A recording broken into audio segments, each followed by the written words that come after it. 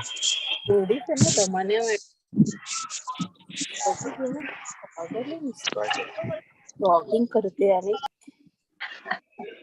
Walking करते अरे तुला माहिती नाही का रेकॉर्ड होते कसं काय?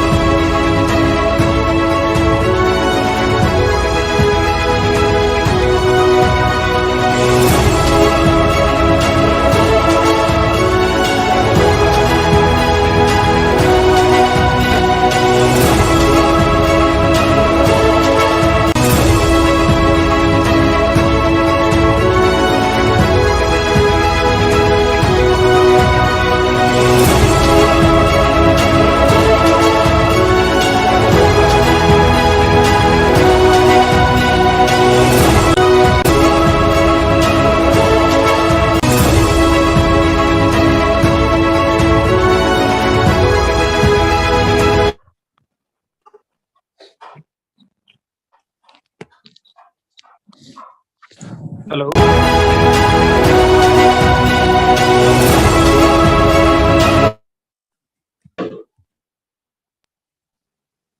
नमस्कार. महाराष्ट्र आरोग्य विज्ञान विद्यापीठ परिवारातर्फे इथे या ऑनलाईन कार्यक्रमास उपस्थित आपल्या सर्वांचं मनपूर्वक स्वागत. विद्यापीठाच्या माननीय कुलगुरू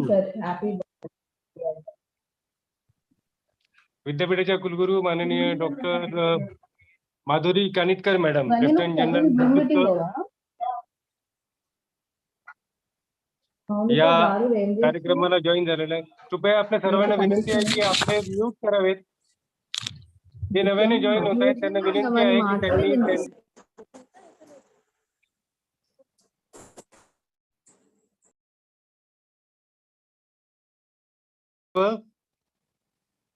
जेणेकरून त्यांचे कॅमेरे सुरू असतील किंवा व्हॉइस चालू असेल तर तो आपल्याला त्याचा डिस्टर्बन्स होणार नाही. मी पुन्हा एकदा आपल्या सर्वांचं मनपूर्वक स्वागत करतो. आजच्या आपल्या या कार्यक्रमाला माननीय कुलगुरू डॉक्टर लेफ्टनंट जनरल माधुरी कानिटकर मॅडम या ठिकाणी आवर्जून उपस्थित आहेत. होमिओपॅथी समचिकित्सा विद्याशाखेचे जनक डॉक्टर सॅम्युअल हॅनेमन यांच्या आजच्या 267व्या जयंतीनिमित्त आज आपण या विशेष कार्यक्रमाचं आयोजन आरोग्य विज्ञान विद्यापीठातर्फे करण्यात आलेलं आहे. माननीय कुलगुरू मॅडम यांच्या मार्गदर्शनाखाली डॉक्टर धनाजी वागल होमिओपॅथी विद्याशाखेचे अधिष्ठाता त्यांच्या या संकल्पनेनुसार आजचा हा कार्यक्रम निशिक्षिप्ताने विद्यापीठाने आयोजित केलेला आहे.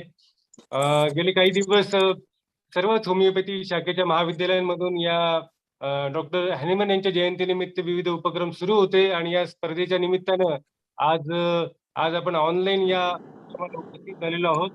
मी डॉक्टर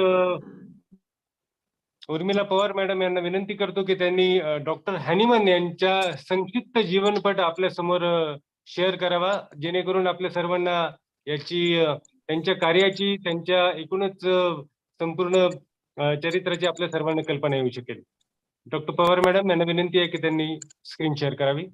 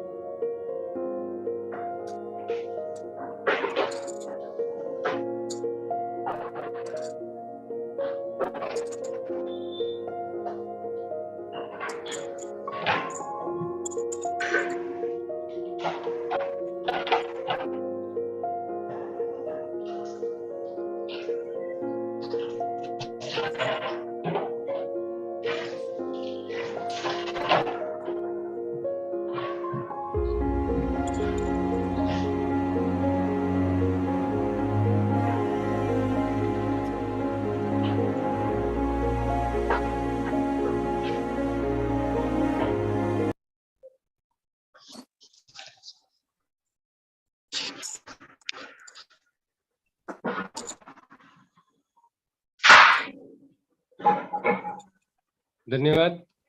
बहुतेक हा डॉक्टर सॅम्युअल हॅनिमन यांच्या वरील हा एक स्लाइड शो आपण सर्वांनी बघितलेला, अत्यंत महत्वपूर्ण अशी माहिती या स्लाइड शोच्या माध्यमातून आपल्याला दिली. धन्यवाद डॉक्टर बागल सर. आपले मी आभार मानतो की जेणेकरून आपल्याला हॅनिमन यांच्या एकूणच कार्याची थोडक्यात का होईना ओळख आपण या स्लाइड शो मुळे आपल्याला झालेली आहे.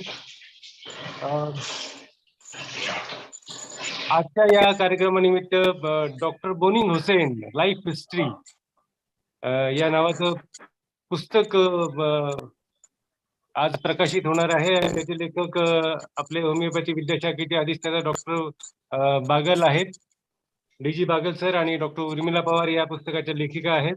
आणि माननीय कुलगुरू डॉक्टर माधुरी कणिटकर मॅडम यांच्या हस्ते आपण या पुस्तकाचं विमोचन करणार आहोत. मी बागल सरांना विनंती करतो की त्यांनी माननीय कुलगुरूंना तशी विनंती करावी की जेणेकरून आपण या पुस्तकाचं प्रकाशन करू शकू. आदरणीय मॅडम यांना मी विनंती करतो की आपण पुस्तकाचं विमोचन करावं.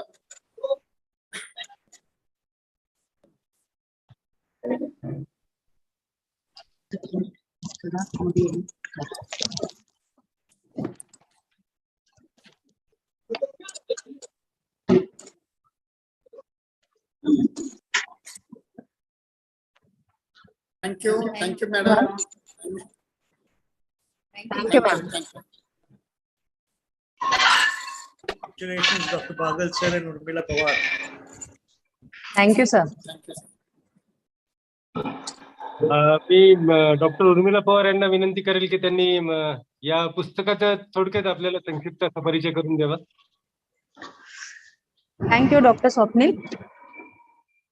Respected Vice Chancellor, Dr. Mrs. Madhuri Kanetkar, ma'am, respected dignitaries of MUHS, respected principals of all the affiliated homeopathic medical colleges of Maharashtra, dear students.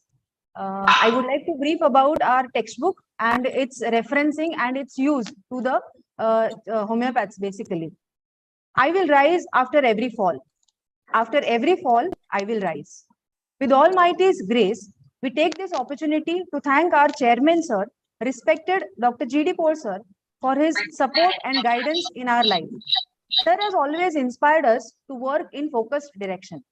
We are grateful to our principal, Dr. Mrs. Page, ma'am, for her constant support and encouragement. We are thankful to all the teaching and non-teaching staff of Dr. G.D. Paul Foundation, YMT Homeopathic Medical College, Kharghar. We are glad for our first book release, Dr. Boning Hassan's Life History and Contribution in Repertory and Homeopathic Materia Medica, at the hands of our courageous and dynamic Vice Chancellor, respected Lieutenant General Dr. Mrs. Madhuri Kanetkar, ma'am. The concept of the book compilation is of sirs. I feel proud and fortunate for having a chance to work with respected Dr. D.G. Bagal, sir, Dean Faculty Homeopathy. I value sir's knowledge and insight on the topic and his willingness to share it with me. Working with sir is always a great learning experience for me. The credit of this project truly goes to sir. He is a true mentor who has always taught me the true meaning of dedication towards any work. Thank you, sir. The book highlights on the philosophical background of various Boger Boning Hassan's work. The construction of various chapters highlights some important homeopathic remedies described under the headings of location, sensation, modality, and concomitant. And this is the novel content of the book. The book will help the homeopathic students and practitioners to have a quick grasp over the location, sensation, modality, concomitants, and concordance of each remedy at one glance. Several manuscript corrections, several meetings, caring about the authors, and finally caring about the quality of book to maintain the standard of education.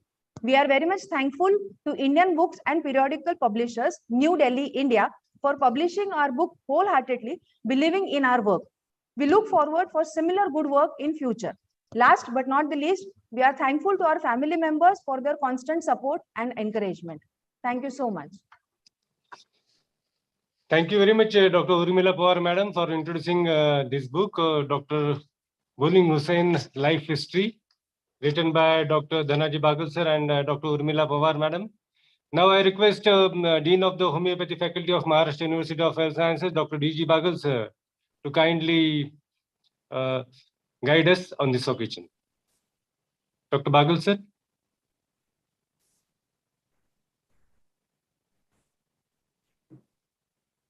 World homoeopathy जागतिक homoeopathy दिवसानिमित्त Maharashtra आरोग्य विज्ञान विद्यापीठामार्फत आज 10 April 2022 रोजी हॅनमॅन day celebration करता आपण इथे doctor vice chancellor madam यांच्या मार्गदर्शनाखाली या दिवसाचं आयोजन करण्यात आलेलं आहे।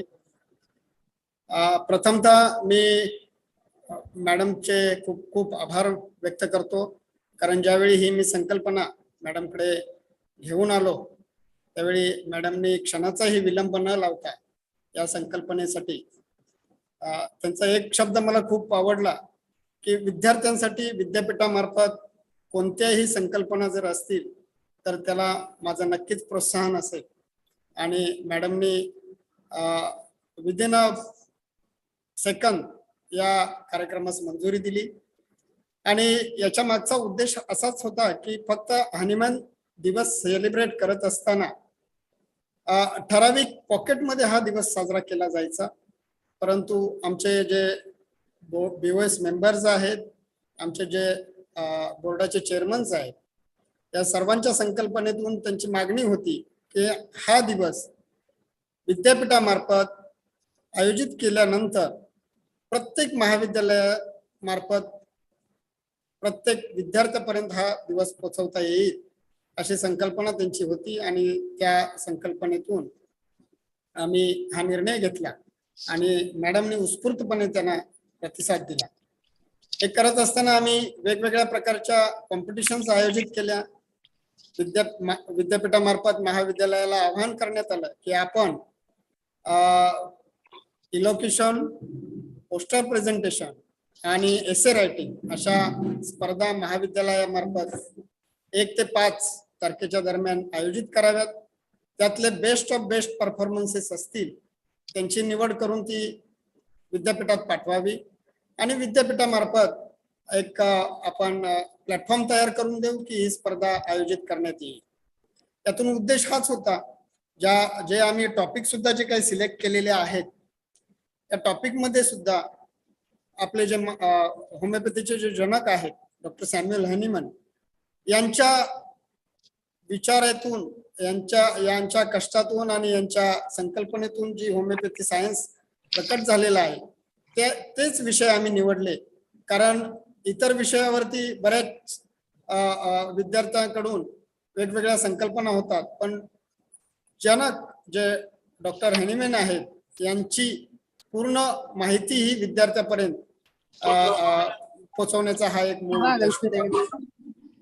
हे सर्व आयोजित करत असताना आमच्या बोर्डाचे तिन्ही बोर्डाचे चेअरमन, प्री क्लिनिकलचे डॉक्टर बाळासाहेब पवार, पॅरा क्लिनिकलचे प्रताप भोसले आणि क्लिनिकलचे डॉक्टर जतकर, तसेच मनीष इनामदार, या सर्वांनी एकत्र राहून एकत्रपणे ही संकल्पना देऊन वेगवेगळे विचार प्रकट केले आणि त्यातून मध्यमार्ग करून हे केले। माझं विद्यार्थ्यांना एकच आव्हान असेल, आज आपणाला व्हाईस चान्सलर विजनरी अकॅडमिक आणि या लेवलला पूर्णपणे त्यांचा मूळ उद्देश आहे। त्यांच्या विजन डॉक्युमेंट्स मध्ये सुद्धा त्यांनी खूप काही संकल्पना मांडलेल्या आहेत। विजन डॉक्युमेंट्स मधून त्यांनी समर इंटर्नशिप सारखे प्रोग्राम राबवलेले आहेत आणि मी या आजच्या दिवशी आवाहन करतो सर्व विद्यार्थ्यांना, प्राचार्यांना व शिक्षकांना की आज डॉक्टर हॅनीमॅन जन्मदिवसानिमित्त आपण एक शपथ घेऊ आणि मॅडमच्या कारकिर्दीमध्ये होमिओपॅथीचं प्रॉपर रिसर्च असे कमीत कमी 5 रिसर्च हे आपण मॅडमना प्रेझेंट करू आणि याची जागृती ही आजच्या दिवसापासून अक्षरशः सुरू झालेली आहे असं मी मान्य करतो आणि सर्व त्या पद्धतीनं झोकून देतील, शिक्षक त्यांना प्रोत्साहित करतील। कोणत्याही अडचणी जर यामध्ये येत असतील तर ॲज अ फॅकल्टी डीन म्हणून मी कायमच आपल्या सोबत असेन आणि मी मॅडमना सतत त्रास देत राहीन की आमच्या विद्यार्थ्यांना रिसर्चसाठी अशा गोष्टी हव्या आहेत आणि मला अपेक्षा आहे, म्हणजे खात्री आहे की मॅडम नक्कीच मला यामध्ये साथ देतील आणि आमचं एक रिसर्च वर्क एक विद्यापीठातून खूप काही वेगळ्या प्रमाणात केलं जाईल. दुसरी, ज्यावेळी आमचा पर्स्पेक्टिव्ह प्लॅन व्हिजन डॉक्युमेंट्स तयार करत असताना मॅडमशी बऱ्याच अंशी चर्चा झाल्या आणि त्या चर्चेतून माझी एक मुख्य मागणी होती की एक लॅब असावी जी विद्यापीठामध्ये केली जावी आणि ह्या आता परवाच्या अर्थसंकल्पामध्ये त्यासाठी मॅडमनी एक वेगळा बजेट प्रोव्हिजन करून ठेवलेले आहे.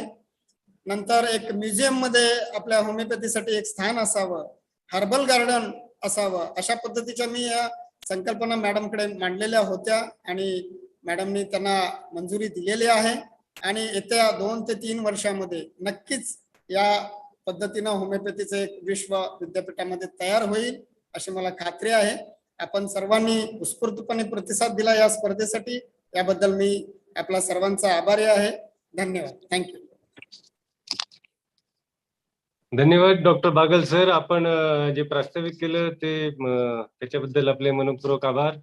खरं म्हणजे डॉक्टर सॅम्युअल हॅनिमन यांची जयंती इतक्या व्यापक प्रमाणात विद्यापीठात प्रथमच साजरी होते आहे आणि संपूर्ण राज्यस्तरावर होते आणि विद्यापीठामार्फत इतके विविध उपक्रम माननीय कुलगुरू मॅडम आल्यानंतर पहिल्यांदाच आज होत आहेत आणि या सगळ्या गोष्टींचा पाठपुरावा करण्याबद्दल आपले मनपूर्वक धन्यवाद. आजच्या या खरं वक्तृत्व स्पर्धेमध्ये जवळजवळ 40 महाविद्यालयातले जो 500 पेक्षा जास्त विद्यार्थ्यांनी या संपूर्ण स्पर्धेमध्ये सहभाग घेतलेला होता. आपल्याशी झालेल्या चर्चेतून आपणच ही माहिती दिली. जवळजवळ 500 पेक्षा जास्त विद्यार्थ्यांचा या वक्तृत्व स्पर्धेमध्ये सहभाग असणं ही महत्वपूर्ण गोष्ट आहे आणि विद्यार्थी कसे या सगळ्या गोष्टींमध्ये अधिक रस घेत आहेत, अधिक इंटरेस्ट दाखवत आहेत, ही विद्यापीठाच्या दृष्टीने अत्यंत महत्वाची बाब आहे. आणि या सगळ्या 500 विद्यार्थ्यांमधनं निवडून आलेल्या 40 विद्यार्थ्यांचं आज सादरीकरण इथे होत आहे, ही महत्वाची बाब आहे. या संपूर्ण उपक्रमाच्या ज्या पुढच्या ज्या टप्प्यांमध्ये पोस्टर प्रेझेंटेशन आणि व्हिडिओमध्ये आपण उद्या आणि परवा निश्चितच पुढची कार्यवाही करू.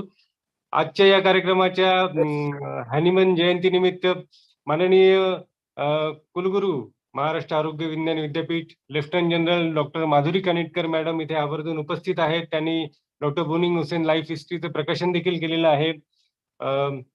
परम विशिष्ट सेवा पदक, अतिविशिष्ट सेवा पदक, विशिष्ट सेवा पदक अशा राष्ट्रपती पुरस्कारांनी विजेते असलेल्या मॅडमने आपल्याला गेल्या 5-6 महिन्याच्या कारकिर्दीमध्ये अनेक महत्वपूर्ण अशा गोष्टींमध्ये मार्गदर्शन केलेलं आहे. मी त्यांना विनंती करतो की आजच्या या सॅम्युअल हॅनिमन यांच्या जयंतीनिमित्त होमिओपॅथी विद्याशाखेचे सर्व शिक्षक वृंद आणि विद्यार्थी वर्ग इथे उपस्थित आहेत. त्यांना आम्हाला सर्वांना आपण मार्गदर्शन करावं आणि आपला अध्यक्षीय मनोगत या ठिकाणी व्यक्त करावं. Thank you, Swapnil. It is my proud privilege to wish everyone present a very happy Hahnemann and Homeopathic World Homeopathic Day. Dr. Bagal, the Dean faculty, all the officers present from the university, deans of the homeopathic colleges, faculty members, and most important, my dear students. I'm extremely happy that this is being celebrated at a university level. The advantage is that if you keep doing things in your own home alone, it doesn't really get the awareness among all the people. Like I always say, individual brilliance will not take us further, but collective competence will. So these are ways in which you bring in healthy competition where all students will participate and increase awareness. I compliment Dr. Bagal and all the college teams who participated and made this such a successful event. To have more than 500 students participating in this event just shows the enthusiasm and capabilities available waiting for us to tap these. So Dr. Bagal, I request you that ensure that this happens every year and not just in among this. You know what, you can also start increasing awareness about this homeopathy among all other pathies. Our governor in the convocation said that we break up parts into pathies and somewhere forget empathy and sympathy. So in the same spirit, I think what we need to do is develop awareness on the principles and basics of such an ancient medical science of homeopathy, which has been there and researched and in practice for so many years. But the basis of it is not known yet to the general public and also to the students of other pathies. So next time, probably we would also run a program in which this information and the basis and the strengths of the research are communicated and to invited people from across all pathies. So that will take the level even higher.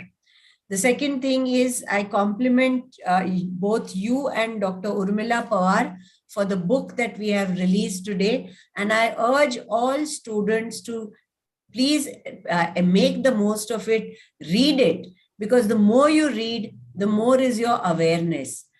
Just restricting to the course curriculum will only give you more and more information. But if you want to widen your perspective, you need to read other things and increase the scope of your knowledge, and which will translate slowly to wisdom.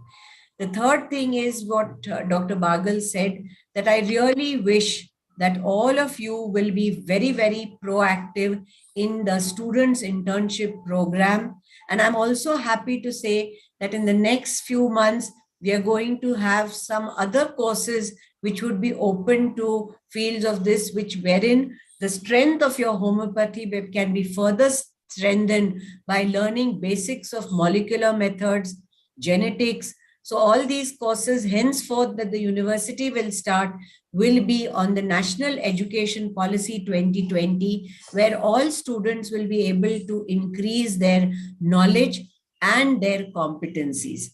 Because today, in looking after patients, we need maximum amount of information and how to use this information and knowledge for the better health. Homeopathy has been there for so long. And I feel we are maybe probably in this age of nanotechnology and nanoparticles. We are probably not looking at that this was already there in the form of homeopathy, where even Dr. Hahnemann described, like you all just showed the history of the millimolecules and the small amounts of doses and the research that has gone on into the use of metals and other these things in micro levels. So that is exactly what we are looking at now in nanomedicine. So I think this is what we need to do is integrated research.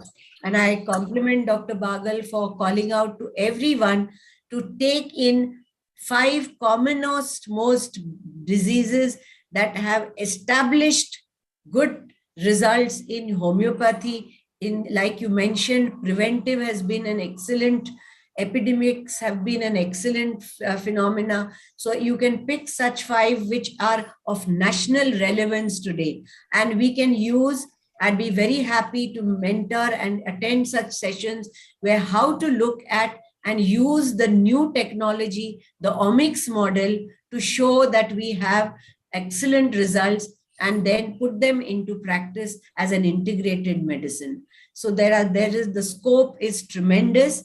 I once again thank all the students for joining in, but you are the people who are the future. You are the people who are curious. You are the people who are the power and have the capability in you to make a change. So use that power and make yourselves competent, capable, and in team spirit, take this forward. I will end my speech here by wishing everyone present once again a happy Homeopathy Day. Thank you. Jai Hind, Jai Maharashtra. Thank you, madam. Thank you very much, madam, Honorable Vice Chancellor, madam, for your kind guidance. Now I request Dr. Manoj Kumar More, sir, Director Student Welfare, Maharashtra University of Health Sciences, to deliver vote of thanks. आजच्या कार्यक्रमास उपस्थित असलेले सगळे homeopathic हे मित्र आणि आजच्या कार्यक्रमाला आमच्या विभागाकडनं, आमच्या महाराष्ट्र आरोग्य विज्ञान विद्यापीठाकडनं होमिओपॅथी डेच्या हार्दिक शुभेच्छा. सर्वात व्यस्त कार्यक्रमातून आजच्या कार्यक्रमाला लाभलेले आपले अध्यक्ष माननीय कुलगुरू लेफ्टनंट जनरल डॉक्टर माधुरी कानेटकर मॅडम यांचे विशेष आभार व धन्यवाद. त्यांच्या व्हिजन डॉक्युमेंट मधील इंटरपॅथी रिसर्च या प्रोत्साहनामुळेच आजच्या कार्यक्रमाची खरी सुरुवात झाली असं मी मानतो. आणि त्यांनी दिलेले मार्गदर्शन आम्हाला लाभले व होमिओपॅथी फॅकल्टीला लागले, म्हणूनच आजचा हा कार्यक्रम यशस्वीरित्या पार होत आहे. नंतर आजच्या कार्यक्रमासाठी सहकार्य करणारे आमचे माननीय डॉक्टर के.डी. चव्हाण सर कुलसचिव, माननीय pro-VC. Doctor Milind Nikum sir यांचे देखील मनपूर्वक आभार. अत्यंत व्यस्त वेळापत्रकातून आमचे परीक्षा विभागाचे सीओई सर माननीय डॉक्टर अजित पाठक सर उपस्थित आहे, त्यांचे देखील मी मनपूर्वक आभारी आहे. आणि आजच्या कार्यक्रमाची संकल्पना ज्या होमिओपॅथीचे डीन डॉक्टर डी.जी. बागल सर यांनी जी मांडली आणि ज्यांनी ती आतापर्यंत सुरळीतपणे पार होत आहे, त्यांचे देखील मी विशेष आभार आणि विशेष धन्यवाद देतो. नंतर आजच्या कार्यक्रमासाठी सगळ्यात म्हणजे जे काही निधी लागतो बक्षीस वितरण वगैरेसाठी जो काही वित्त विभागाने उपलब्ध करून दिला त्याबद्दल डॉक्टर माननीय नरहरी कळसकर सर वित्त अधिकारी यांचे देखील विशेष आभार. आणि नेहमीच मित्रवत सहकार्य करणारे आमचे विधी अधिकारी डॉक्टर संदीप कुलकर्णी सर यांचेही विशेष आभार. आणि आजच्या कार्यक्रमाचे सूत्रसंचालन करणारे आमचे डॉक्टर स्वप्नील तोरणे सरांचेही मी विशेष आभारी आहे. नंतर टेक्निकल सपोर्टसाठी मिस्टर सचिन डेंडे, मधुकर भिसे सर यांनी आम्हाला सर्व तांत्रिक गोष्टीत ची सहकार्यता केली, त्याबद्दल त्यांचे विशेष आभार व धन्यवाद. आणि सर्वात शेवटी जो कार्यक्रम या विद्यार्थ्यांमुळे सक्सेस होतो ते आमचे विद्यार्थी बिलोड विद्यार्थी होमिओपॅथीचे आणि इतर शाखेचे विद्यार्थी या ठिकाणी उपस्थित आहेत, त्यांचे विशेष आभार. या कार्यक्रमासाठी आमच्या विभागातील सर्व अधिकारी माननीय बाळासाहेब पेंढारकर, के.डी. पाटील सर, राजेश इष्टे, रेखा करवल दिवे सर, बालाजी शिंदे, राजेश इष्टे यांचे देखील विशेष आभार. सर्व होमिओपॅथी विद्याशाखेचे सर्व सन्माननीय सदस्य आजचे यांचे मिळणारे विशेष सहकार्य यांच्याबद्दल विशेष आभार व धन्यवाद. आणि नेहमीच या कार्यक्रमासाठी सहकार्य करणारे Dahad sir, doctor Dahad sir, doctor Manish Imandar sir यांचेही विशेष आभार. धन्यवाद. धन्यवाद. धन्यवाद डायरेक्टर साहेब, आपले मनपूर्वक आभार. याचबरोबर मी आवर्जून महाराष्ट्रातल्या सर्व प्रसार माध्यमांचे देखील आभार मानू इच्छितो. सर्व वृत्तपत्रांनी आणि टीव्ही चॅनल्सने देखील आपल्या या होमिओपॅथी दिनानिमित्त विविध स्पर्धांच्या आयोजनाबद्दल मोठ्या प्रमाणावर त्याला व्यापक प्रसिद्धी दिली आणि संपूर्ण राज्यभरामध्ये याच्या सगळ्या बातम्या आल्या, या आपल्या वेगवेगळ्या ग्रुपमधून आपल्या सर्वांनी शेअर करण्यात आल्या, ज्याच्यामुळे सॅम्युअल हॅनीमन यांच्या जयंतीनिमित्त एक प्रकारची वातावरण निर्मिती अत्यंत यशस्वी प्रकारे होऊ शकली. त्यामुळे सर्व प्रसार माध्यमांच्या प्रतिनिधींची देखील मी महाराष्ट्र आरोग्य विज्ञान विद्यापीठाचे हार्दिक आभार मानतो. आणि यापुढील स्पर्धेत कार्यक्रमाला आपण आता प्रारंभ करतो आहोत. मी डॉक्टर उर्मिला पवार विनंती करतो की त्यांनी यापुढील सूत्र स्वीकारावीत आणि सर्व विद्यार्थ्यांबद्दल आपण सर्व माहिती इथे देण्यात. Thank you, Dr. Swapnil. I request respected ma'am to kindly remain present for few of the participants so that they get encouragement from you. Thank you, Dr. Swapnil. Definitely, I will be attending and listening. So even if I'm doing this thing, I will be on the listening. Thank you so much. Thank you so much, ma'am. Education competition is one which helps us to gather knowledge, helps us in proper usage of words and the strategy to bring changes in the mind of people. In other words, it's a manner of expressing words and ideas in the most expressive way. Today's competition brushes upon a spectrum of exciting and interesting topics of Dr. Hahnemann's contribution towards homeopathic science. The topics for today's competition are life inspiration and contribution of Dr. Hahnemann. The concept of keeping this topic is to revive heritage thought process, revolutionary ideas, and concept of Dr. Hahnemann. Hence, we have kept this topic as life inspiration instead of life history. Literary work of Dr. Hahnemann. We revise here Dr. Hahnemann's concept of documentation. Dr. Hahnemann's concept was always from clinical practice to theory. Sir has brought his practice, clinical cases, live into his books. Dr. Hahnemann, the third topic is Dr. Hahnemann, man of modern pharmacology. Dr. Hahnemann carried the legacy of provings in a systematic manner. His concepts of provings into practical utility brought a new era to the medicine. The next topic we selected was Dr. Hahnemann as epidemiologist. In 1805, era of scarlet fever and genus epidemicus came into existence. Homeopathy got recognized in Europe and United States of America. In the medieval period, epidemic data was used by Dr. Hahnemann to come to miasmatic theory. Thus, Dr. Hahnemann's concepts and clinical tips and strategies on epidemics as epidemiologist helps us today to go with the present times. Dr. Hahnemann as research in genesis of homeopathy. Dr. Hahnemann's research concept was always a bedside research work. His research work acted as a North Star. Whenever Dr. Hahnemann developed an obstacle in his practice, it gave birth to a new concept. Thus, from dynamic concept to miasmatic concept, centesimal concept to 50 millisimal concept. Dr. Hahnemann's legacy of research was carried forward by Dr. Clark and Dr. Robert. Today's competition, ma'am, has 40 participants from various MUHS affiliated colleges of Maharashtra. These 40 budding gems represent their institute today on a common virtual platform provided to them by MUHS. Thus, they not only make their institute proud, but also adds glory to MUHS. All the very best, students. I would like, before we start with the topic with the competition, I would like to brief the rules and regulations for allocation. Competition will be held in English. Time limit will be 4 minutes. Working bell, warning bell will be at 3 minutes. Final bell at 4 minutes. Speech should be clear and well articulated. Presentation should be precise, and judges' decision will be final.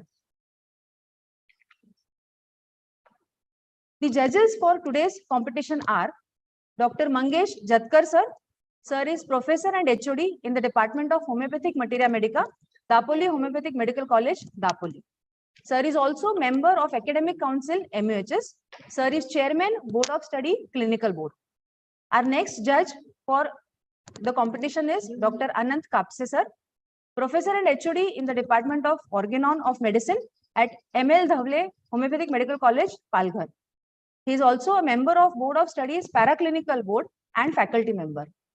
The next judge for today's competition is Dr. Sneha Bhosle, professor in the Department of Organon of Medicine at Dr. G.D. Paul Foundation, YMT Homeopathic Medical College. Madam is also PhD and PG guide. Next judge for today's competition is Dr. Parag Bapat sir. Sir is principal, professor and HOD in the Department of Homeopathic Materia Medica at R.R. Patil Homeopathic Medical College, Sangli.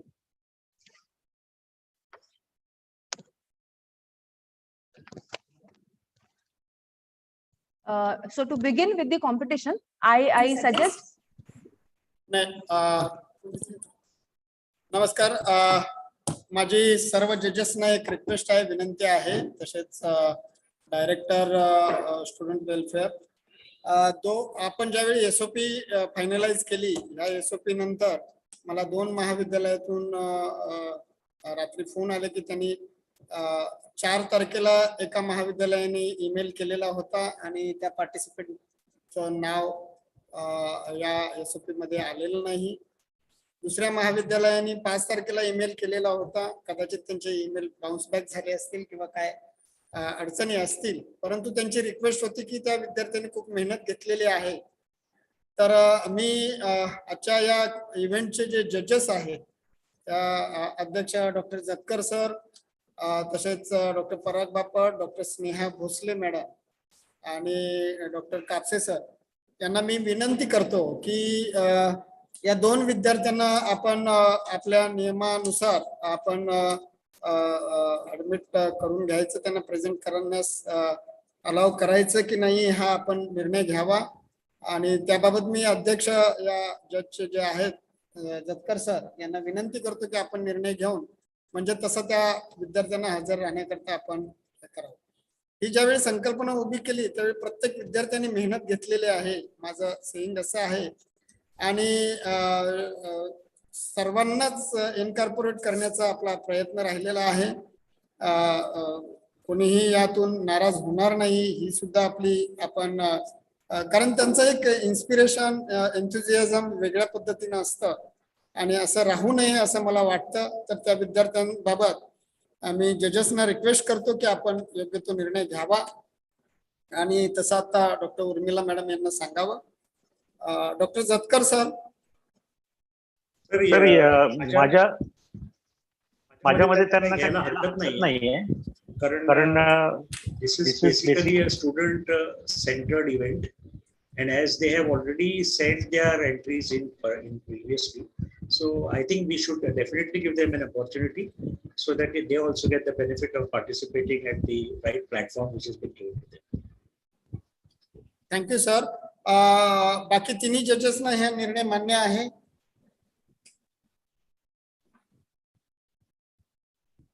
Yes, sir. होय sir. Yes, sir. Thank you. First, I request you to kindly give their names so that we can incorporate them into the list that has been sent to us. हो तसे ते मी doctor Urmila मॅडमना त्याचा aware करेन आणि त्यांचा जो topic असेल त्यामध्ये आपणास नव्याने इन्क्लूड करण्यास विनंती करेन. Thank you. Yes.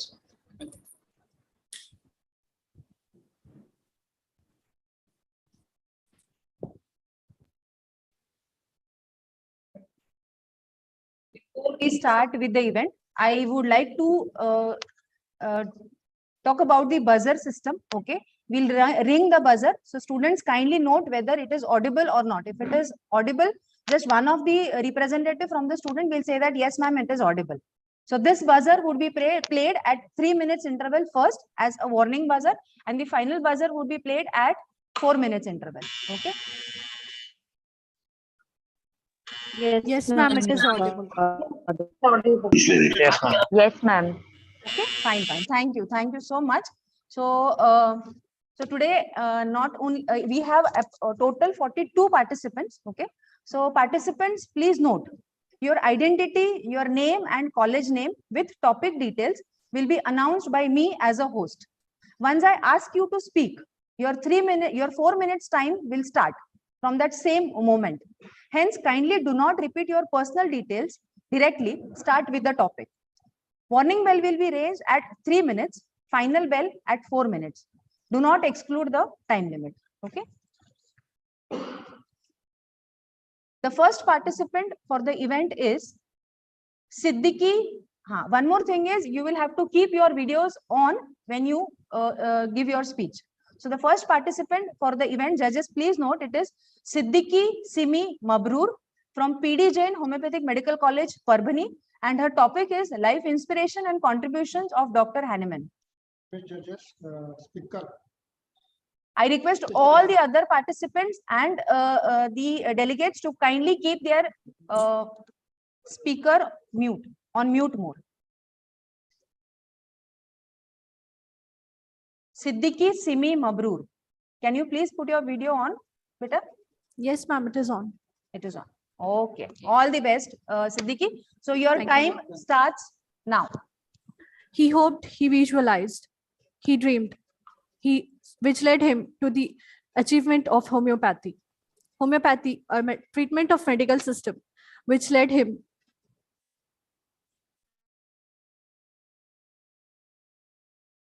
He dreamed, he visualized, he hoped, which led him to the achievement of homeopathy. Homeopathy is a medical treatment promulgated by Dr. Christian Frederick Samuel Hahnemann.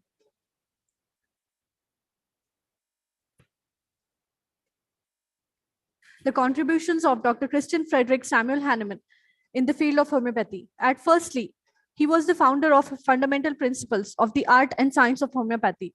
Some of his great achievements, some of his great contributions were the chronic theory, the theory of the chronic diseases, the vital force, the doctrine of the doctrine of vital force, the miasms, the epidemic disease, and of course the 50 millisimal scales. He revised the organ of medicine. He realized the importance of nursing, diet, bed rest, warmth, and also the isolation of the patient, and many more other contributions. Some of his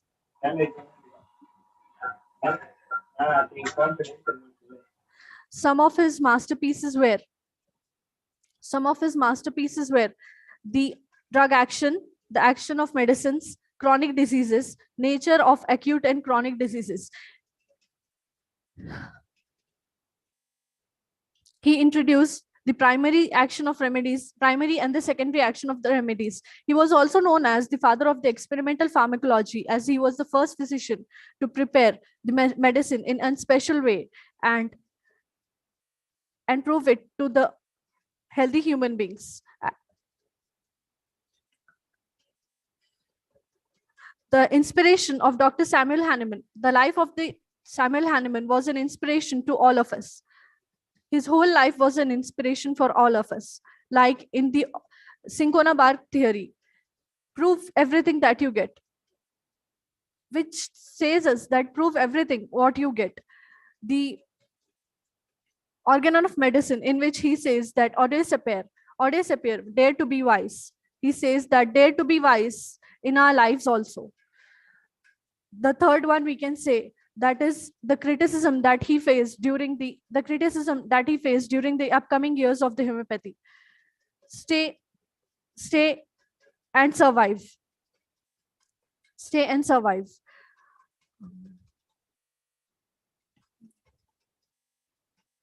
A desire to hope, a desire to cure that comes from love.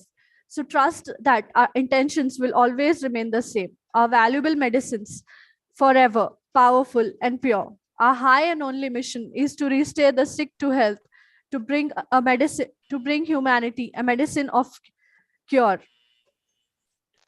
To bring humanity a medicine which offers a rapid, gentle, and permanent cure. Dr. Hahnemann says that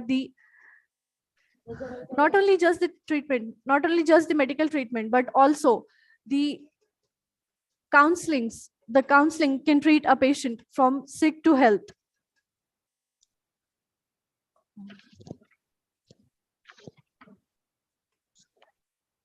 Thank you. Thank you, Simi Siddiqui. You can just put your camera off.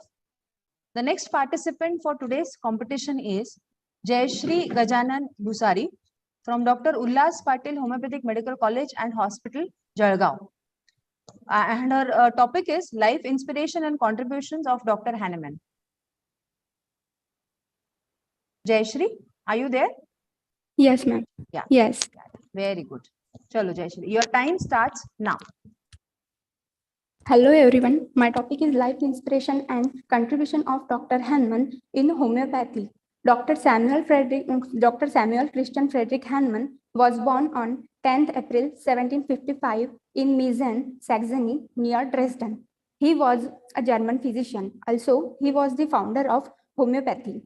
He inspired us through their works, contributions of their life from and through the homeopathy. He was a very brilliant student from his young life. Also, he was from a very simple family, but he was an extraordinarily brilliant student. At the age of 10, he knew more than 5 languages.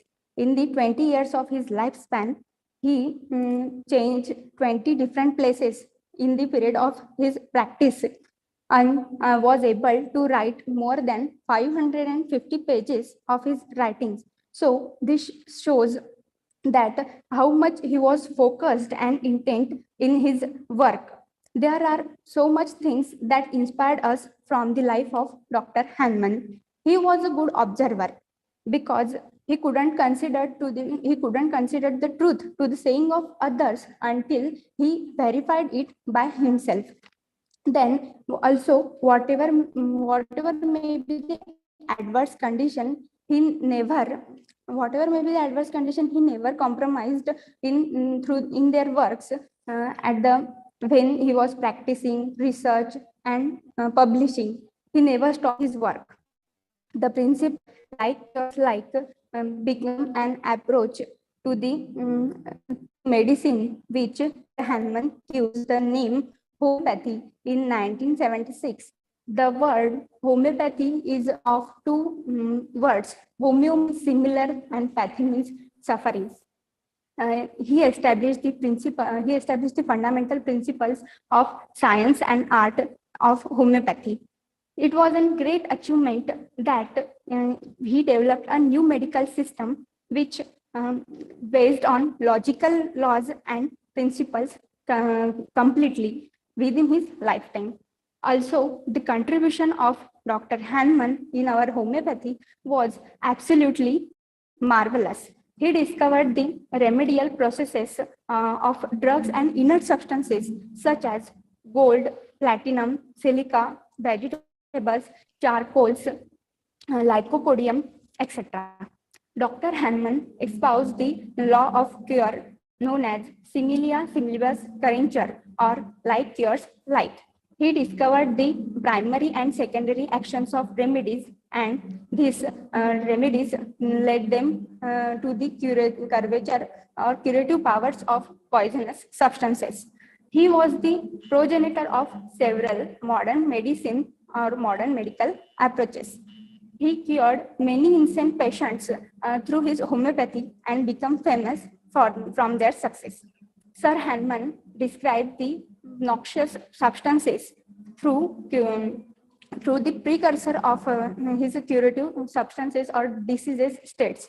Sir Hahnemann's three major publications which illumines the development of homeopathy. Also, Dr. Hahnemann treated thousands of difficult and chronic cases that devised the best care from all over the allopaths in Europe. But our homeopathy, but Dr. Hahnemann proves that our homeopathy is best rather than all other pathies. Then a lot of people from all over the country came to Dr. Hahnemann for the coaching of new homeopathy or new science, new art and science of healing called as homeopathy. So now I would like to stop my speech, or thank you so much for giving me chance to talk to speak on that topic. Thank you so much. Thank you, Jayashri.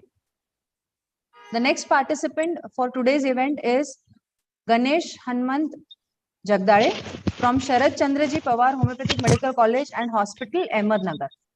Ganesh? Yeah, Yes, Ganesh ma'am. is, yeah, Yes, Ganesh ma'am. is already there. Ganesh, your time starts now. Before starting about the contribution and a life inspiration, I would like to tell you all about one small phrase given by Albert Einstein. Albert Einstein always says that there is no magic in the world, but without magic, there is no world. Similar to this phrase, there is no magic in the homeopathy, but without magic, there is no homeopathy. Because nowadays, science technology has become so advanced, but there is no perfect technology for how homeopathic medicines actually acts scientifically on a human body, and its action and its mode of action through the scientific basis which the allopathic medicines have. But still, homeopathic medicines have a miraculous result in an incurable disease like a cancer.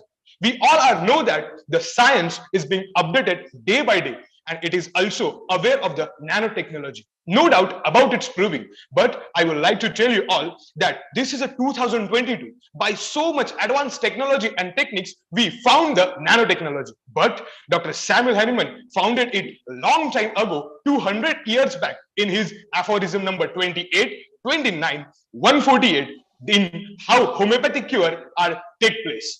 Some days ago, I read one article in a Sakal newspaper, which is written by a Sandeep Waslikar. In this article, he written about the metadata analysis of a cancer by the Chinese government in a Belgian university. In this, Chinese government search for the cancer patient and take the whole history of the patient about his past and family. In this research, there's so many advanced technologies are used by the Chinese government, like a software and a computers. Various teams of doctors and a lots of manpower is appointed for this research. Chinese government give the lots of funding for this research. He spent lots of money for this research. But Dr. Samuel Hahnemann has done all this analysis of metadata analysis of a disease 200 years ago as a one-man army and a single person, without any funding, without any help, and without any software and a technology. He write everything on a paper, not only for a cancer, but also for a various incurable disease by this medium of his case taking. It is the most important medium of a case taking of a homeopathy. Without any funding or any help, in spite of too much opposition from his opponents, by this he proved that if your perseverance and your dedication to your work, you can achieve anything and everything in the world. The biggest inspiration we get from him is the greater things never come from comfort zone. You have to come out your comfort zone and face your opponents, your opposition, and then only you can achieve something big in your life for saving the people's health.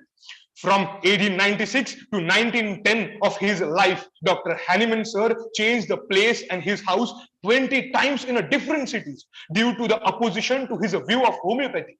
But in spite of so much difficulties, if your target is a focus and aim properly, then no one can stop you to achieve your focus. This is the greatest inspiration to a younger budding homeopath. It is very easy to give an example, but it is very difficult to become an example for someone. And the Samuel Hahnemann is example of all of our budding homeopaths. I will like to end my speech with one small quote of APJ Abdul Kalam. He always says that winners are not those who fail, but winners are those who never quit the game.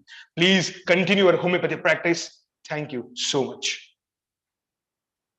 That was really impactful. Ganesh, keep it up. Okay. Thank you, ma'am. Yeah. You can just put your camera off.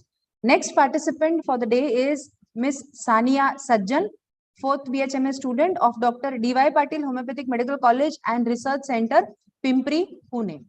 Sania, are you there? Yes. Yeah, Yes, yeah. yes, Sania ma'am. is there. Okay. Your time your time starts now. Life inspiration and contribution of Dr. Hahnemann.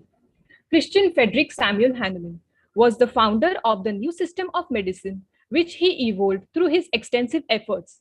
He devoted more than half of his life for its worldwide spread and rooted the foundation of homeopathy so firmly that till today, homeopathy is practiced and recognized worldwide. In fact, it has gained immense popularity with all sections of society among all nations. Therefore, Hahnemann is rightly called the father of homeopathy. Now I will discuss about some of the life inspiration of Dr. Hahnemann. Dr. Hahnemann always followed his father's advice. His father always implanted the idea to act and to live without pretense or show. Really, such an inspirational thought. Dr. Hahnemann's father also taught him to prove all things, hold fast that which is good, which help him to pursue a strong inclination and made him a hard task worker. Dr. Hahnemann learned 12 different languages, when he was just 20 years of old. When he was translating Cullen's Materia Medica, he felt dissatisfied with the explanation given by the author that cinchona bark cures malaria. Then Dr. Hahnemann proved the drug on himself. That keen observation and the curiosity to learn new things lead him to the discovery of homeopathy. One of the patients of Dr. Hahnemann, named John B. Young, said, "The first impression made on my mind when I saw Dr. Hahnemann was that his face has a luminous expression.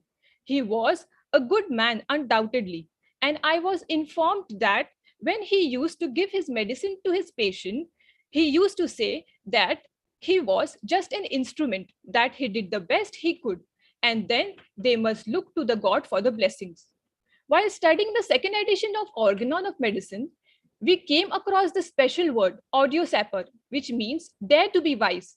This was an inspirational words given by Dr. Hahnemann in order to encourage his fellow physician and also for all of us, because only dare to be wise attitude can motivate the true homeopath to practice and stand firmly on homeopathic principle. In these, we have a hint of how Hahnemann lived and worked. We see his dedication, confidence, and certainty in his method. These character traits are not limited to his time, but also admired today. His life was one of the long victory of accomplishment. He died at the age of 89 on 2nd July 1843, putting an end to his life, but never to his glory and fame.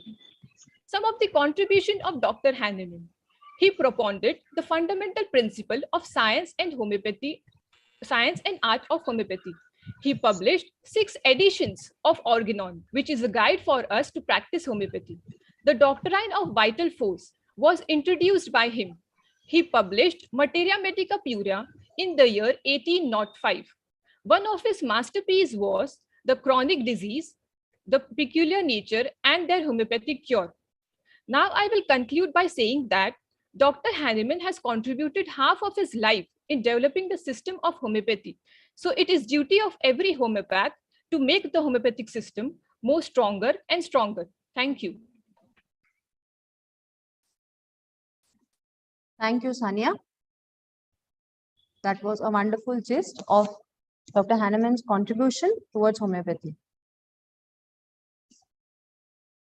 Our next participant for the day is Shivani Kasbekar from SJPS Homeopathic Medical College, Kolhapur.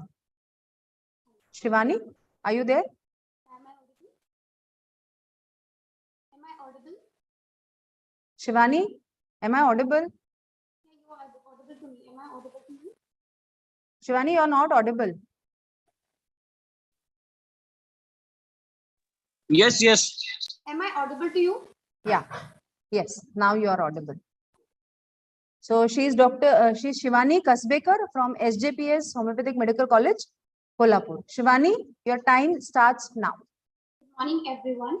So today we are celebrating 267th birthday of Dr. Samuel Hahnemann. And I wanted to ask you one question before commencing my speech, that imagine a life without homeopathy. I know, it's scary, right? Even I have goosebumps on my hand. We cannot even imagine our life without homeopathy. So he is the founder of homeopathy, for which we are working so hard every day, every minute, and every year this time. So this week we are celebrating the Homeopathy Awareness Week from 10th of April to 16th of April, in which the practitioners are not only awareing patients, but the people who are healed with homeopathy are even practicing the awareness of homeopathy. So this is 10th of April, and it is the birthday of Dr. Samuel Hahnemann, who was born to Johanna Christina and Christian Gottfried Hahnemann in Meissen, Saxony, Germany. And his father was a porcelain designer. He went to Princess School, and after soon graduating from Princess School, he wrote his first thesis in Latin, and which was a wonderful observation of human hand. He went to Leipzig to study medicine. He was also a good linguist, so he started translating books and also teaching it to the students. And as he was a master of good languages like Greek, Syriac, Arabic, English, and of course, German. So he completed his MD from University of Ellingen. He started his practice in the village, but he was not satisfied with the medical practices at his time. So he devoted himself for translating and teaching. He also learned chemistry and also medical jurisprudency with Dr. Wagner. It was him who coined the term allopathy.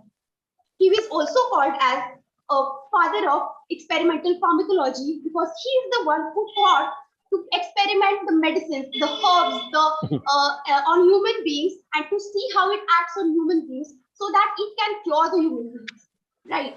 So Dr. Hahnemann introduced us the unconditional method of drug proving. So he was the one who told us that we can cure the person with minute doses also. So this year, we are celebrating Dr. Samuel Hahnemann's 267th birthday, right? So this year we have the theme of World Homeopathy 2020 is the enhancing the scope of homeopathy in public health. So I want to share one inspiration of myself to you guys, that I was in 12th standard and I was suffering with the pustular rashes over here, and then it was the homeopathy which cured me, and it was the day I decided to pursue homeopathy. So it is a very good inspiration towards homeopathy, and I started my journey as BHMS. Today I am very proud to be a homeopath, and I wanted to tell you the contributions of Dr. Hahnemann, that he was while he was translating Fluence Petra Medica, he came across a sentence that said that Cinchona bark cured malaria due to his bitter taste. So he wasn't satisfied with this sentence. He wanted to try the Cinchona bark juice. So he experimented for 6 years before publishing it to the world. So he published his medical discovery into Newfoundland's volume 2, part 2 and 3. And it was 1796. And it was the birth year of homeopathy, right? So today we are celebrating 267th birthday of Dr. Samuel Hahnemann as a World Homeopathy Day. So we know that he was the one who coined the term allopathy, and he was the one who started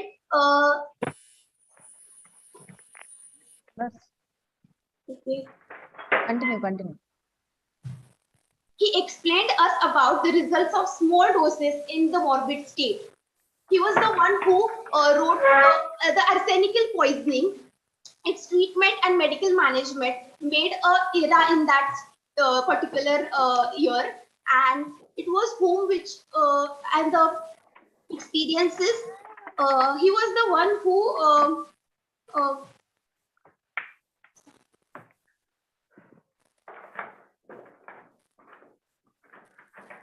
the one who published that belladonna and its prophylactic and treatment in scarlet fever at that time.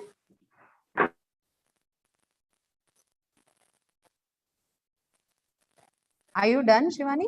Yes. You have already exceeded the time limit, or you want to continue for a few minutes? No, it's fine. It's fine. Thank you so much for giving me this opportunity. It was great having you all. Thank you, Shivani. Shivani was highly expressive, I must say. Okay. Thank you so much, everyone. Thank you, Shivani. You can just put your camera off. Our next participant for the day is Miss Mehendi Tehreem Fatima Sayyed Jafar. Tehreem, are you there? From Ratnadeep Homeopathic Medical College, Jamkhed. Yes, sir. Yes. Tehreem, yes. Just a second.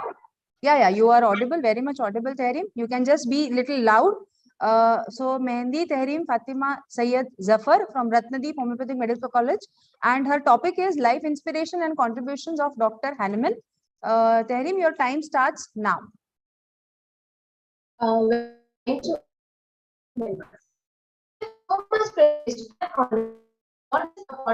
to speak in front of such great personalities. Today, as we know, is the 267th birth anniversary of Dr. Hahnemann, and we are celebrating this day as the World Homeopathic Day. And on this occasion, I would like to speak few words on the life inspiration and contribution of Dr. Hahnemann. As we know, in this world, there are three types of people: the one who create history, other who write history, and the last but not the least who learns history, and the last but not the least who creates history. And important is the one who creates history. And today is the birth of one such person who has created history in the field of medical science. Is none other than the father of homeopathy, Dr. Frederick Samuel Hahnemann. So I would like to speak about how he has inspired all of us in every walk of life. As we know that he belonged to a very poor family. His father was none other than a porcelain painter, but he continued to study, and he succeeded in every walk of life. Then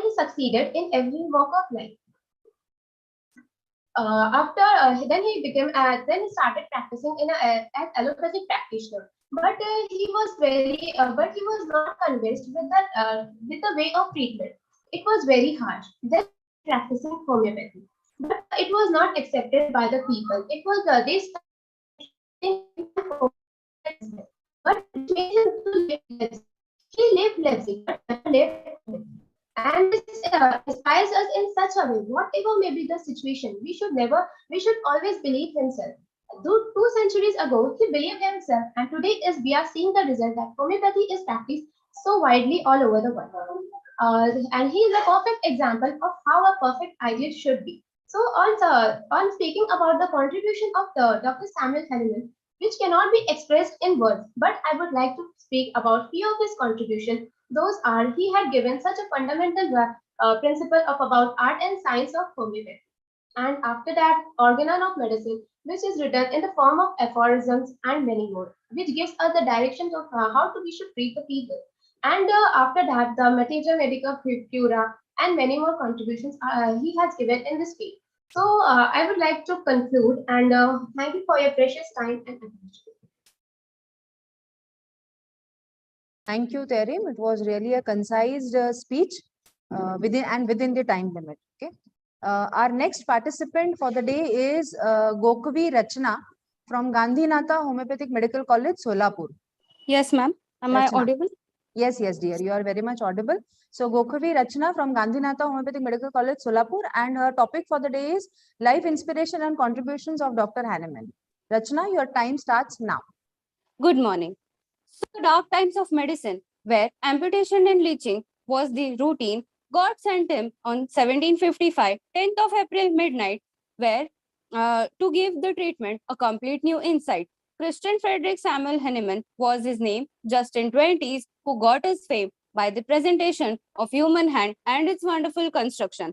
Now, being born in a very poor family in Meissen, Germany, where education wasn't affordable, his father, Christian Gottfried Hahnemann, gave Samuel Hahnemann life's thinking lesson, gave him direct moral training, direct mental training. He said that be yourself without any stimulation. Along with his family, he had 3 more important people in his life. They were von Queren, Master Muller, and the people who criticized him. Master Muller was his tutor in his school. He saw a different spark in Hahnemann and he encouraged him to complete his studies, due to which he grabbed his master's. He was the one who took care of Master as his own child, and he was the one to give him 20 thalers to start upon his journey. Dr. von Queren was a royal doctor in the city of Vienna, because of whose permission Master gained his clinical experiences also. Master didn't stop over there. He used his multilinguistic skill to teach the residents of the city different languages, and he started earning.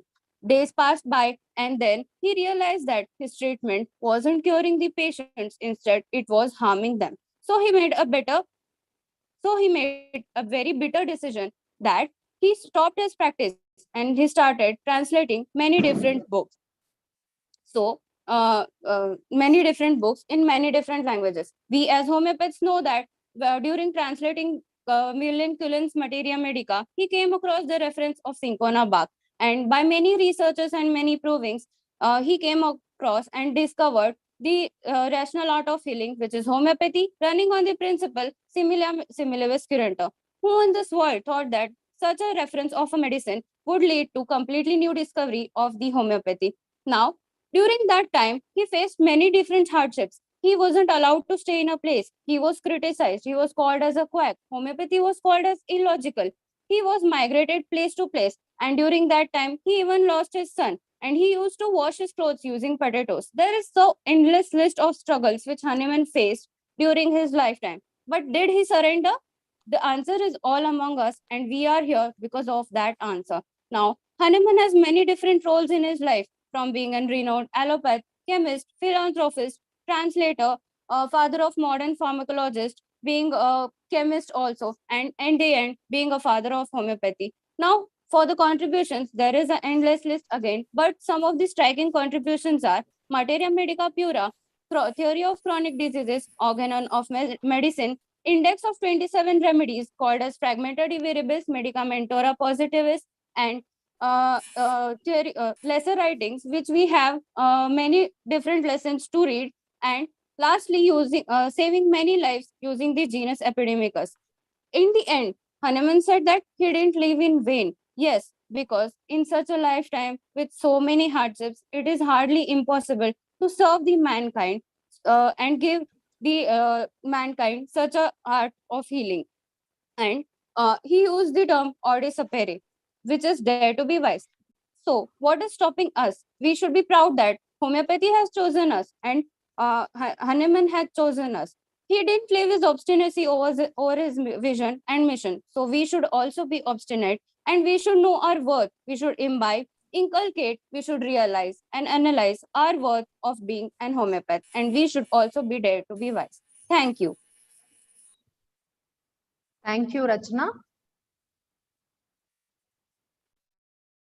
Our next participant for the day is Nikita Ramrakhani from Panchashil Homeopathic Medical College, Khamgaon.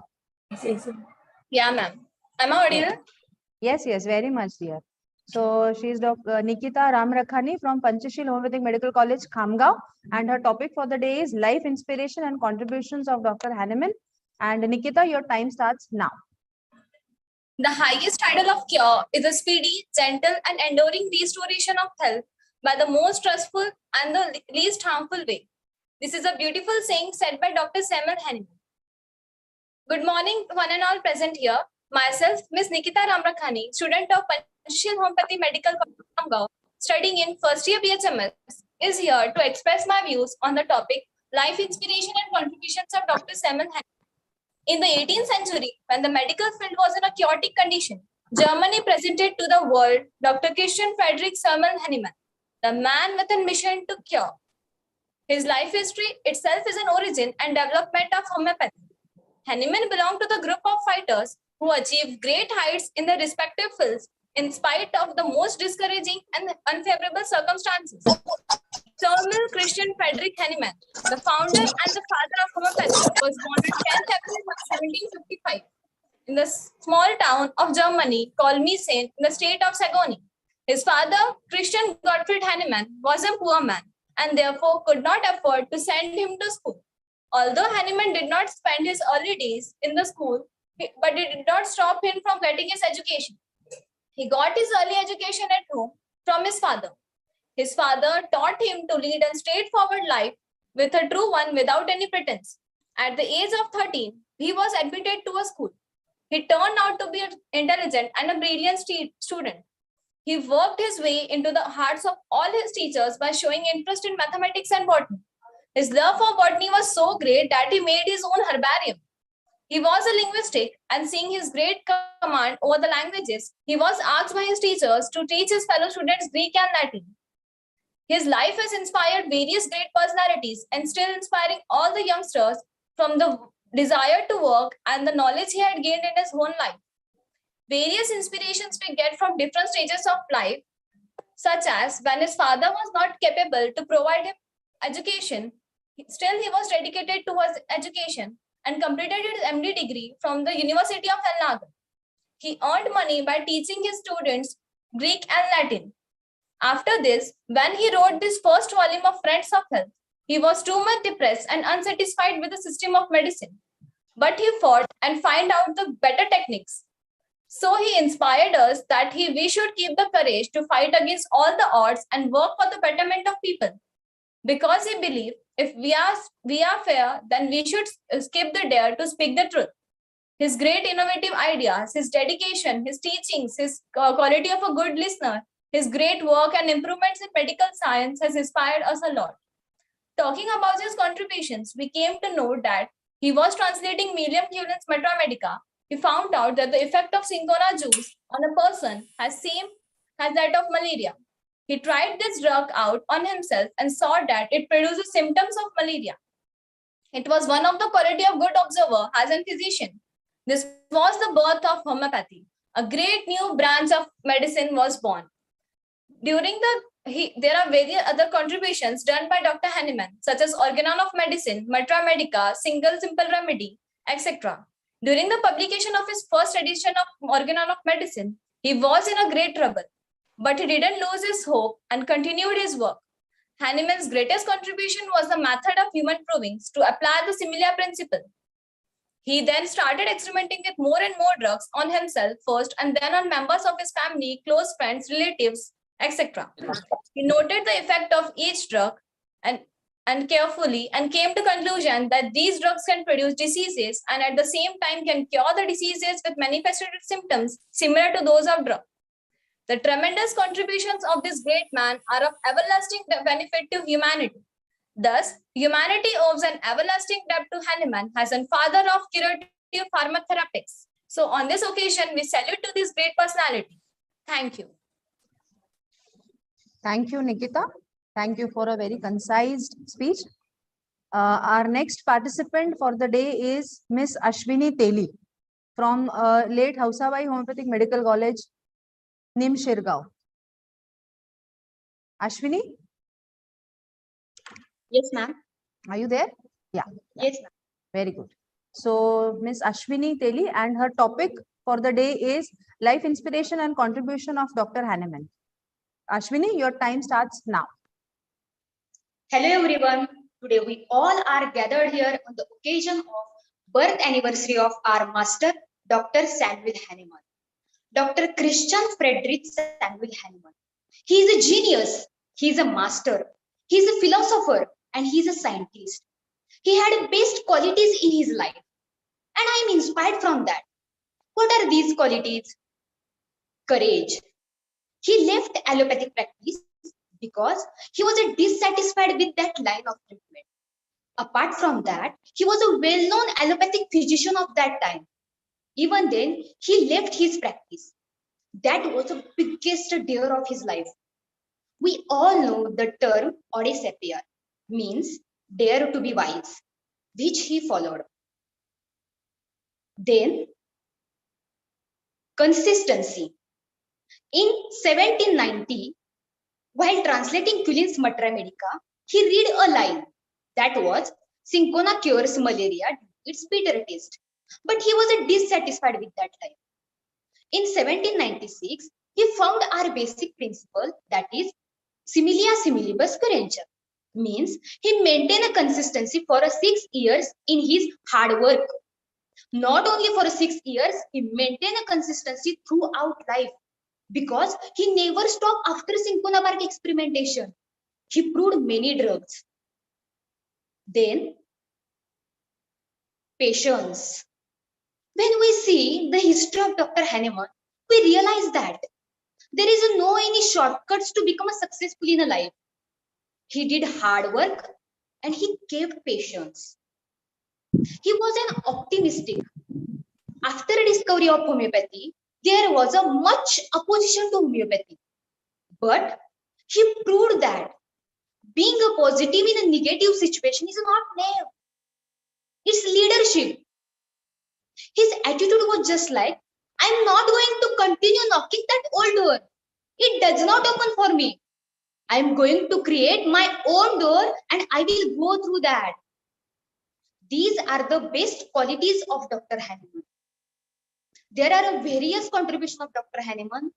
He introduced a potentization, published many books and articles, completed the 6th edition of Organon of Medicine, Matra Medica Pura, also worked in a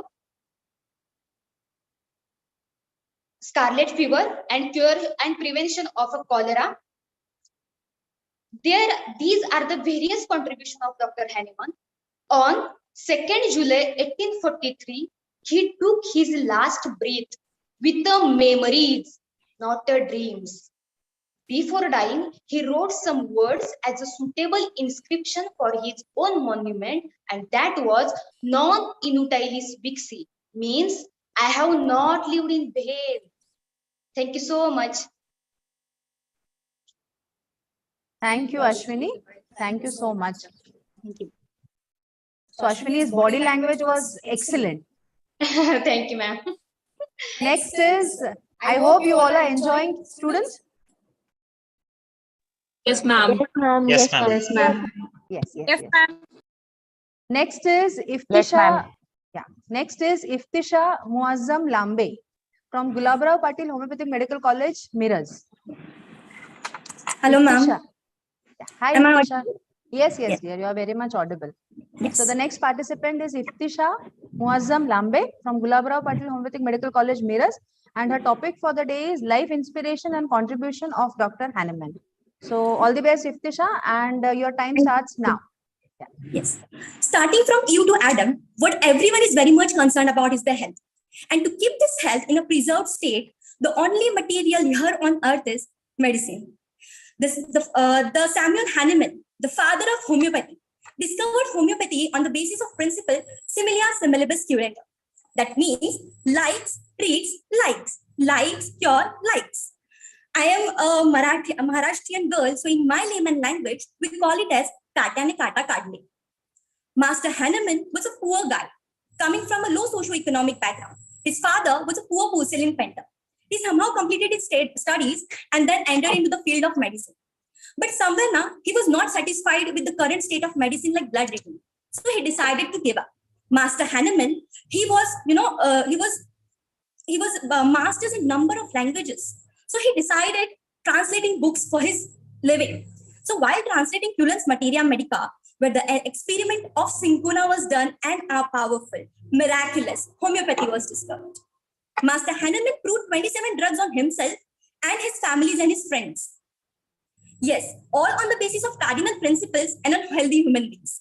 Many physicians accepted his views. But as it is said now, everybody wants happiness, no one wants pain. But you can't get a rainbow without a little rain. Yes, Master was criticized. He was criticized by orthodox schools, by orthodox scholars. Later, his patients started neglecting him. His students started neglecting him, and this made his life miserable. Master Hahnemann later decided he was banned by practicing homeopathy. So later he decided to migrate from Leipzig to Coithen. In Coithen, he literally 14 years he left isolated. And during this isolation, meanwhile he published new editions of Organon of Medicines and Materia Medica Pura and gave new roots to the path of homeopathy. Yes, chronic diseases, psora, psychosis, syphilis. Masters have given us number of contributions like 4 essays on cholera, cure and prevention of scarlet fever, Halibut thesis on the point of small dose, and medicine of experience, essays on new principles and whatnot. All these are viewable. Master Hahnemann, from his birth till his death, he literally suffered a lot. From his school fees till the fight for his education, he literally suffered. After the death of his first wife, he got remarried and then shifted to Paris, where he got all the fame, prosperity, name, and money, and most importantly, the peace. Yes. Again, I repeat here, everybody wants happiness, no one wants pain, but you can't get a rainbow without a little rain. Happy days. Somebody just asked me why homeopathy. And I, as a young homeopath with a big smile on my face, I answered them very proudly. Somewhere I choose, or somewhere I believe, to touch the souls and not just the body. Hereby, I thank Master Hahnemann again for delivering us the bread and butter, and most importantly, a pathy which has a lot of benefits and no penalties. May its soul rest in peace. Thank you. Thank you, Iftisha. So it was a very concise note, and Iftisha brought Master's life live in front of us like a movie running in front of our eye. So thank you, Iftisha. And you can just put your camera off. The next participant for the day is Sayyid Shifa Kausar from Sri Chamunda Mata Homeopathic Medical College, Jalgaon. Hello, am I audible and visible? Yes, dear. You are audible as well as visible. So Sayyid Shifa from Jalgaon. Somebody speaking behind you. Okay, 1 second, just a second. Yeah.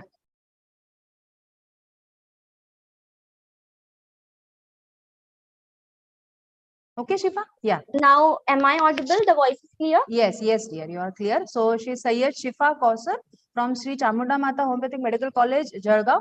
And her topic for the day is life inspiration and contribution of Dr. Hahnemann. So, Shifa, all the best. Yeah, and your time starts now. Okay. A very good morning to one and all present here in this meeting. I, Ms. Sayyid Shifa Kausar from SCHMC Jalgaon, cordially welcome you all on this special occasion. Secondly, it has been such a blessing and a huge opportunity for me representing myself and my college, and by speaking about the life history and contribution of Dr. Samuel Hahnemann. There must be no limit to the thinking of any person. Talking about the limitless personality, Dr. Samuel Hahnemann, he was born on 10th of April 1755, Meissen in Germany. He was the perfect example of a person who lived his journey all over the universe. His life history is an inspiration in its own. Dr. Hahnemann's father was a preceptor in his own life, and a big influence had on his life too. He implemented these ideas corely in his son's mind as well. On the 28th of July 1976, he was admitted to the local town school.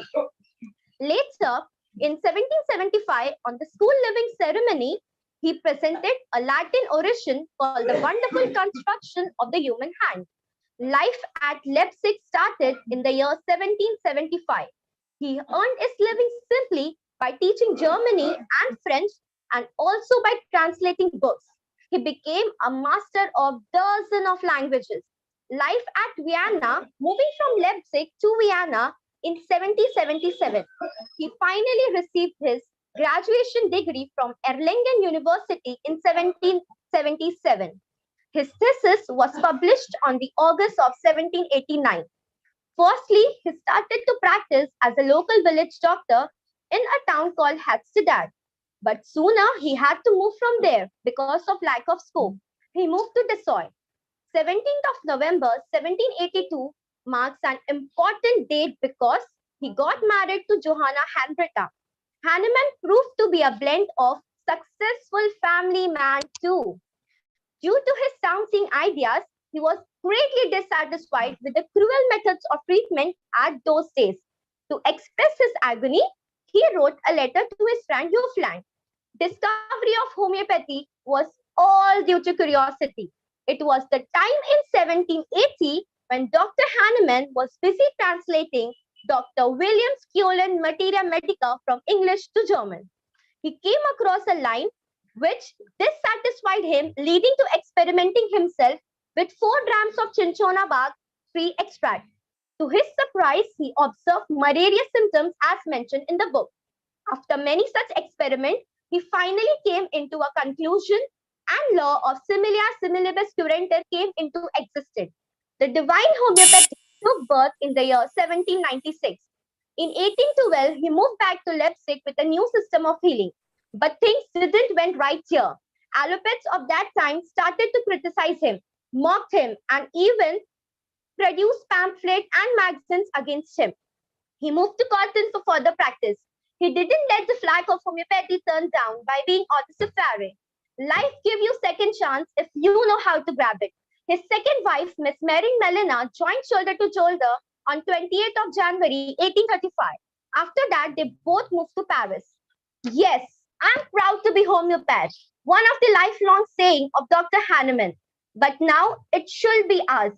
Proudly, we must try to enlighten the benefits everywhere and possible as much as we can. This party do not have any penalties, just benefit. So each one should try one. Lastly, I would like to owe thanks to all the dignitaries, my fellow friends, and my college principal and staff for supporting and giving me this opportunity. Without you all, it wouldn't have been possible. By this, I would like to end my speech. Thank you. Have a good day, everyone. Thank you, Shifa.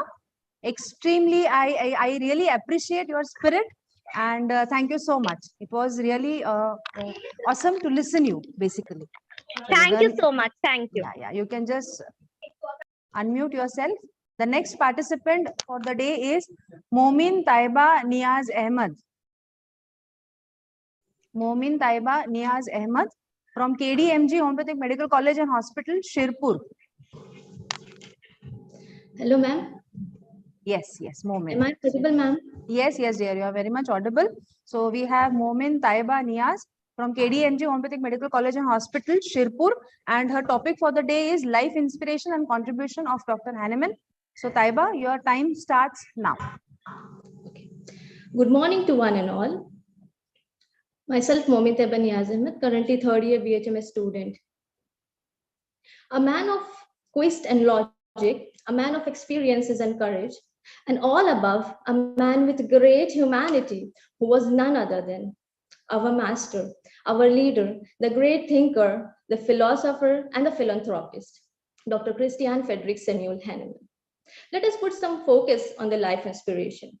But before I start, I have a questions before you, and those questions are too simple.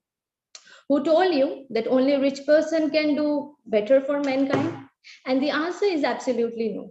Hahnemann was not a rich man. Instead, he was a son of poor porcelain painter, and he gave true holistic healing. Who told you with fewest responsibility you can harvest spirituality? As we all know, Hahnemann had a big family of 13 members, and his strongest soul bring about the theory of individualization.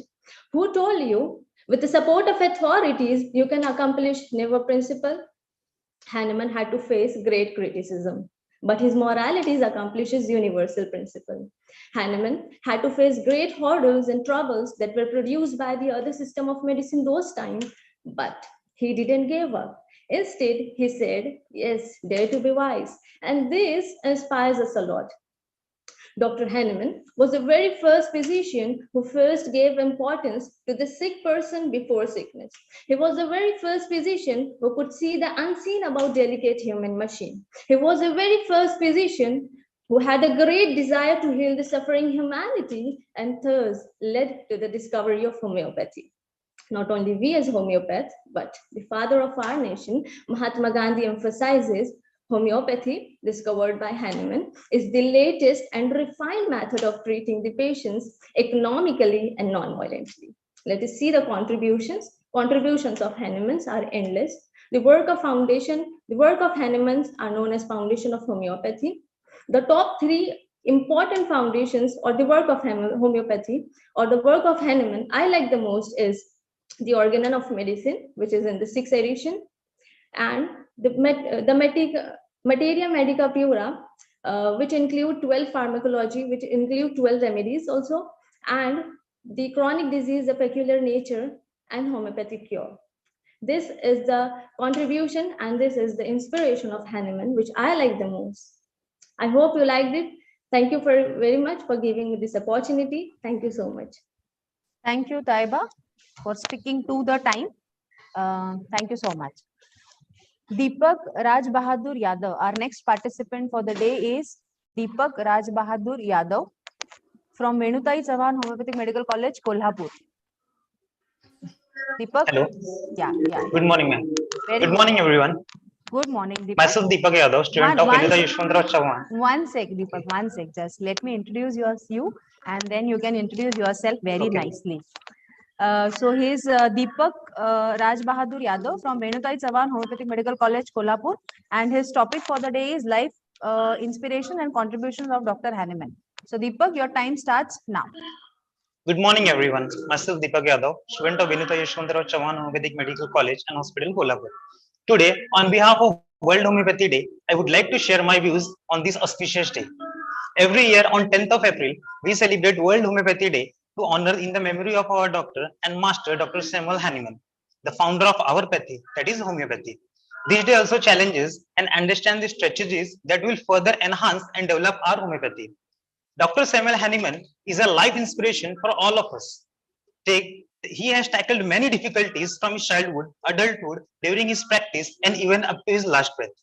He was born in the simple, poor family of a porcelain painter, and his way of learning from his parents was incredible and inspiration for all of us. His initial learning from the father and mother was remarkable.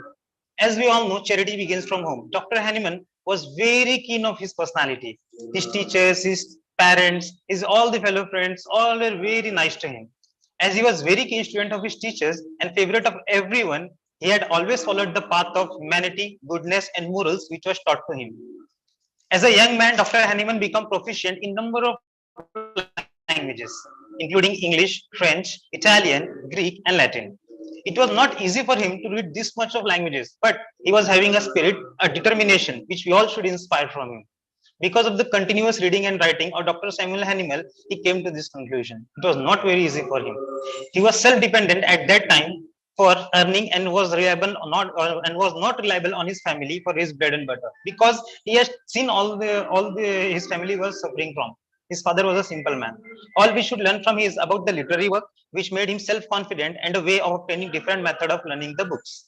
He had never deceived his teaching, his practice, or even his profession for his own sake. He was MD from allopathic point of view, but he converted to homeopathy from that harshful and banishful treatment of allopathy and came in a mild, gentle, and permanent cure.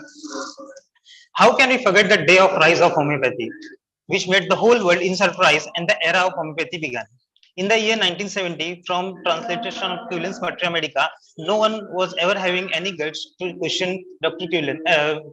He was a lecturer in the London University, but our master was determined and he was having that much of gut to question whatever he was feeling, it is not right. Dr. Hahnemann, as a botanist, as a librarian, as a teacher, as a physician, is all inspiration for us. His whole life was struggle, but how to overcome in the bad situation and even in the worst condition, we all should learn from him. Even everyone in this world was opposite of him. Everyone was opposing, but he was not. He was not just afraid of anything. He was determined. He was self-confident, and he put his words to everyone. Chronic disease, as far as considered about the contribution, the whole homeopathy is based on him. And chronic disease, an explanation of root and cause of chronic disease according to the theory of myosm was given by him. It is one of the main contributions. As we all know, Materia Medica Pura, all the 6 volumes was given by him, and he was very keen to his teachings. Dr. Simon Hahnemann has also gave The Friend of Health, in which the Hahnemann recommended the use of fresh air, bed rest, proper diet, sunshine, public hygiene, and numerous other benefits measures at that time, when many other physicians considered them of no value. During his lifetime, he used to translate books, treat people of various epidemic disease, do research, and other things made him superior to others. In conclusion, I would like to say Dr. Hahnemann was a very great man and was very much loyal to his profession, his teaching, and his therapeutic work. He proved to be boon for our system of medicine. Homeopathy will always be thankful to our master who showed the new sunshine to this. Thank you so much. Thank you, Deepak. Thank you.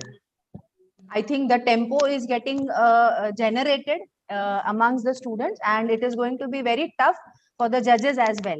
Okay. Thank you. Then, yeah. Thank you so much.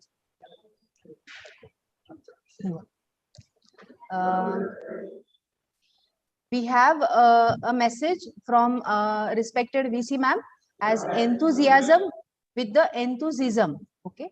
So thank you, ma'am. Thank you so much for cherishing our participants. And sorry, it was a mistype. I wanted to say impressed with the enthusiasm. Impressed, yes, ma'am. Yes, ma'am. Yeah, thank you so much, ma'am. Next participant for the day is Devika Mohan from Dapoli Homeopathic Medical College, Dapoli. Devika? Yes, ma'am. So Devika Mohan from Dapoli Homeopathic Medical College, Dapoli, and she's going to talk on the topic as life inspiration and contribution of Dr. Hahnemann. So Devika, your time starts now. Life will sometimes feel like a fight. The jabs, the hooks, the punches will come in form of failures, obstacles, and challenges. Yet, if you stay in the ring and learn from the past fights, at end of each round, you will be still standing. The history of great men who have risen from eminence teach us that they have done this in the most unfavorable circumstances. Without exception, our master, Dr. Samuel Hahnemann, belongs to this class of great men. There was not and will neither be a system of therapeutics entirely belonging to a single man's effort, his sweat and toil. Our master was multi-talented and versatile. He had immense knowledge of vivid languages and subjects. How did he gain so much knowledge? It's because he had voracious appetite for acquiring knowledge. An incident like Newton's falling apple occurred to Dr. Samuel Hahnemann while translating Cullen's Materia Medica. Due to his inquisitive nature, the seed of dynamic therapeutism, homeopathy, was conceived. You don't know how lucky we are to be blessed with the literature of Bhagavad Gita, Quran, and Bible. But are we trying to inculcate the essence in our life? How rude, inhuman, and illiterate are we to turn a blind eye towards the holy book of Organon, the holy book of homeopathy, Organon of medicine. When the first edition was published, a storm of criticism, ridicules, and slangs started in Germany. They wanted to terrorize him, intimidate him, frighten him. But our master was still standing. He was the last person to surrender. Hence, he wrote, Ode Sapio, dare to be wise. He wrote, in spite of all the odds, he wrote 6 editions of Organon. Whenever mistakes were made, he corrected it in the subsequent editions. Homeopathy is based on the pillar of experimental drug proving. It would be the first person to do this. He would be the first person to do this. He wrote the book Friend of Health in an era where people hardly knew about the importance of hygiene. He recognized presence of bacteria long before, 60 years before Koch postulated it. He knew the Schall's law, and he used it in form of potentization of medicine, which today is known as nanomedicine. He was definitely ahead of his time. We know that many of the facts which were not accepted at that time, which was put forth by our master, is accepted now. And the day is not far when our homeopathy, will be accepted as the scientific evidence. My dear friends, in the fight of life, Dr. Hahnemann was knocked down innumerable times. But because of his patience, persistence, perseverance, curiosity, keen observation, stability, and research mentality, he kept working towards his vision of cure. He was unstoppable. Then what is it that is stopping each one of us? Where are we going wrong? You need to introspect. Sadly, Dr. Samuel Hahnemann, outside the homeopathic fraternity, is still considered as an underachiever. The fault lies within us, his followers. We fail to understand what is to be understood. We fail to do what is to be done. We fail to follow his essence. So today, on the 267th birth anniversary, let's take a resolution to walk in the path led by Dr. Samuel Hahnemann and treat millions of human suffering mankind throughout the world. Thank you. Excellent, Devika. So thank you so much. And students, you are receiving a lot of compliments from all over Maharashtra. The chat box is full and loaded with the compliments for you all. So it's a great achievement. And this achievement is all because of the platform provided to you by MUHS. So we should really thank MUHS for providing such a wonderful platform to all the students. Okay. Next participant for the day is Khan Ikra Abdul Karim. Anandrao Kanse Homeopathic Medical College. Khan Yes, Ikra. ma'am. Yes, ma'am. Yeah. Ikra, put your camera on, please. Yes, ma'am. Yeah. Just adjust your camera, Ikra, little bit. Yes, yes, Yeah, ma'am. yeah. Okay. No, Ma'am, am I audible? Yes, dear. You are very much audible. So Khan Ikra Abdul Karim from Anandrao Kanse Homeopathic Medical College. So she will be talking on the topic of life inspiration and contributions of Dr. Hahnemann. So Ikra, your time starts now. Good morning, everyone. Myself, Khan Ikra Abdul Karim from Anandrao Kanse Homeopathic Medical College, 3rd year. My topic for today's allocation is life inspiration and contribution of Dr. Hahnemann.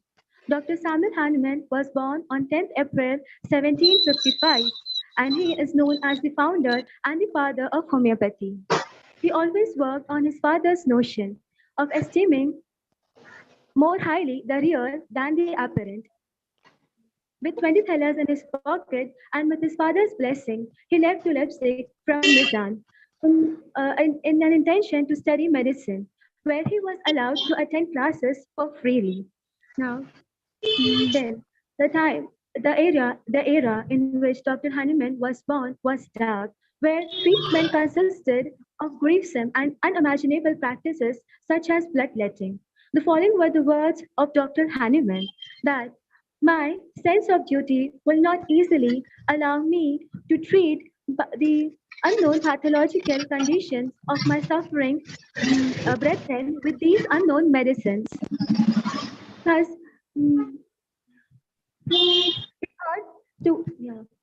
So in 1970, while translating Cullen's Materia Medica, he came across a therapeutic indication that the cinchona, the bark of the perivent tree, was able to cure malaria-like symptoms due to its astringency. But there were many other several substances which were astringent. So why it cannot cure malaria, right? Then he himself proved the cinchona on himself, and he himself proved cinchona and came to the conclusion that the substances which are able to produce symptoms are those substances which are able to cure and remove the symptoms. Contribution of Dr. Hahnemann, draining and extractions of the humors. Dr. Hahnemann, at the time of Dr. Hahnemann, the basis of the medicine was as old as it was of 15th centuries, and it was considered that the sickness was caused due to humors that has to be expelled out by natural methods, or if, by not only through natural methods but also through unnatural and artificial methods such as venesection, bloodletting, pasteurization, and yeah, these are the new words for our generation, but these all words were household at the time of Dr. Hahnemann. Then, from polypharmacy to simplex, Dr. Hahnemann was very against in the practice of polypharmacy, and he advised a single remedy at a time, and thus abandoning the drugging of complex combinations of the medicines. Then, generalization to individualization, Dr. Hahnemann discovered the therapeutic law of nature, and also he proved the medicines on healthy human beings, thus considering the man's emotion, his mind, and his body as single interacting unity. Then, in Reform of the Insane, Dr. Hahnemann considered that lunatics were the mentally diseased individuals that needed sympathy and treatment.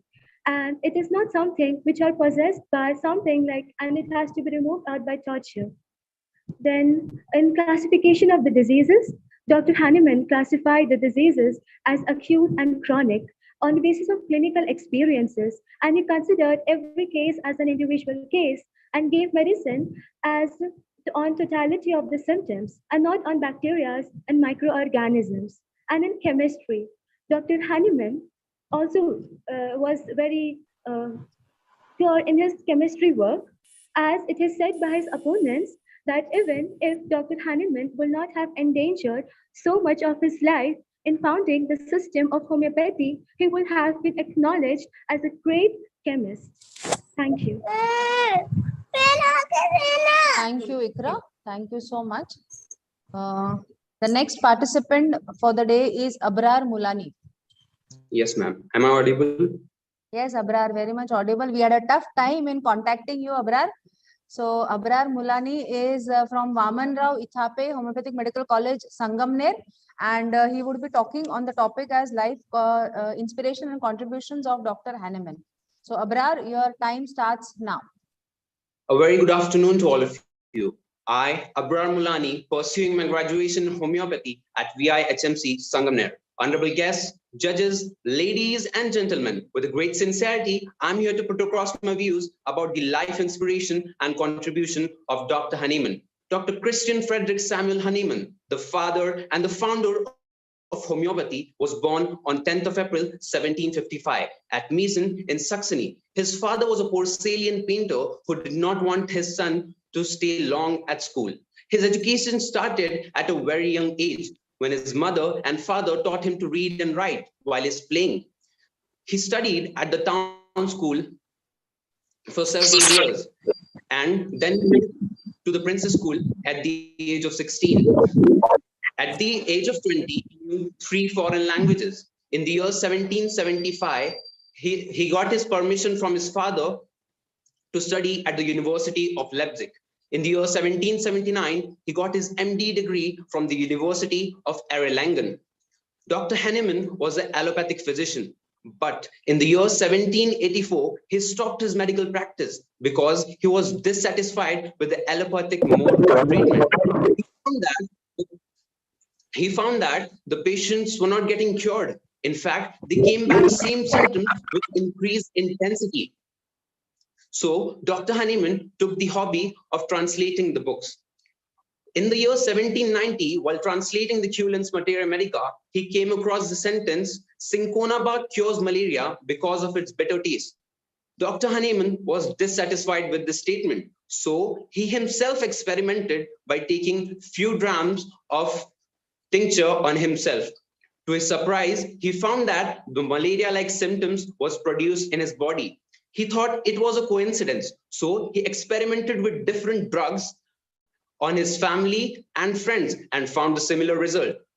Finally, after a series of experimentations in the year 1796, he published an essay on ascertaining the curative power of drugs and some examinations of previous principles. Contributions of Dr. Hahnemann. Dr. Hahnemann was the founder of homeopathy. He established the law of cure, similia similibus curantur. He was called the father of experimental pharmacology. He discovered the primary and secondary actions of medicine. He discovered the different nature of acute and chronic diseases. He discovered the chronic miasm, sora, syphilis, and psychosis. He was the first to recognize the ill effects of the unhealthy conditions as a contributory cause in the spread of the disease. Dr. Hahnemann introduced 50 millisimal and centesimal scale.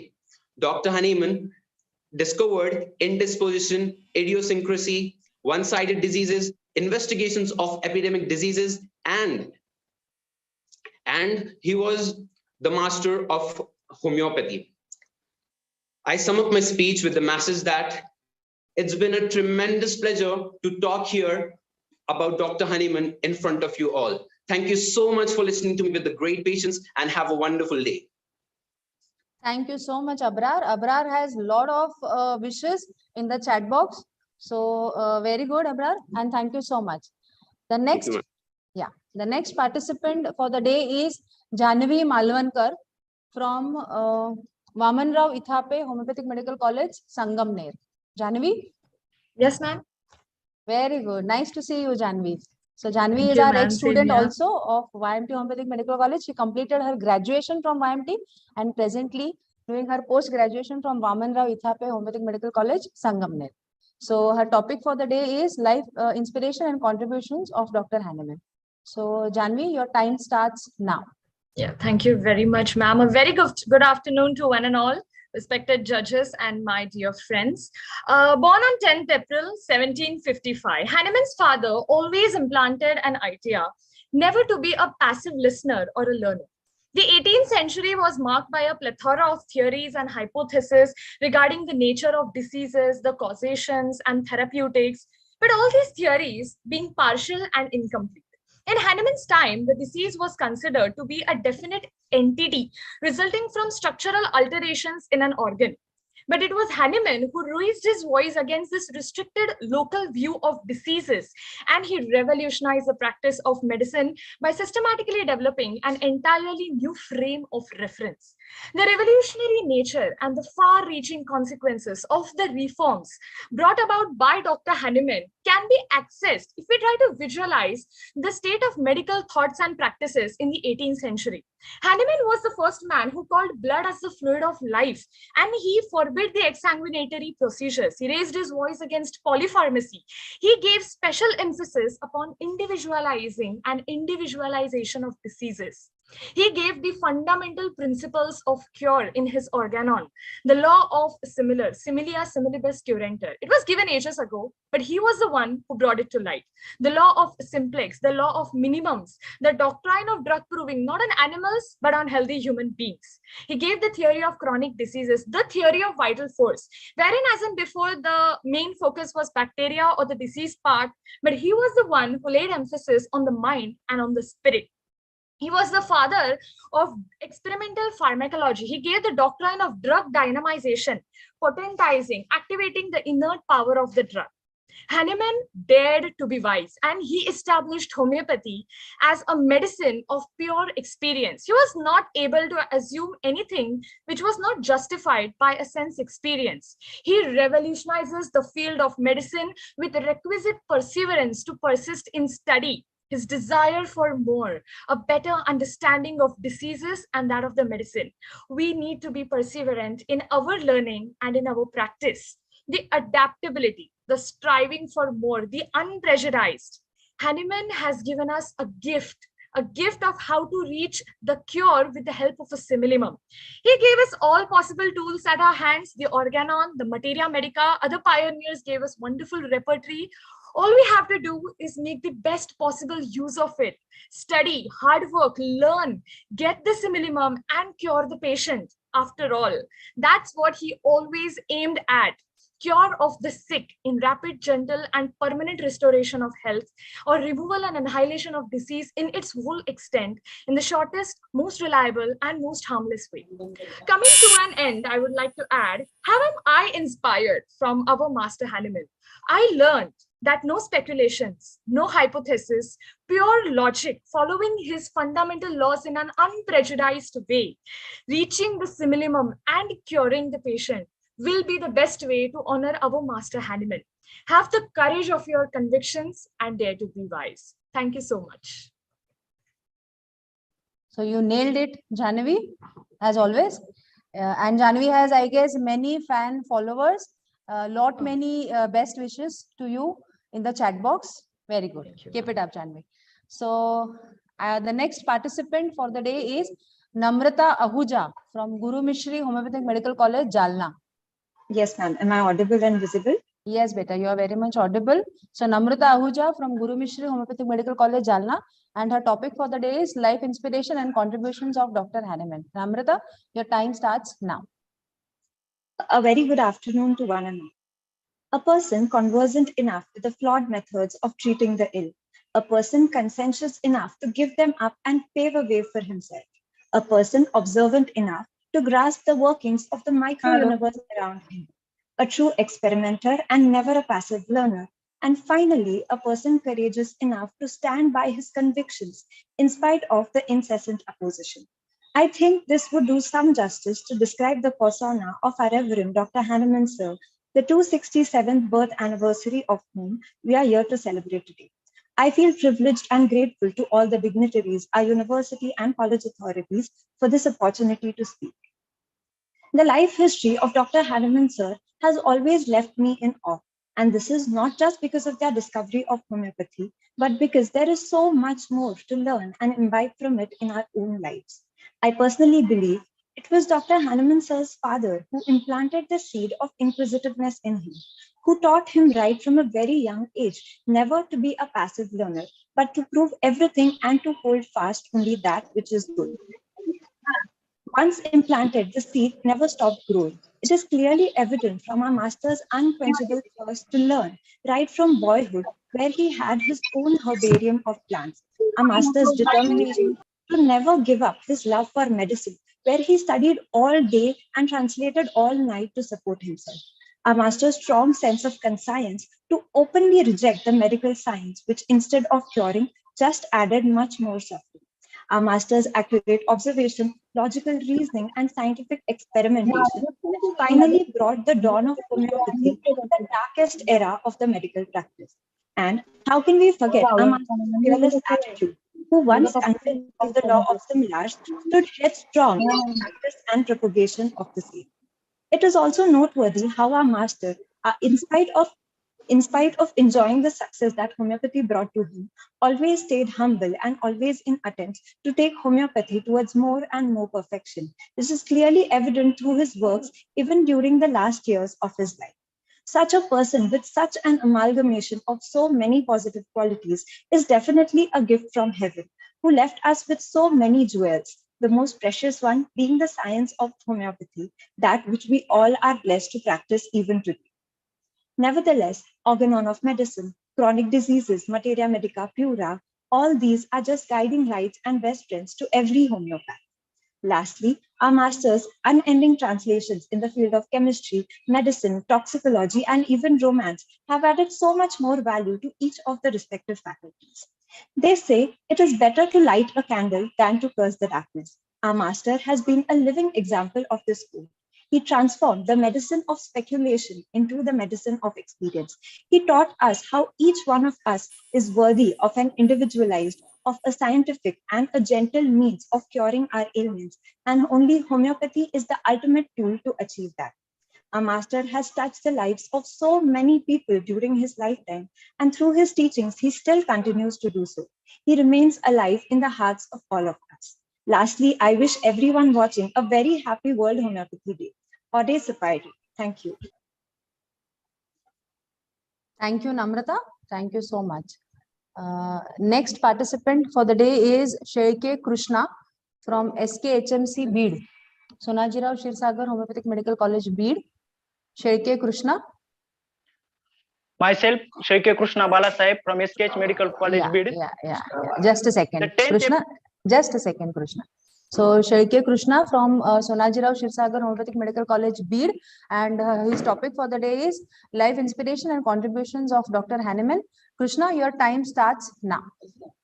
The 10th April 1755 is a golden day in the history of a medical science, which witnessed the birth of a hero in the person Christian Frederick Samuel Hahnemann. His father name was Gottfried, mother name was Joanna Christiana. He tell him to read and write. On the date 20 July 1767, he went to school. On the school leaving ceremony, the young scholar delivered composer student the Latin oration titled him The Wonderful Construction of the Human Hands. At the age of 20, he left Leipzig for higher medical sciences. For every successful person, there is a struggle in their life for earning bread and butter. Dr. Hahnemann teaching a language, German language, and also translating many books. But the profit of these things comes, he become a master in dozens of the languages. From Leipzig, he went to Vienna, where medical studies advantages was higher. He joined the Hospital of a Brothers Mercy, where he became a pupil of a Dr. Von Kurian, the famous physician of that time. In 1779, he took his MD degree from Erlangen University. In 1790, while translating Cullen's Metra Medica, he does not satisfied with the explanation of the Cullen's, so he takes himself medicines on himself and produces a symptoms of a malarial fever. And then he performed many experiments on himself and others, and he finally comes on conclusion that the diseases cures due to medicines produces symptoms similar to the disease. And this work was published in 1796, and so according to Richard, 1796 is a birth year of the homeopathy. In 1810, he published the Organon of the Rational Art of Healing. In 1811, he published a Matra Medica Pura. It contains only the symptoms produced due to drug taken, while subsequently remaining 5 parts will published in the 1821. In second edition of Organon was published in 1890. Third edition of Organon was published in 1824. Fourth edition was published in the 1829. While fifth edition was published in 1833. While for chronic diseases, homeopathy fails, and it takes 10 to 12 years. And in 1838, like a sunrise comes, and he published the theory of a chronic diseases. Sixth edition of a Organon completed in 1842, but does not published till the Hahnemann's living life. It was published in the 1921 by Dr. William Borick, and this is a contribution of Hahnemann in the homeopathy. Hahnemann works as a light rays for blowing a light ray in the dark world of a medical sciences. He planted a candle, now which becomes a sun, which gives a light rays for sick persons. Wherever for chronic diseases, while others pathy says it is impossible to cure, that time one hope in patient's mind, yes, homeopathy cures, and that is a inspiration from Hahnemann. Homeopathy can be effective from child age to old person. Homeopathy can cure during pregnancy, at childbirth, or postpartum. It cures permanently, it cures rapidly, so it is a dynamic pathy, and we are future homeopaths. Thank you. Superb, Krishna. A good body language and a concise matter. Too good. The last participant for today's this topic, Miss Ashriya Sheikh. Judges, please note that she is a new entry into the group. And Miss Ashriya Sheikh, are you there? Yes, ma'am. May I? With consent of Hello? judges, yeah. Ashriya, am I audible? Arshia, ma'am. Yes. Arshia, sorry. It is Arshia. So am I audible? Urmila has the Yes, college ma'am. from which it belongs. Yeah, I'll just tell, sir. So with consent of judges, we are giving a entry to Miss Arshia Sheikh from Foster Development Homeopathic Medical College, Aurangabad, and her topic for the day is life inspiration and contribution of Dr. Hahnemann. Okay, sir. May I visible, ma'am?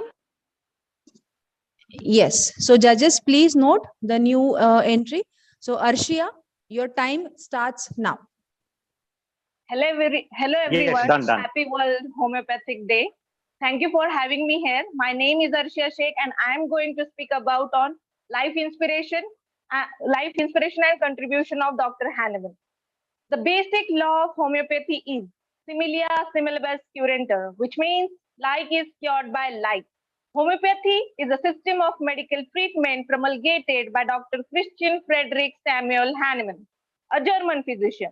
He had spared a long and a useful life of 88 years, during which he benefited the suffering humanity immensely by introducing the new system of medicine.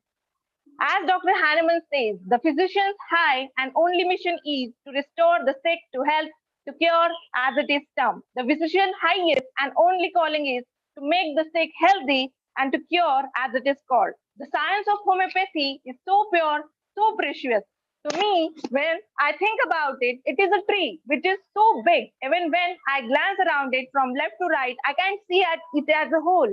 When I look at it, it is very calm, alive, green, so much of shade that we are feeling comfortable under it. In homeopathy, we have a great clinical results or clinical proving, and it does a wonderful results, and patients are having a great satisfaction from it.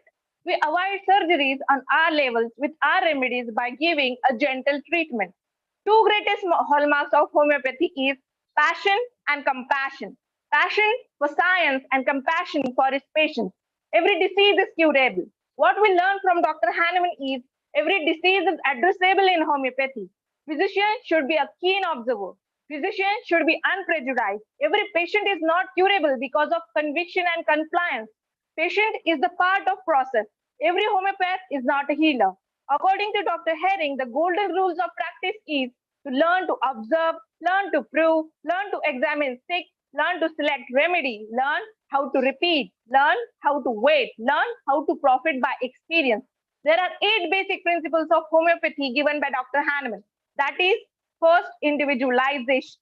First, every person is an individual, so individualization is necessary. Someone said the true enemy of man is generalization. Second is constitution, the peculiar, rare, uncommon, that makes us unique, that makes us who we are and how we act or react according to the circumstances. Third is vital. Vital force is main thing. It is the life is equal to body, mind, spirit. That is the vital force. Vital force is an inbuilt energy which maintains the body in a living condition. Fourth is similia similibus curantur, which means like is cured by like. Fifth is single remedy is enough. Smallest dose is necessary to make healthy. Homeopathy teaches us those 3 magical and wonderful words. That is rapid, gentle, and permanent cure. Last but not the least, potentization and repetition of dose. Posology is very important. If we give a medicine, we have to wait and watch. It's necessary. It is a finely artistic fashion. That is the beauty of homeopathy, isn't it? Dr. Kane gave us a single example of it, which is of a 3-legged stool. That he said that at least you have a 3-legged stool to be stable. Look at the patient. Look at the mental, physical, and particulars of the patient. It took 6 years for Dr. Hahnemann to bring his research on homeopathy to his peers. It took him a lifetime to prove 99 homeopathic remedies, but he never stopped treating people with homeopathy. He never gave up on homeopathy. Few things we have learned from homeopathy and from Dr. Hahnemann is read widely with maximum curiosity. Put reality first and theory last. Leave money and status out of it. Manage your identity as a homeopath and never give up. So here I am going to finish by saying that I supported what we can do in the field of homeopathy and having a great fond of it, very proud of what we are doing. In last, I have to say that there is a Hindi phrase which means मंजिल मिलेगी भटक कर ही सही, मंजिल मिलेगी भटक कर ही सही, गुमराह तो वही है जो घर से निकले ही नहीं. And thank you so much. Thank you, Arshia. So thank you so much. With this, we end up with the presentation on first topic of education, life inspiration and contribution of Dr. Hahnemann. Excellent student, I must say, excellent presentations, great collections, excellent and concise vocabulary presentations. We have with us today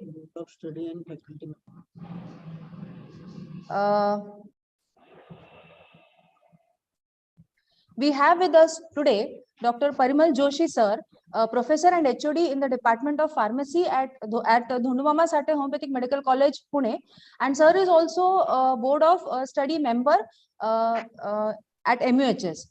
Sir would like to boost students' spirit through his few words. Dr. Parimal Joshi sir. Madam एक minute interrupt करतो मी तुम्हाला. हाँ sir, हाँ बोला ना. किती participant झाले आपले आता? हाँ सर 20 झाले. 20. Yeah, we still have 20 to go. 22 to go. Okay, we are halfway through, sir. Yes, we are halfway. Okay. Continue, please. चांगलं खूप छान बोलतात विद्यार्थी आपले. Thank you, sir. Thank you so much. Please continue. I request Dr. Parimal Joshi, sir.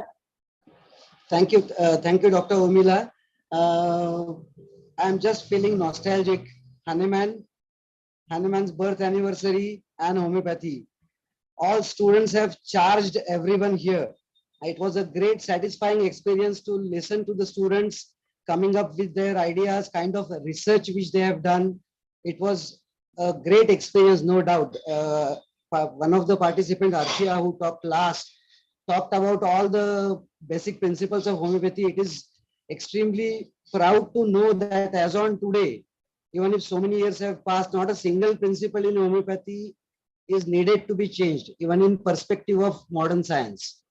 So we all can proudly say that more the science is developing, it is moving towards homeopathy. We have seen the experience during this COVID pandemic. And it is really an overwhelming feeling for me to know that every institute at their own level is passing homeopathy in its purest form to all the students. So future of homeopathy is really great.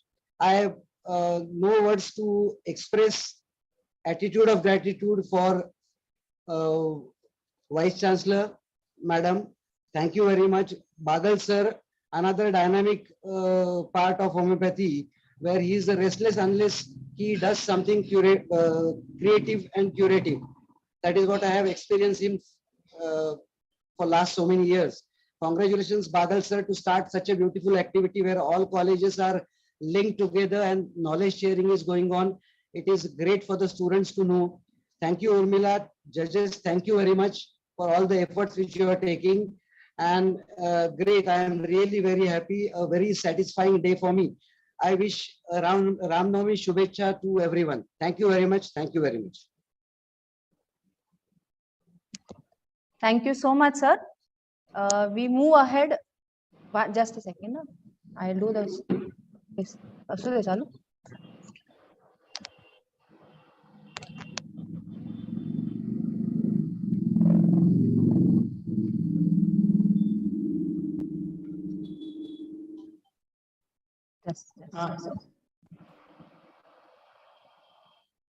Thank you so much, sir. We move ahead with the second topic for the day, literary work of Dr. Hahnemann. And the first participant for this topic is Amreen Zakir Hussain Warunkar from Saukar Homeopathic Medical College, Satara. Amreen Zakir Hussain Warunkar. Are you there, Amreen? Yes, ma'am. Okay, good.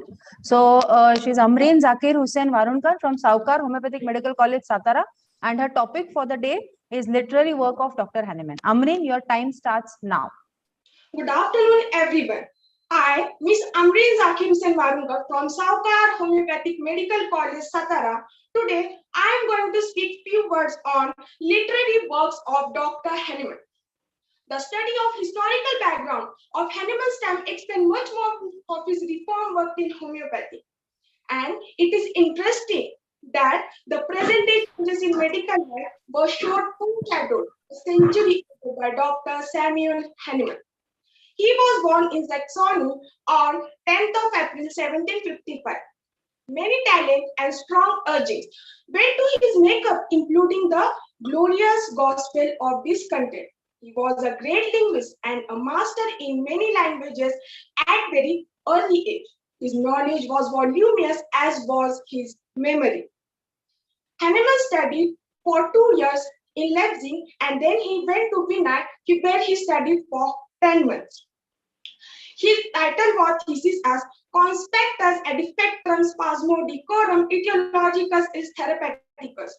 In 1781, he was appointed as a village doctor position where in Mansfield, Saxony. Soon, Hahnemann get dissatisfied with the practice of medicine, and then he claimed that the medicine which he is practicing does more harm than good to the patient.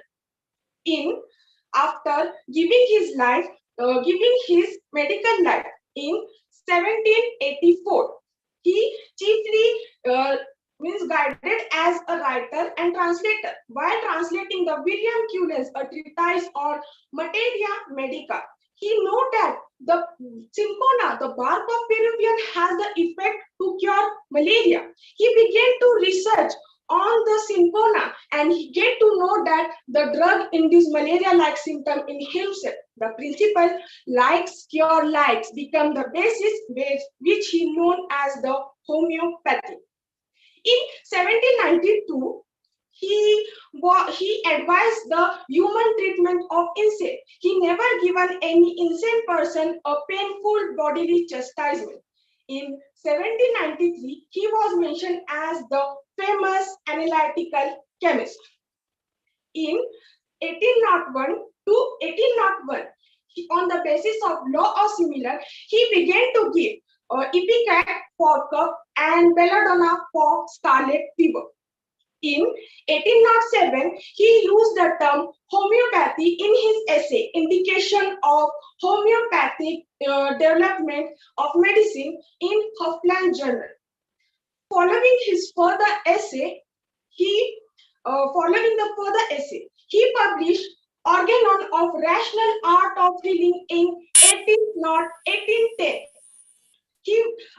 A sixth edition of Organon was unpublished for his lifetime, dating from 1842, which was published many after years his death.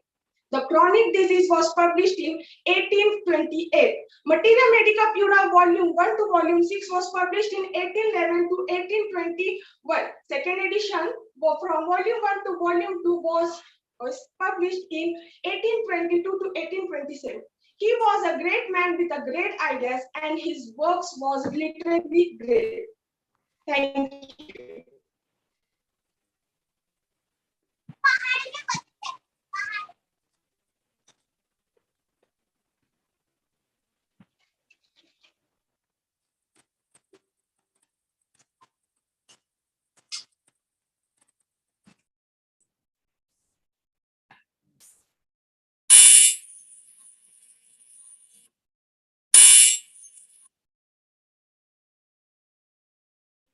Ma'am, I'm done.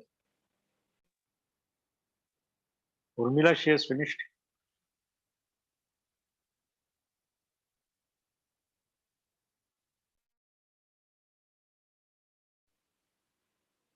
Ma'am, I'm done.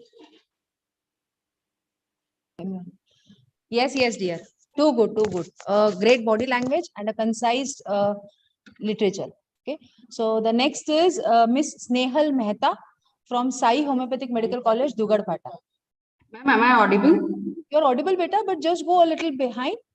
Yeah. That's it. Correct.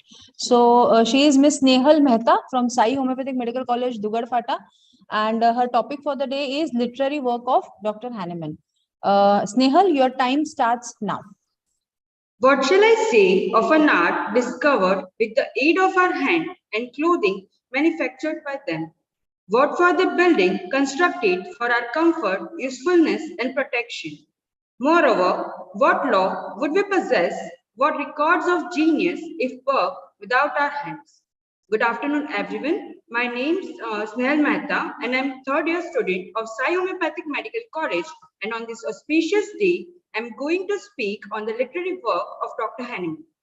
The phrase I just used was written by our beloved master, Dr. Hahnemann, in Latin on spring term 1775 at Prince High School while bidding farewell, entitled as The Wonderful Construction of Human Hand. We are indebted to Dr. Stephen for tracing the copy of Sir's essay, which shows his inclination towards medical profession. Whether it was his curiosity to learn dozens of languages or his father's advice to prove things, hold fast that which is good, which made him write numerous books, thousands of articles, and leisure writings, as well as translations, which worked as a fuel in the progress of our medical field. In 1777, he translated the experiment on hydrophobia from English.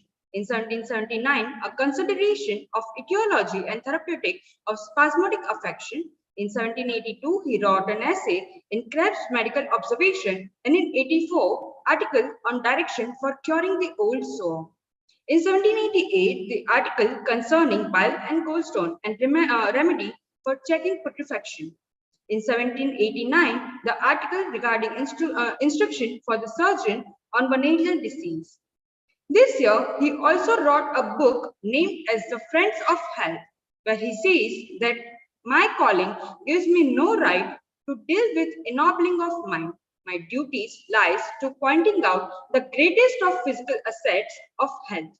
People hardly even takes the trouble to go in a quest of it, and hardly ever value it initially. They have lost it. He also gave one treatise on syphilis this year. In 1719, he started translating Cullen's Materia Medica from English to German of 140 pages, where he read that cinchona can cure malaria because it is bitter in taste, and the thought was undigestible for our master. So he started experimenting on his own self as well as to family and friends. And alas, in 1996, there was one article in Euclid's journal named as Essay on New Principle for Ascertaining the Curative Power of Drugs and some examination of previous principles. The year, which is also known as the birth year of homeopathy, and Hahnemann Sir's birthday, is World Homeopathy Day. In 1791, he also translated Monroe's Materia Medica and Method for Female Sex on Pure Air and Different Kind of Air. In 1793, he wrote on Apothecary Lexicon. In 1803, he wrote an article on epidemic of scarlet fever. In 1806, he translated the Materia Medica of Dr. Albert von Heller. In 1810, our Bible, Organon's first edition was published, and in 1811, he published the first edition of Materia Medica Pura. In 1814, he wrote one article on typhus fever, and 1828 on chronic disease, their peculiar nature and their homeopathic cure. In 1831, he also wrote an article on cholera. I don't know if I'm mistaken, but it seems that one can obtain more truths important to humanity from chemistry than from any other science, said our master Dr. Hahnemann, and hence he carved his name in history of chemistry as well.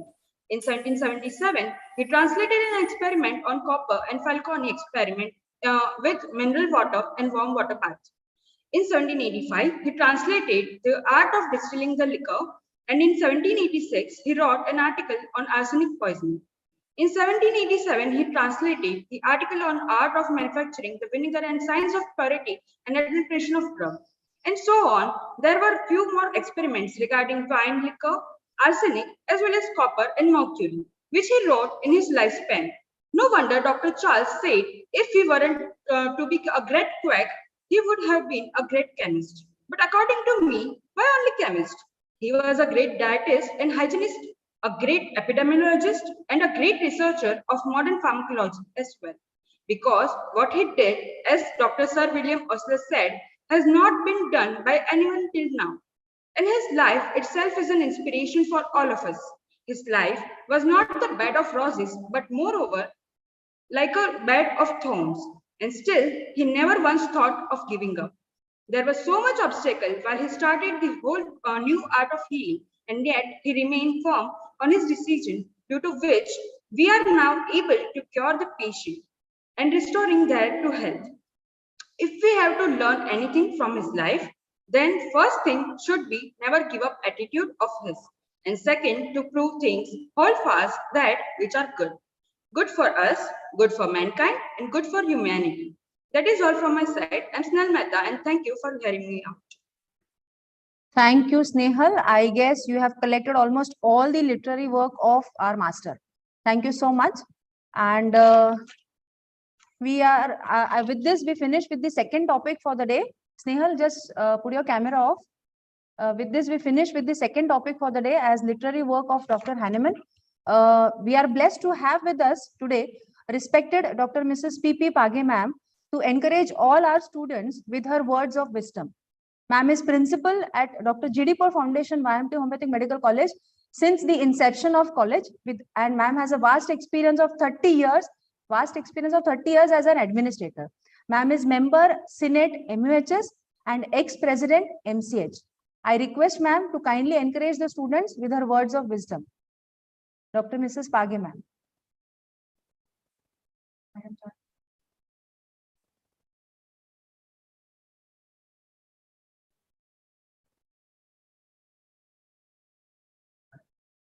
Ma'am.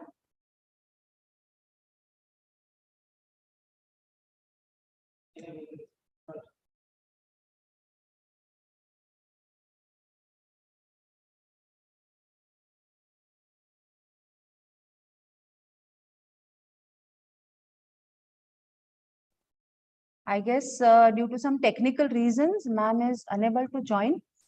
Ma'am is at Delhi for a seminar.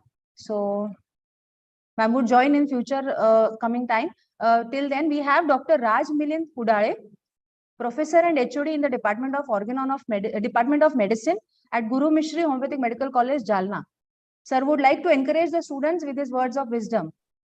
Dr. Raj Milind Kudale. Sir, are you there? Yeah. Sir, your camera on, please. Camera on.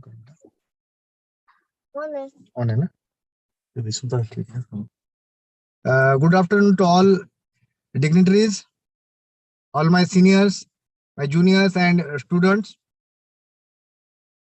जैसे कि आज हम our master Samuel Hahnemann साहब की हम birth anniversary जोरों शोरों से मना रहे हैं। आज इस अवसर पर मैं मेरे गुरु मिश्री होम्योपैथिक मेडिकल कॉलेज जो कि देसड़ा सर के बदौलत पूरे महाराष्ट्र में और देश भर में जिस तरह गौरवशाली जो परंपरा जो हमारी चल रही है, मैं कॉलेज के तरफ से, मैं अपनी तरफ से आज वर्ल्ड होम्योपैथी डे के अवसर पर सभी को शुभकामनाएं देता हूं। और मैं हमारे डीन बागल सर का उनको बहुत बहुत धन्यवाद देना चाहता हूं कि जब से वो आए हैं तब से अच्छा उपक्रम विद्यार्थियों के फेवर में या टीचर्स के फेवर में और कॉलेज के फेवर में जो जिस तरीके से काम कर रहे हैं उनको मैं तहे दिल से मैं धन्यवाद देना चाहता हूं। और आने वाले दिनों में भी होम्योपैथी एक नए आयाम पर लेके जाने के लिए हम सब कोशिश करेंगे। इतना कहकर मैं आज वर्ल्ड होम्योपैथी डे के अवसर पर सभी मान्यवरों को और विद्यार्थियों को बहुत बहुत शुभकामनाएं देता हूं। धन्यवाद। Thank you, sir. Thank you for your words of encouragement. We move ahead with the next topic for the day. Dr. Hahnemann, man of modern pharmacology. We have with for this, the first participant is Brahmicha Komal Giris from Motiwala Homeopathic Medical College and Hospital, Nasik. Yes, ma'am. Yes. Am I So, clear? yes, you are very much audible and visible as well. Miss Brahmicha Komal Giris, Motiwala Homeopathic Medical College and Hospital, Nasik. And her topic for the day is Dr. Hahnemann, Man of Modern Pharmacology. And your time starts now, Komal. It's changing me day by day. I have a strong belief come what may. Homeopathy is here to stay. Finding a remedy may be a pain, but all this work never goes in vain. Hope for the future when there is none. This is just a start.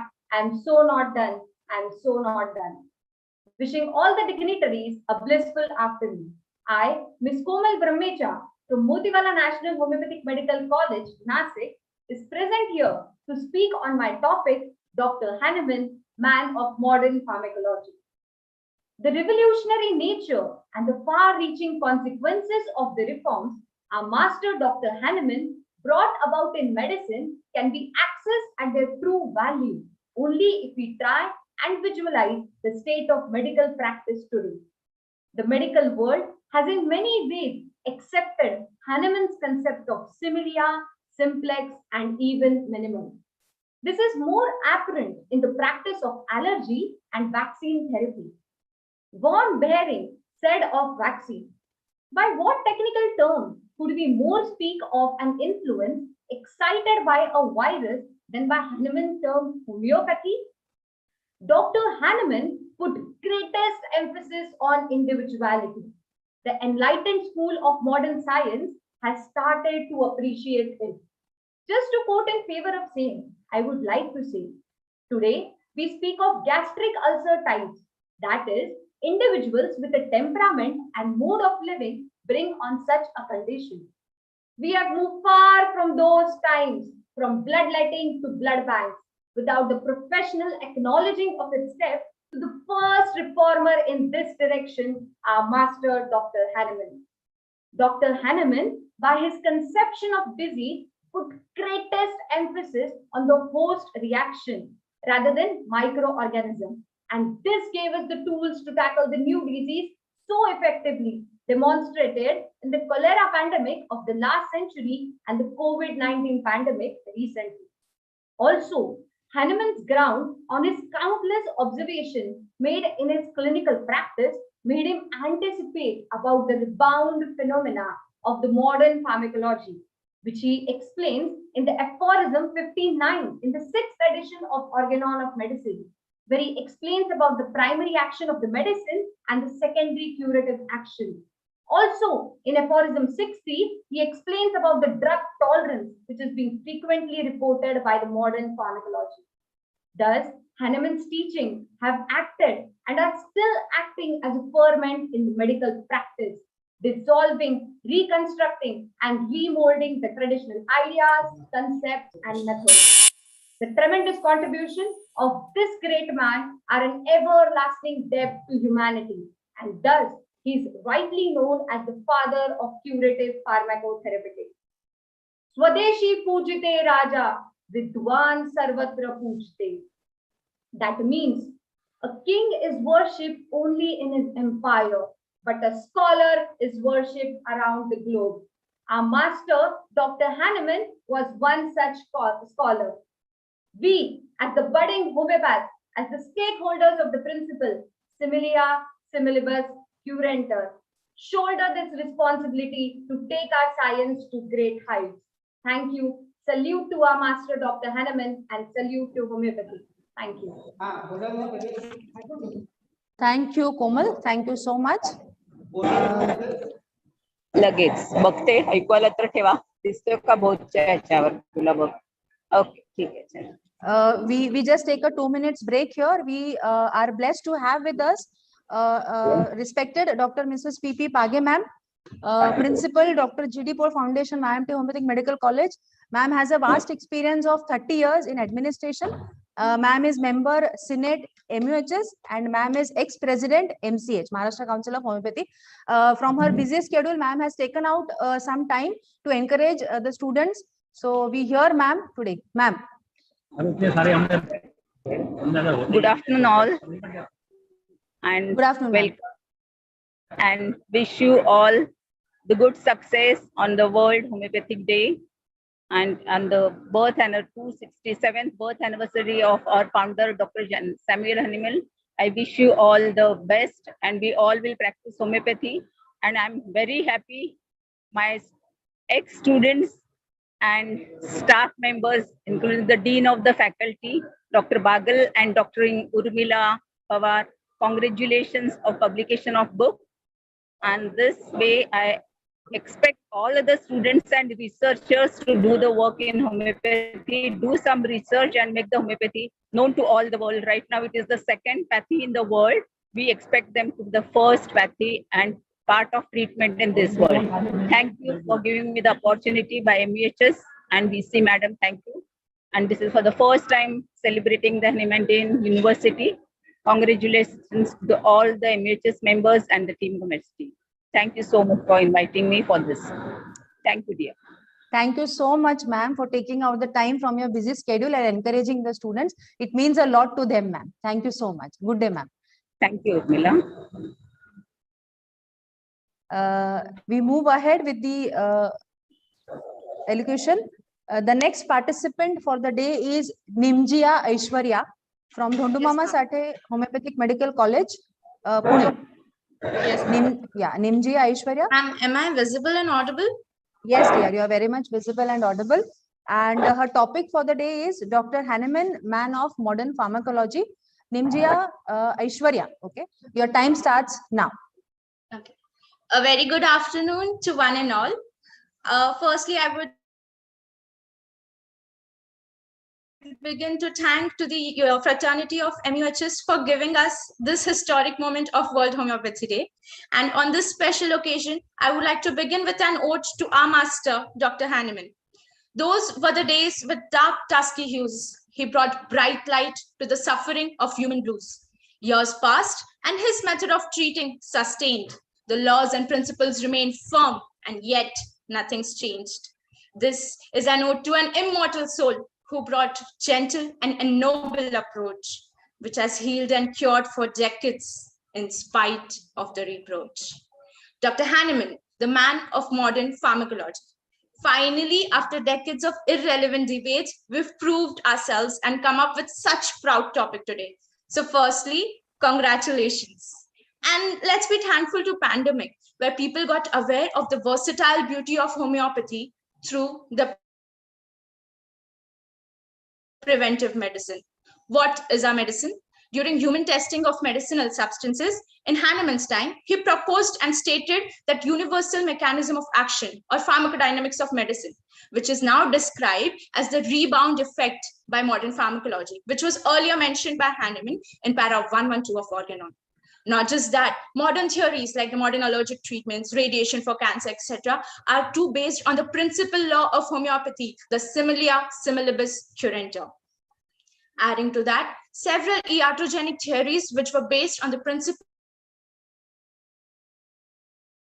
of contraries were too explained by Hahnemann as medicinal aggravation, where he himself used ponderal doses and later put forth the theory of drug dynamization, right from mother tincture to 50 cm potency, which has now been proven by IIT Kanpur as nanoparticles and ultra dilutions.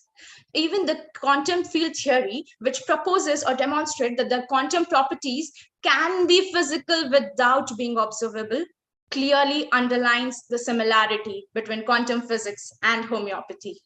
As well as great neuroscientists stating the smaller the stimulation, the higher the effect on blood-brain barrier, which is nothing, dears, but it is our law, the law of minimum dose, proved by them today in the 21st century. Even the concept of pharmacovigilance, which is addressed by people today, has been practiced by us since ages. All these modern materials ties very neatly with the concerns Hahnemann immersed himself 2 centuries ago.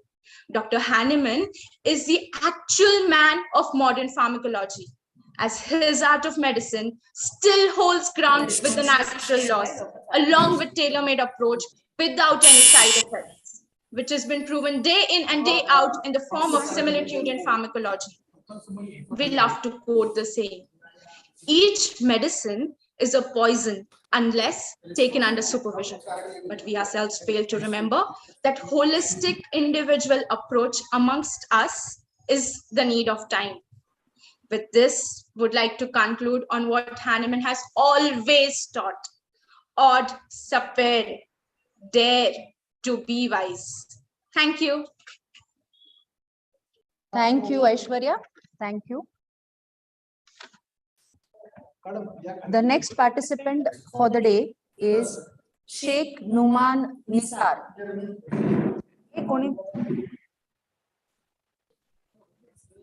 Sheikh Numan Nisar from Vasantrao Kale Homeopathic Medical College, Latur.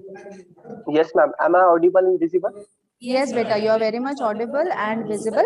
So, Sheikh Numan Nisar from Vasantrao Kale Homeopathic Medical College, Latur. And his topic for the day is Dr. Hahnemann, Man of Modern Pharmacology. Numan, your time starts now. Yes, ma'am. A very good afternoon to all of you. Homeopathy today has developed into a beautiful orchid which is disseminating its fragrance and freshness all over the world by healing all the human beings in a most rapid, gentle and permanent way. The man who first planted the seed of this beautiful orchid was none other than our master, Dr. Samuel Hahnemann. We salute to him. Hello, my name is Sheikh Numan and my today's topic is Dr. Hahnemann, a man of modern pharmacology. As we guys all know that there are the two types of actions of medicine. That is a primary action and secondary action. The second is of again two types. That is secondary curative and secondary counteraction. Homeopathy employs the law of similia as a therapeutic method where we administer the drug on the basis of the symptom similarity to arouse this secondary reaction by the body against its own disorder. This secondary reaction corresponds with the rebound effect in modern pharmacology. To understand this rebound effect, let us take an example. For the treatment of the hypersecretion of HCl, if I am choosing a drug on the basis of a contraria contraris currenta, initially by its primary action, it will reduce the hypersecretion, but the long-term continued use results into induces the homeostatic mechanism to reestablish the original state which was altered by the primary action of the medicine, resulting into an effect contrary with a stronger intensity of a original baseline symptom. This is known as a rebound effect. Now, this rebound effect exactly corresponds with the secondary counteraction, which was already stated by our master, Dr. Samuel Hahnemann. By working on this rebound effect, Dr. Richard Bond, an associate professor of pharmacology at Houston, has tested an idea of treating the asthmatic condition with the allopathic drugs, which is having the capability of producing the similar sort of manifestation to that of the asthmatic manifestation. After the administration, he saw that initially the breathing problems were worsened, but the long-term continued use resulted into an improved breathing problem. So later on, he stated that treating the patient with the drugs which actually worsen the symptom is called as a paradoxical pharmacology. These paradoxical pharmacology exactly corresponds with the law of similia, which our master, Dr. Samuel Hahnemann, had already stated. With this paradoxical pharmacology, Dr. Houston has treated many patients by the administration of allopathic drug on the basis of a law of similia, including the CHF, endometriosis, and others. So here we found a basis, a basic of a scientific basis of homeopathic healing principle in modern pharmacology. That's why our master, Dr. Samuel Hahnemann, is known as a man of modern pharmacology. At last, I would like to wish all the members a very happy World Homeopathic Day. Thank you. Thank you, Numan. You were exactly in time. Thank you so much. We have the next participant for the day, Tanushri Nimgaonkar from Dhanvantari Homeopathic Medical College, Nasik. Tanushri Nimgaonkar. Tanushri, are you there? Ma'am, am I audible? Yes, beta, you are audible as well as visible. We have the Tanushri Nimgaonkar from Dhanvantari Homeopathic Medical College, and her topic for the day is Dr. Hahnemann, Man of Modern Pharmacology. Tanushri, your time starts now. Good afternoon, everyone. Dr. Samuel Hahnemann was rightly called as the man of modern pharmacology, a great philanthropist, a great humanist, and a great physician, just to name a few. I would like to explain four most epoch-making contributions made by Dr. Hahnemann in the field of modern scientific knowledge, which have gone unrecognized and ignored by the scientific community so far. This should be a highly ambitious attempt to reinvent Hahnemann and homeopathy in the field of modern scientific knowledge and get him placed in the right stature he deserved in the history of modern scientific knowledge. The first and the foremost contribution of Dr. Hahnemann in the field of pharmacology is it was Hahnemann for the first time in the history of biological science who discovered the phenomenon of competitive relationship and of a certain substance in acting upon the biological process. He developed this observation into a wonderful tool for his novel therapeutic intervention, which he called as similia similibus curantur. That is, if the symptoms produced by a disease and a substance are similar, then they can compete each other on a similar plane in the biological processes. It has to be specifically noted that Dr. Hahnemann made this discovery over 200 years ago when the modern scientific knowledge was just in its primitive stages of development. The second and important contribution of Dr. Samuel Hahnemann as a pharmacologist is it was he who invented that ultra-diluted and post-Avogadro preparations of the drug substances are not nothing, but they retain some of the therapeutic properties of the original drug substances, and they can be used as a therapeutic agents. Hahnemann made this wonderful observation and utilized it for preparing the therapeutic agents for the new therapeutic method he developed. Even after 200 years of successful application of this method, the modern scientific knowledge could not understand whether this phenomenon really existed or not. But now recently, IIT Bombay shows the scientific basis of homeopathic medicines and its relationship with the nanotechnology. The third and the most important contribution as a pharmacologist of Hahnemann was application of miasms and its connection with nanotechnology in treating diseases. Scientific meaning and implication of the concept of miasms by Hahnemann is not properly understood not only by the modern scientific knowledge but also by the homeopathic community who claim themselves as the faithful followers of Hahnemann. Hahnemann proved that the chronic disease disposition are produced due to the long-term effect of the infectious diseases, which he termed as miasms. Relevance and conscientious effect of miasms become evident when we study it by using the advanced scientific knowledge available to us now. The fourth and the most important implication of Hahnemann in the field of pharmacology is by the implication of ordo separe, that is dare to be wise in the real life, he was the first to do the human clinical proving. He, in his Materia Medica Pura, very wisely explained the fragmentary observation relative to the positive power of the medicines on human body and proved over more than thousands and thousands of medicines. And this gave birth to the invention of a great pathy, a science in itself, that is homeopathy. To sum up it, Dr. Samuel Hahnemann also made a great contribution in pharmacology as in molecular printing, drug designing technology, and the greatest invention of all time in the history of medical science, that is miasms, and implications of miasms in dealing with the autoimmune diseases and paved the way for developing drugs for treating such diseases. Thank you very much for an uninterrupted hearing. Thank you, Tanushri. Thank you so much. The next participant for the day is Dr. Deepali Mari from Dr. J.J. Magdum Homeopathic Medical College, Kolhapur. Deepali Mari, are you there?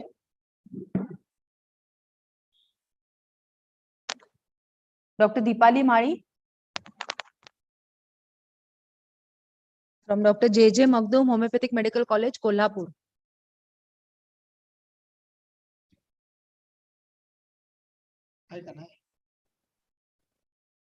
I think she is not there. She, due to some technical hitch. She is there, Urmila. She's I there, can see sir? her on the screen. Okay, okay, sir. She's there on the screen. I think her audio is off. Yes, ma'am. Okay, Dr. Deepali Mari. Yes. Am I audible, ma'am? Yes, you are very much audible. So she is Dr. Deepali Mari from Dr. J.J. Magdum Homeopathic Medical College, Kolhapur. And her topic for the day is Dr. Hahnemann, man of modern pharmacology. Deepali, your time starts now. Today is the most precious day to talk about this topic, that is Dr. Hahnemann, a man of modern pharmacology. About 200 years ago, Dr. Samuel Hahnemann discovered the unique system of therapeutics, that is homeopathy.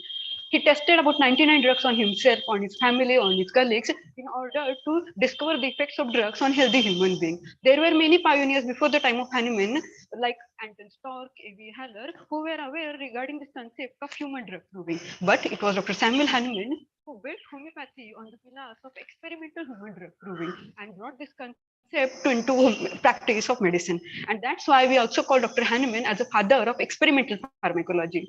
He established homeopathy and homeopathic pharmacology by proving drugs on healthy human beings and noted the data of pure effects of drugs in Patria medica pura and in chronic diseases. This concept of law of similars, individualization, doctrine of doctrine of medicine, doctrine of drug dynamization, doctrine of minimum dose are some basics of homeopathic pharmacology. But the question is, what is pharmacology? Pharmacology is a branch of biology, medicine, and pharmaceutical science which is concerned with the action of medicine. Pharmacology teaches us what to prescribe and what not to prescribe. By understanding pharmacology, we can be a better prescriber. Pharmacokinetics and pharmacodynamics are the major branches of modern medical pharmacology, which explains their mechanism of action. In homeopathy, we have primary action of medicine, secondary action of medicine, and in that secondary counteraction and secondary curative action. Action of homeopathic medicine is at dynamic level. It comes under the secondary curative action. Regarding the mechanism of action, we need more scientific data. Today's concept of memory of water and quantum mechanics needs more and broad level of research. Today, in the last 100 years, there has been extraordinary growth in the medical knowledge. And today's era has moved towards the molecular pharmacology, cellular pharmacology, and concept of use of nanotechnology in the field of medicine. Regarding this concept of nanomedicine, we have great resemblance to the homeopathic concept of infinitesimal dose. In the year 1799, for the first time, Dr. Hahnemann announced regarding the concept of infinitesimal dose. And within the year, Hahnemann started its clinical application. Today, modern medicine has saved millions of lives till the year, but they realize that action of medicine varies from one person to another person. Regarding the benefits of medicine, regarding the side effects of medicine, they realize that action of medicine varies by considering age, personal history, own history, health history, family history, or genetic background. And hence, the world has realized the importance of individualization in the treatment of medicine.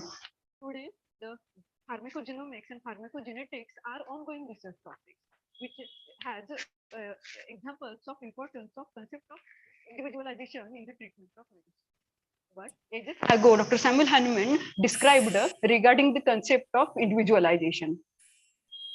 Today, with the concepts of homeopathic pharmacology, homeopathy is standing firmly in front of modern medicine, and it is wise to say that Dr. Hahnemann was far ahead of his generation because of the concepts. Today, homeopathic medicine are providing the highest level of cure as well as working best in the prophylactic medical treatment. And by considering all these facts, it's wise to say that Dr. Hahnemann, a man of modern pharmacology. Thank you. Thank you, Deepali. Thank you so much. The next participant and the last participant for today's this topic, Ms. Sukanya Bhavsar from Ahmednagar Homeopathic Medical College and Hospital. Sukanya Bhavsar. Sukanya Bhavsar. Sukanya, your audio is not clear, Sukanya. Just check it. Bhavar. I'm sorry. It is Sukanya Bhavar.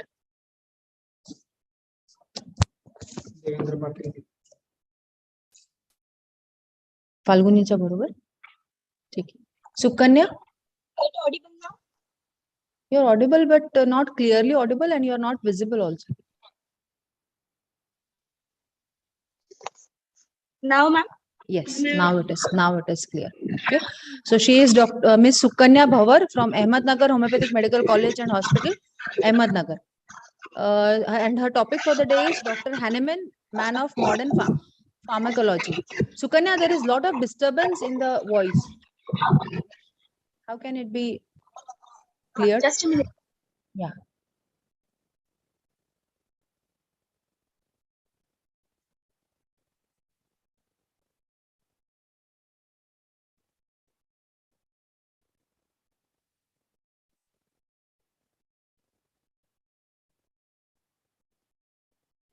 Sukanya? Now am I clearly audible, ma'am? You are clearly audible. Only the part is video part. Yeah, very good. Yes. Sorry for the misconvenience. So she's Miss Sukanya Bhavar from Ahmednagar Homeopathic Medical College, and her topic for the day is Dr. Hahnemann, man of modern pharmacology. Sukanya, your time starts now. Good afternoon to respected juries. Medicine must have originated at the same time when human beings originated, as disease is coexistent with life itself. When history began to be written in different centers of civilization, medicine was already to some extent developed. Now, starting with man of modern pharmacology, what does it exactly define? So, pharmacology is the science of drugs, including its origin, composition, therapeutic use, pharmacokinetics, and reaction of drugs in relation to their therapeutic values.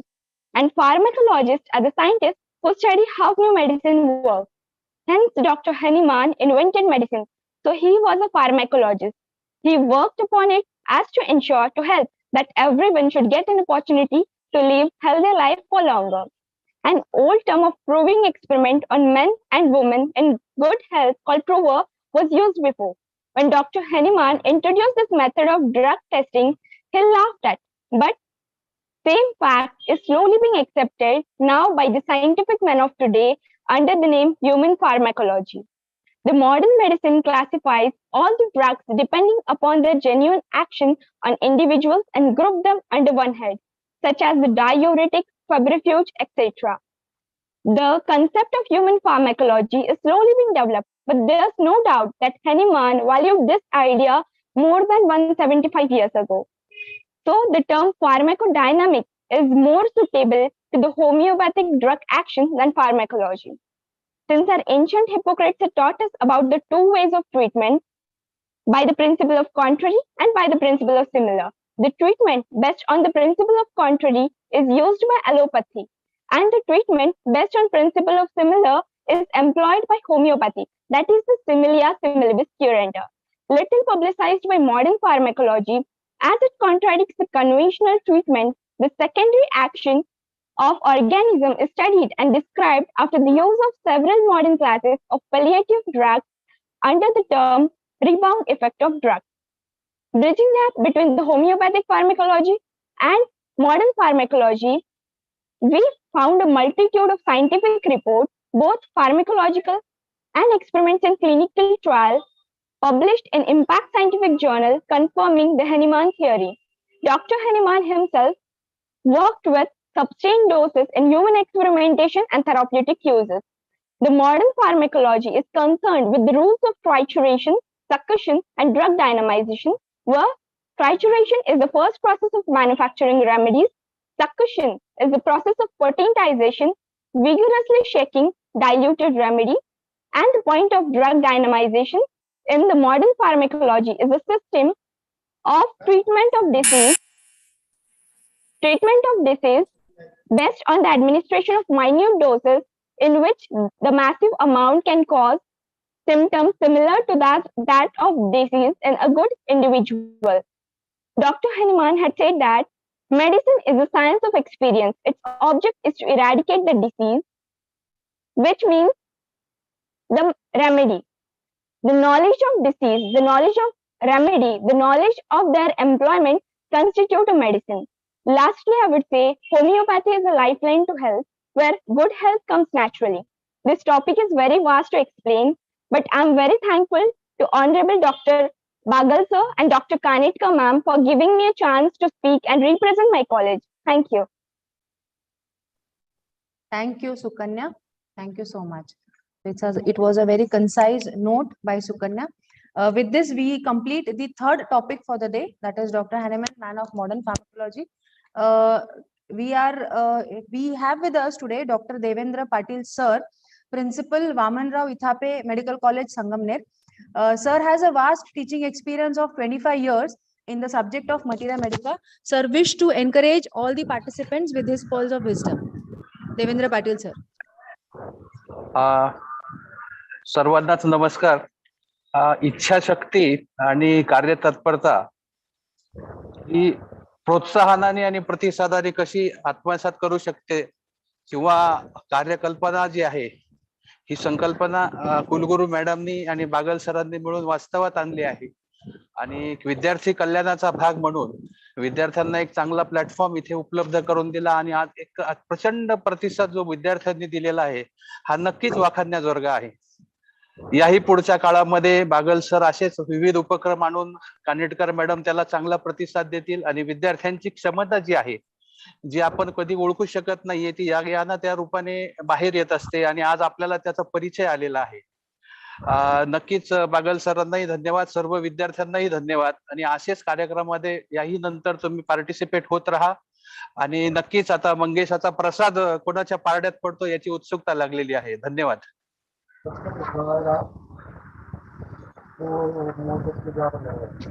Thank you, sir.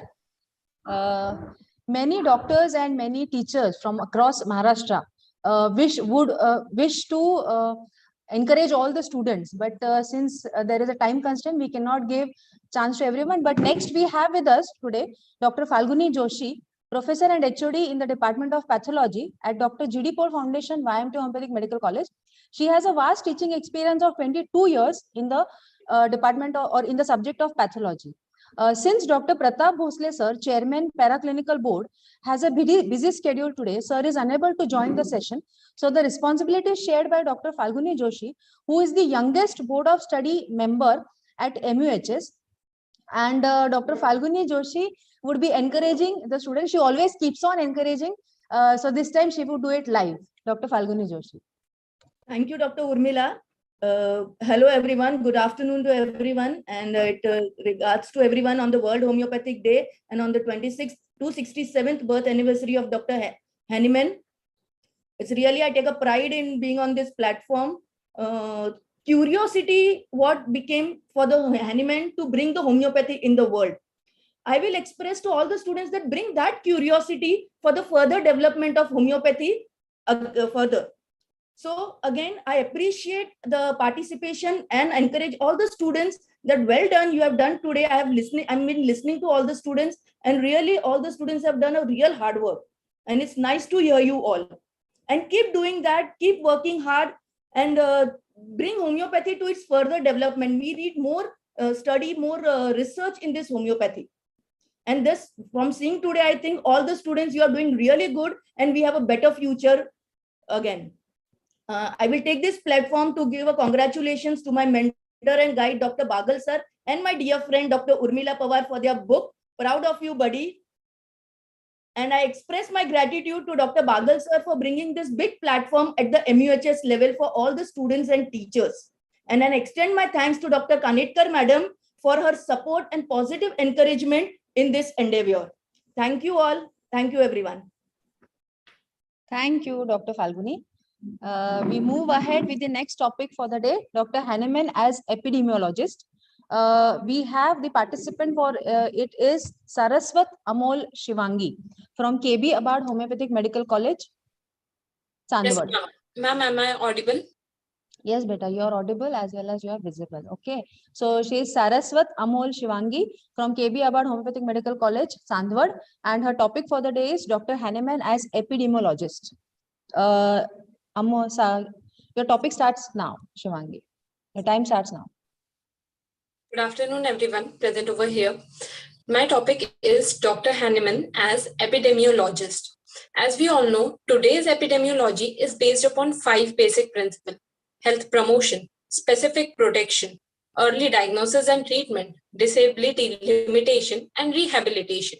But back in the times, we didn't know these concepts. But the concepts we actually know were discovered by Hahnemann sir.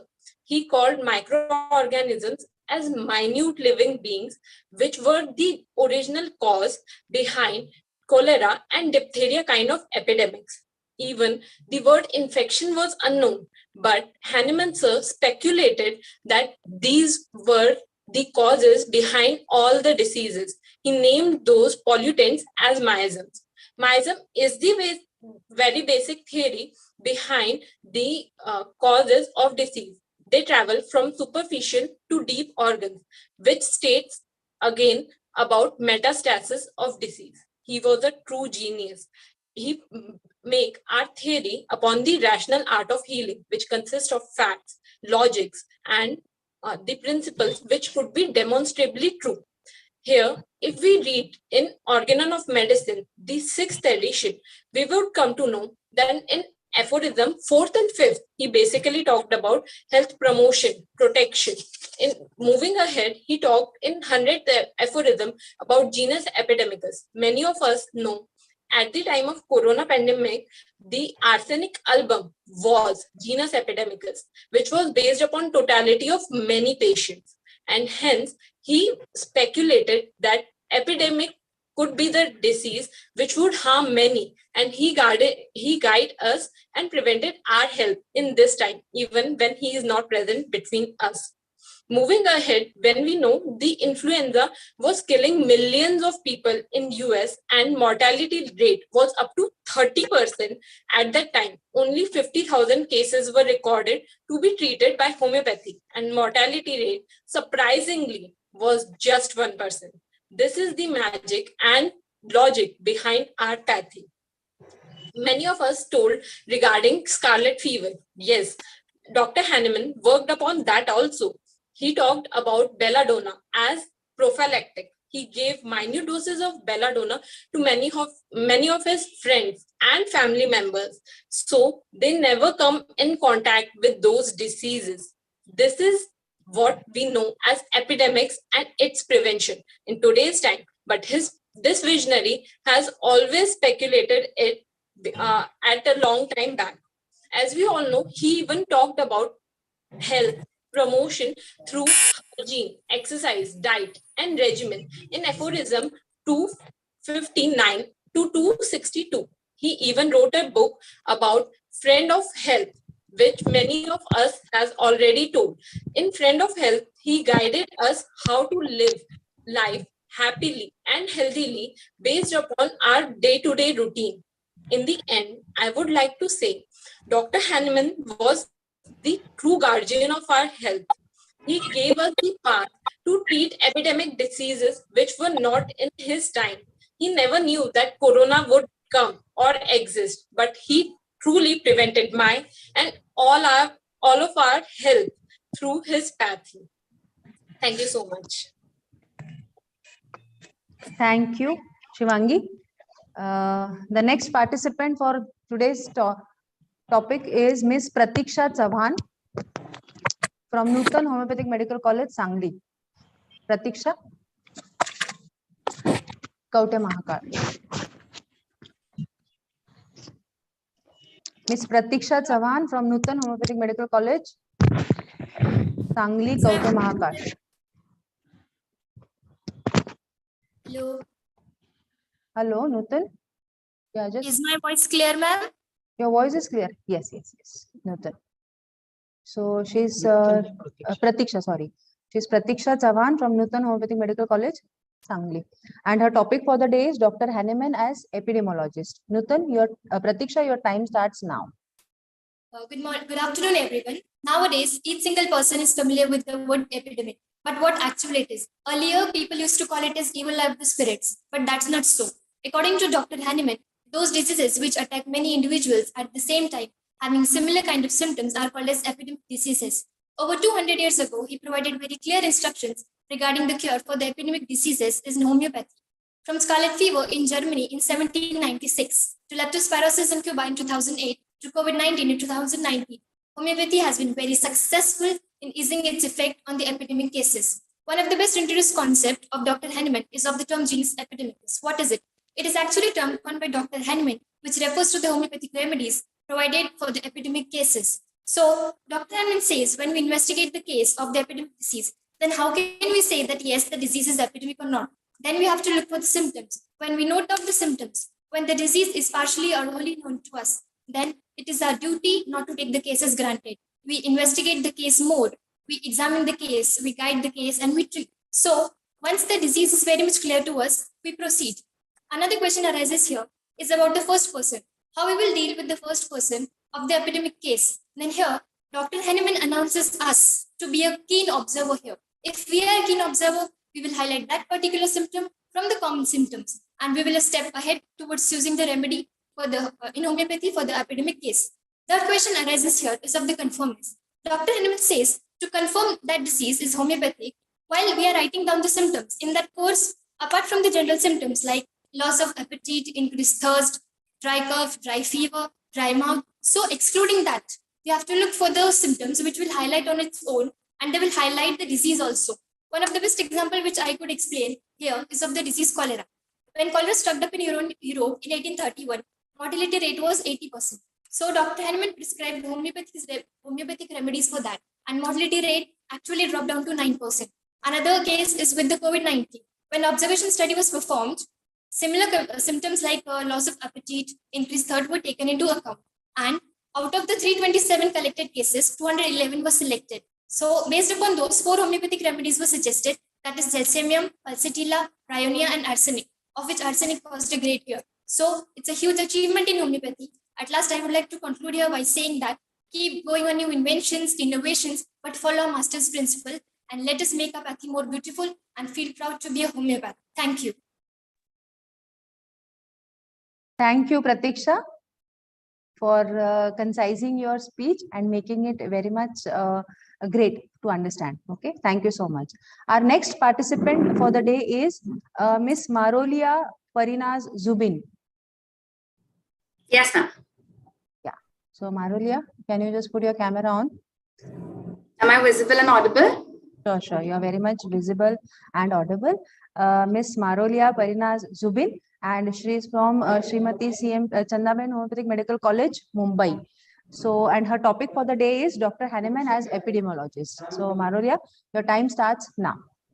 Good afternoon, respected judges, organizing committee, dignitaries, faculty members, principals of all the colleges, and my dear friends. My name is Parinaz Marolia, and I'm here to take you on a journey. It's the summer of 1799. Humans are woefully being afflicted by the red rampage of the scarlet fever epidemic. A mother of a large family develops the disease, following which her daughter also gets infected.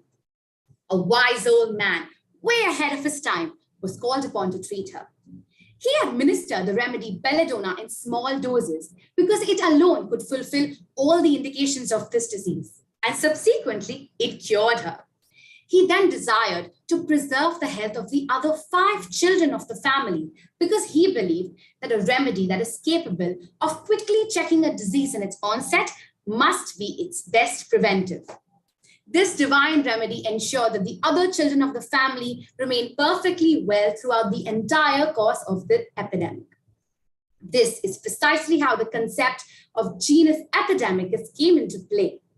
Not long after which, Cuprum and Veratrum for cholera, Aconite and Pulsatilla for measles, Eupatorum for dengue, and most recently arsenic album for COVID-19 emerged to become the genus epidemicus respectively. Apart from this, prophylaxis in homeopathy can also be achieved by administering specific medicines, anti-miasmatic remedies, and by constitutional treatment. The genesis of the concept of epidemiology began long before this term came into existence. Not only did Hahnemann observe the trends of epidemics, he always made it a point to describe the disease processes according to the areas covered, the population affected, and the duration of the disease processes. Hahnemann's foresight led him to discover the prominent method of drug proving, which is comparable to the randomized controlled trials of today, making him the forerunner of experimental epidemiology. Homeopathic literature is full of observation studies, effectiveness studies, controlled cohort studies, and outcome studies. Anyone practicing genuine homeopathy can face any epidemic disease because the law of similars can be applied to any sick patient at any given time. The Hahnemannian method is based on careful observation of phenomena, rigorous experimentation, and repeatable verifications. Apart from this, Hahnemann also highlighted the theme of being the preserver of health. He gave detailed guidelines on how to segregate the sick from the healthy and how to live and the ideal mode of living and diet and regimen. Epidemiologists, also known as disease detectives, search for the cause of disease, identify those at risk, determine how to control the disease and prevent it from recurring. Receptive and uncanny, isn't it? This is exactly what Hahnemann practiced and preached. The practice of epidemiology today is primarily based on asking questions, and that is one thing Hahnemann has ingrained into all of us. Even today, his methods being so authentic and eternal, we invariably find ourselves asking the question, what would Hahnemann do? Apart from being a skillful physician, Hahnemann can thus be considered an astute epidemiologist of his era. It is said that it takes 9 tailors to make a man. Similarly, it'll take 9 medical specialties to birth one Hahnemann. Thank you. Excellent. Thank you, Excellent. Very nice. Lot of confidence and lot of good work. Thank you. Next participant for the day is Shweta Ghagi, Antar Bharati Homeopathic Medical College, Nagpur.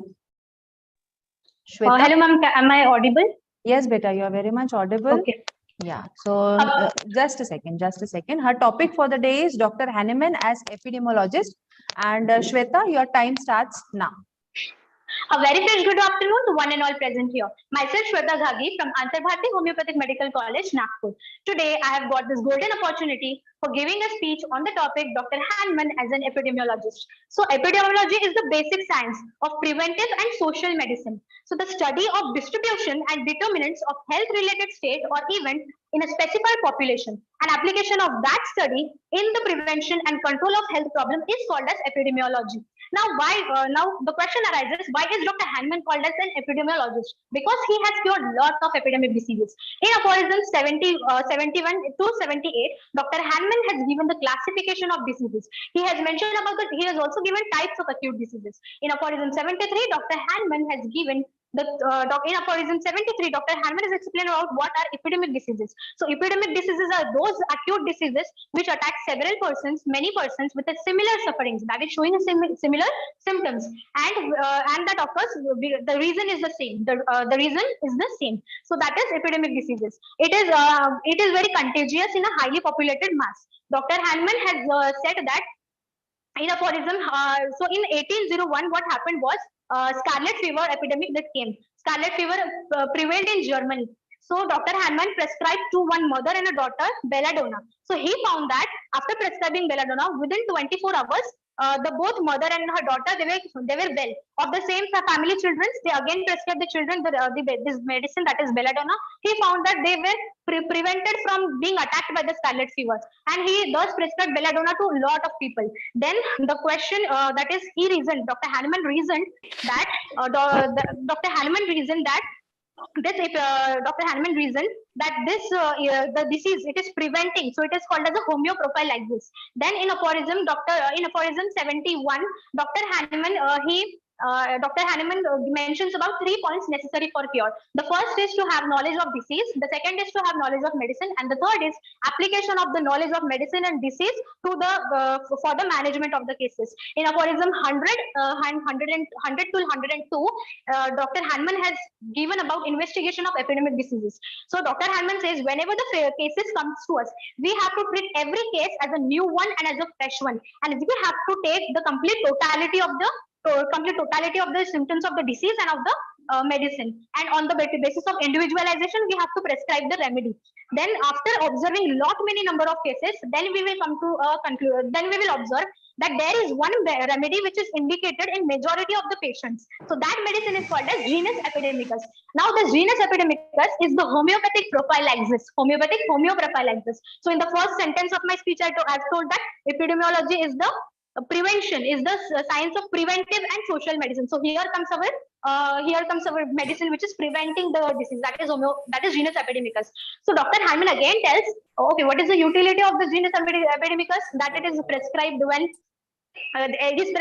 there is a sudden outbreak. It is time saving and it is a preventive medicine. Recent example for that is coronavirus Arsenica multum was prescribed. So Dr. Hahnemann again tells us that genus epidemicus, we don't have to use it all the time. We have to use it only when there is a requirement, when there are a lot of patients, when there is a sudden outbreak and there is no time for case taking. Otherwise, we have to stick to our basic principles, that is nothing but individualization, case taking, proper case taking, and totality of the symptoms. We have to depend upon that. So not just this one example that I have given, but there are many examples if we are seeing which will prove that Dr. Hahnemann was a great epidemiologist. So Dr. Hahnemann has contributed a lot for this world. Now it's our turn that we have to contribute something, and we have to do something for the upliftment of our homeopathic system. And with these few words, I would like to end my speech by thanking MUHS University for giving this very beautiful chance. Thank you so much. Thank you, Shweta. Thank you for concising your speech. The next participant for the day is Shweta Kharath from Vengurla Homeopathic Medical College.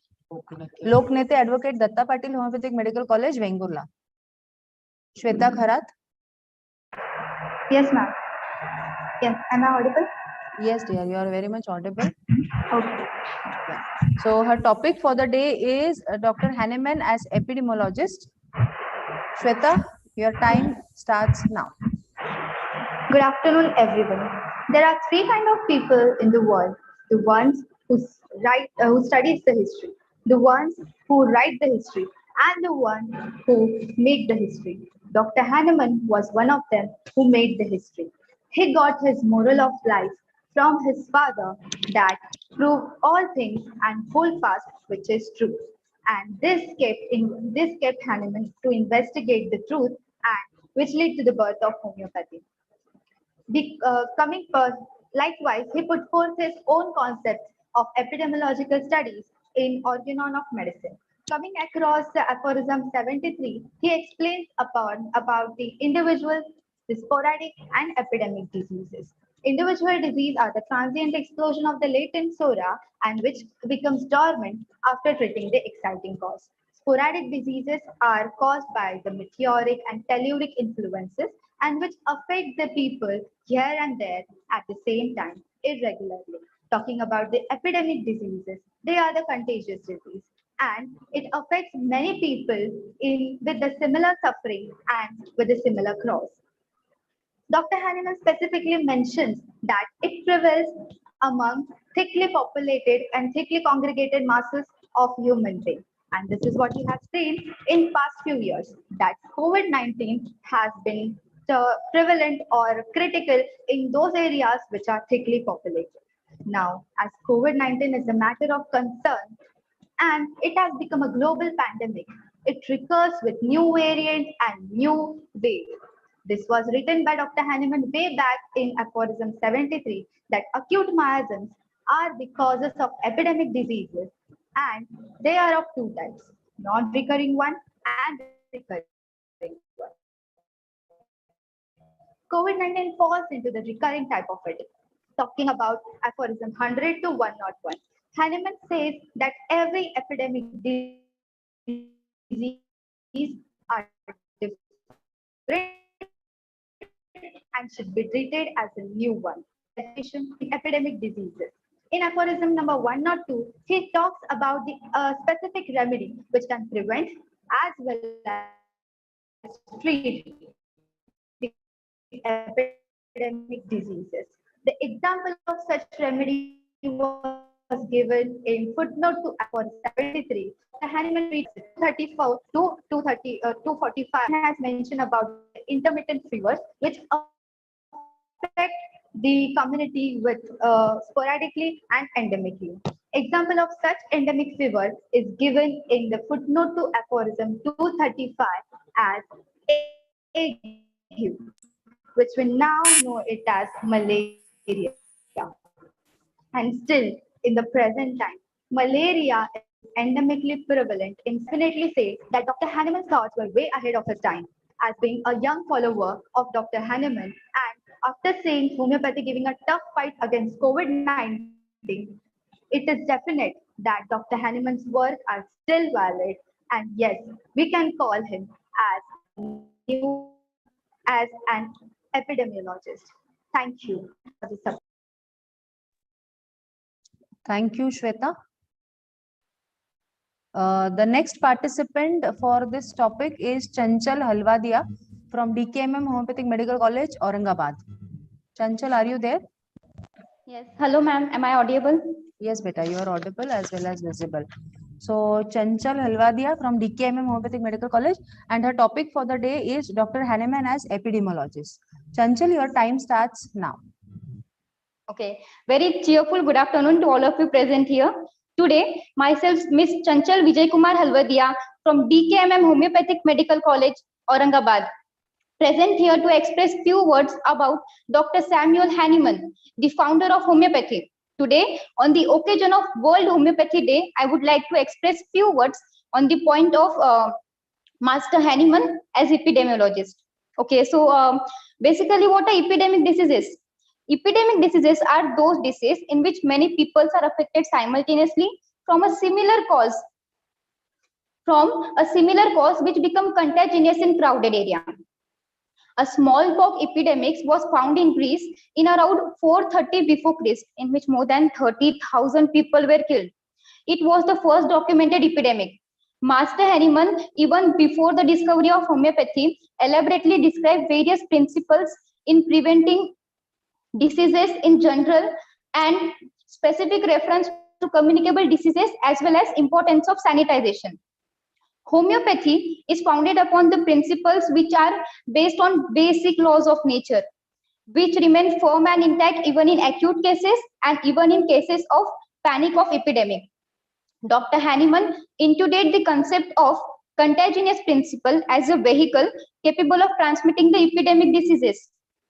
He described acute epidemic miasms that are sora, syphilis, and psychosis, which are obtained through these contagious principles. In today's world, it can be equated as microbes or virus infection. The concept of genus epidemicus, which was originated with Hippocrates and was taken further by the Paracelsus, who pointed out the need to find a specific remedy for each epidemic. Hahnemann clearly described in his writings about the concept without using the term genus epidemicus. However, Agidi related a conversation he had with Master Hahnemann that when he used to visit him in around 1831, that Master Hahnemann used the term genus epidemicus. History evidences of homeoprophylaxis in preventing epidemics are scarlet fever, whooping cough, malaria, cholera, influenza, diphtheria, smallpox, chikungunya, malaria, Japanese encephalitis, flu, hepatitis, and many more. Thus, homeopathic medicines have such a great use in epidemic diseases, even though the most severe and fearful diseases like scarlet fever is there, cholera, etc. It has been successfully encountered by using our homeopathic medicines. That's all how homeopathy played such a great and miraculous role in preventing epidemic diseases.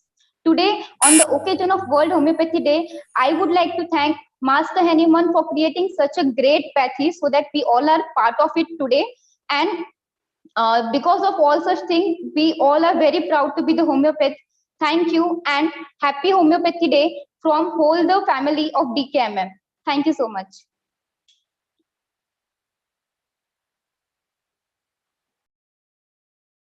Thank you, Chanchal.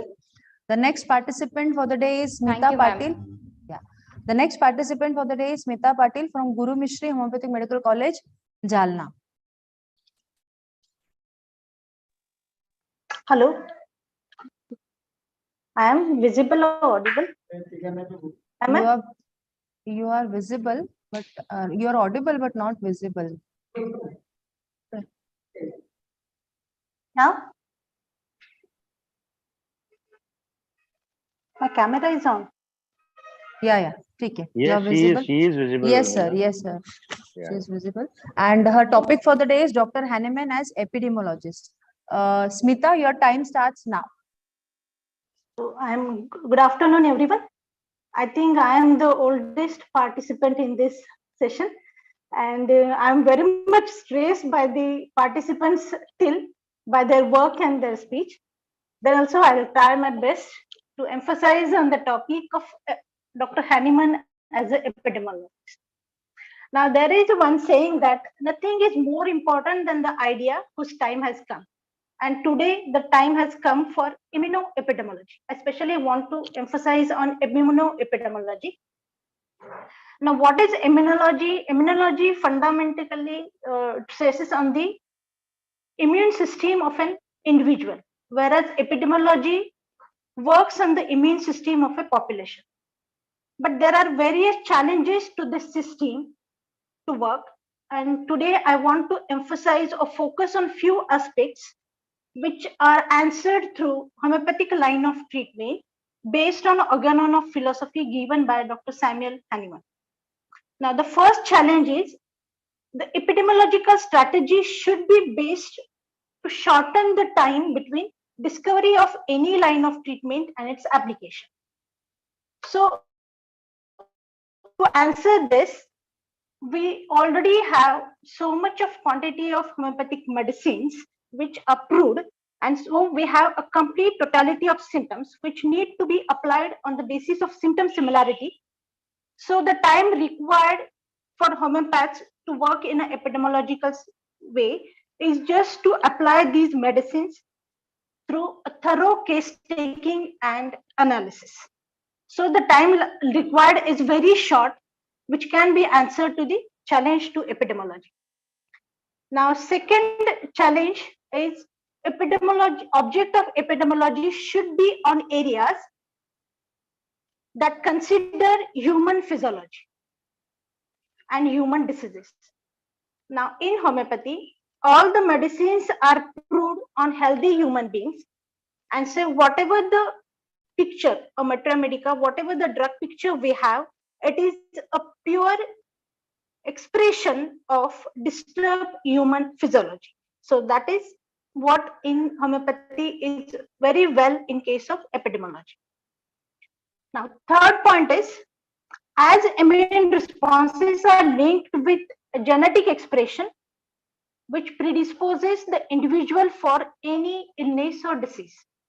For example, there is a study on ankylosing spondylosis. 90% of patients who are suffering from ankylosing spondylosis have presence of HLA type B27G. And to get surprised, this gene is just 8% of the population. So much is the specificity of any genetic expression. And this is explained by Dr. Hahnemann as individualization and susceptibility of the individual for any disease. Lastly, I want to emphasize on dose selection and repetition of homeopathic medicine. Now, this is just, the dose is just sufficient to enhance or to modulate the immune response so as to get a desired result. Now, thank you for the opportunity to speak on the subject, and I want to have a dialogue with the VC madam that homeopathy can work as a interpathy, or it can prove to be a integrated research subject on in epidemiology. Thank you. Thank you, Dr. Smita Patil ma'am. Ma'am, we really appreciate your spirit of participation. Thank you so much, ma'am. With this, we finish with the third topic for the day as Dr. Hahnemann as epidemiologist. We are blessed to have with us today Dr. Rajkumar Patil sir, Principal, Professor and HOD in the Department of Materia Medica at SJPS Homeopathic Medical College, Kolhapur. Sir has a vast teaching experience of 30 years and administration experience of 30 years. Sir is member Senate MUHS and ex-president MCH. Sir wish to shower his blessings to the participants through his words of wisdom. I request sir to kindly address the students. नमस्कार. आवाज येतोय बालन sir? Yes sir.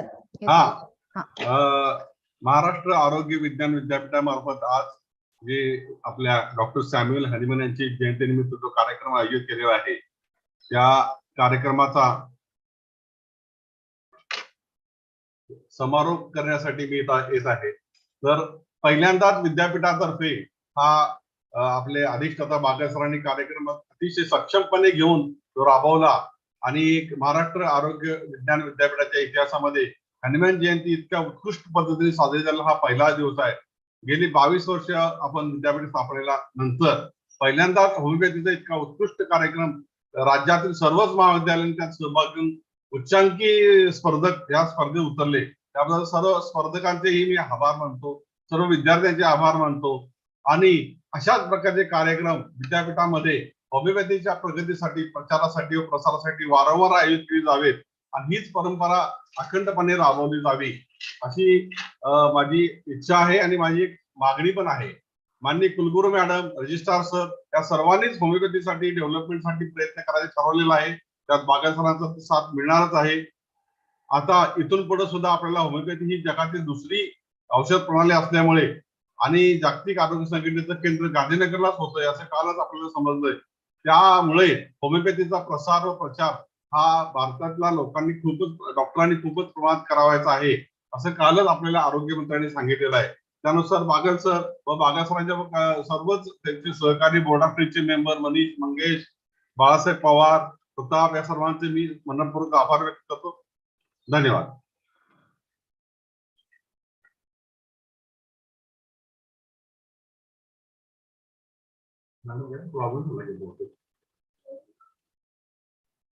Thank you, sir. Thank you for encouraging us all the time. We have with us today also Dr. Parinaz Damania ma'am. Ma'am is Principal, Professor and HOD in the Department of Pharmacy at CMP Homeopathic Medical College, Mumbai. Ma'am has a vast teaching experience of 35 years in the subject of pharmacy. Ma'am would like to shower her blessings to the participants.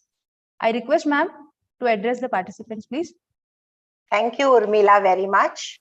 I Thank hope you, ma'am. I'm audible. Yes, ma'am. Yeah. Yes, ma'am. And congratulations to one and all on this World Homeopathic Day. I especially want to thank our VC madam because this is the first time she, as well as our Dean sir, has allowed this kind of a university platform for students to participate in poster, elocution, and chart essay writing, English as well as Marathi. Thank you so much, Bagal sir. Congratulations to you and Urmila madam for the book release. Indeed, we will promote it with our students, and it's a unique one of a time. And I hope this kind of presentations are there every year.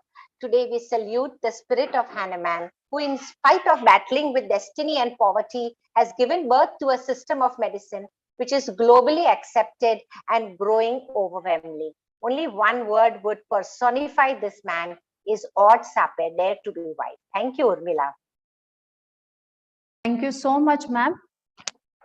We have with us also Dr. Bhalchandra Thakre sir, Professor and HOD in the Department of Forensic Medicine and Toxicology at Atal Bihari Vajpayee Homeopathic Medical College, Nevasa. Sir is the ex-president of MCH, and sir would like to encourage the spirit of students through his pearls of wisdom. Words, sir. Dr. Thakre sir.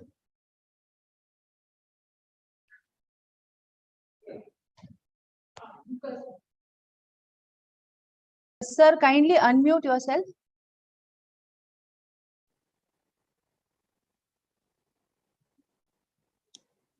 आता आवाज येतोय madam? हो sir, हो येतोय. सर्वांना नमस्कार. होमिओपॅथीचे जनक doctor Samuel हॅनेमन यांना जयंती निमित्त सर्वप्रथम विनम्र अभिवादन. तसेच सर्वांना जागतिक होमिओपॅथी दिनाच्या हार्दिक शुभेच्छा. महाराष्ट्र आरोग्य विज्ञान विद्यापीठाच्या प्रशासनाने व होमिओपॅथी प्रशासनाने तसेच विशेष करून व्हीसी मॅडम व होमिओपॅथी विभागाचे अधिष्ठाता डॉक्टर धनाजी बागल सर यांनी डॉक्टर सॅम्युअल हॅनेमन यांच्या जयंतीनिमित्त विद्यापीठाच्या वतीने करीत असलेल्या या उपक्रमाबद्दल मी राज्यभरातील 70,000 होमिओपॅथी वैद्यकांच्या वतीने विद्यापीठ प्रशासनाचे व होमिओपॅथी विभागाच्या अधिष्ठातांचे हार्दिक अभिनंदन करतो. या उपक्रमास हार्दिक शुभेच्छा देतो. धन्यवाद.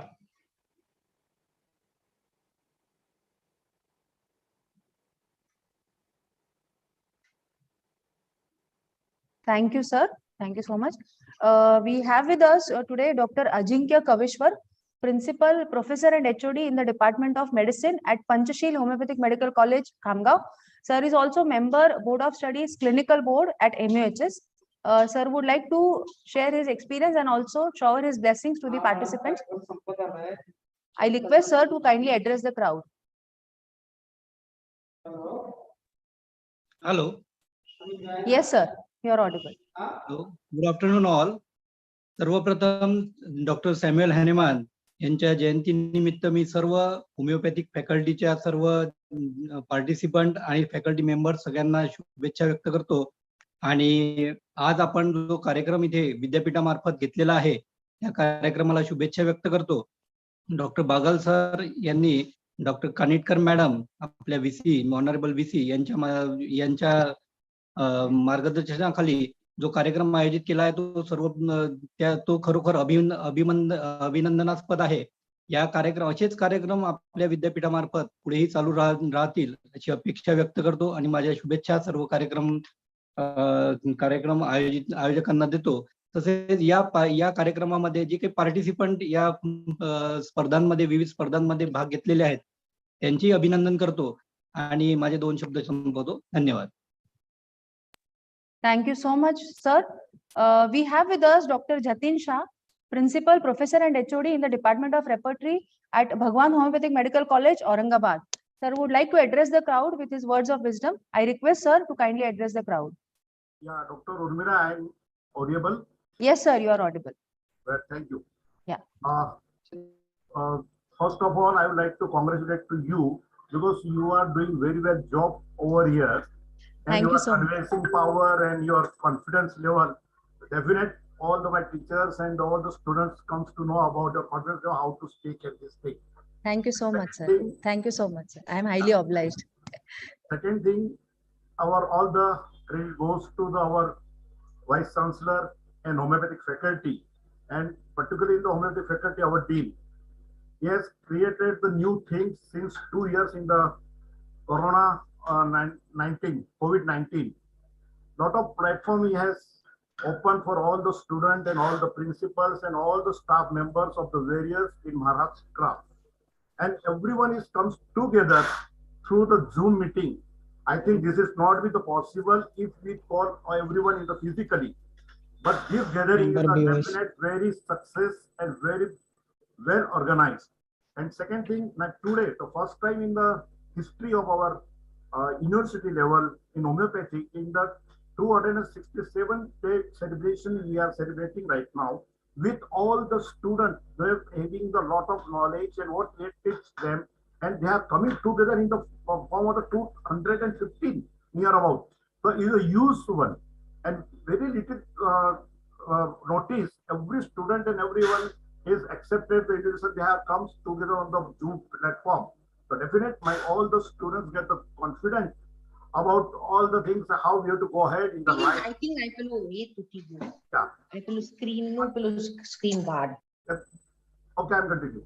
So this type of the experience is a very beautiful experience. I hope and I congratulate again my dean.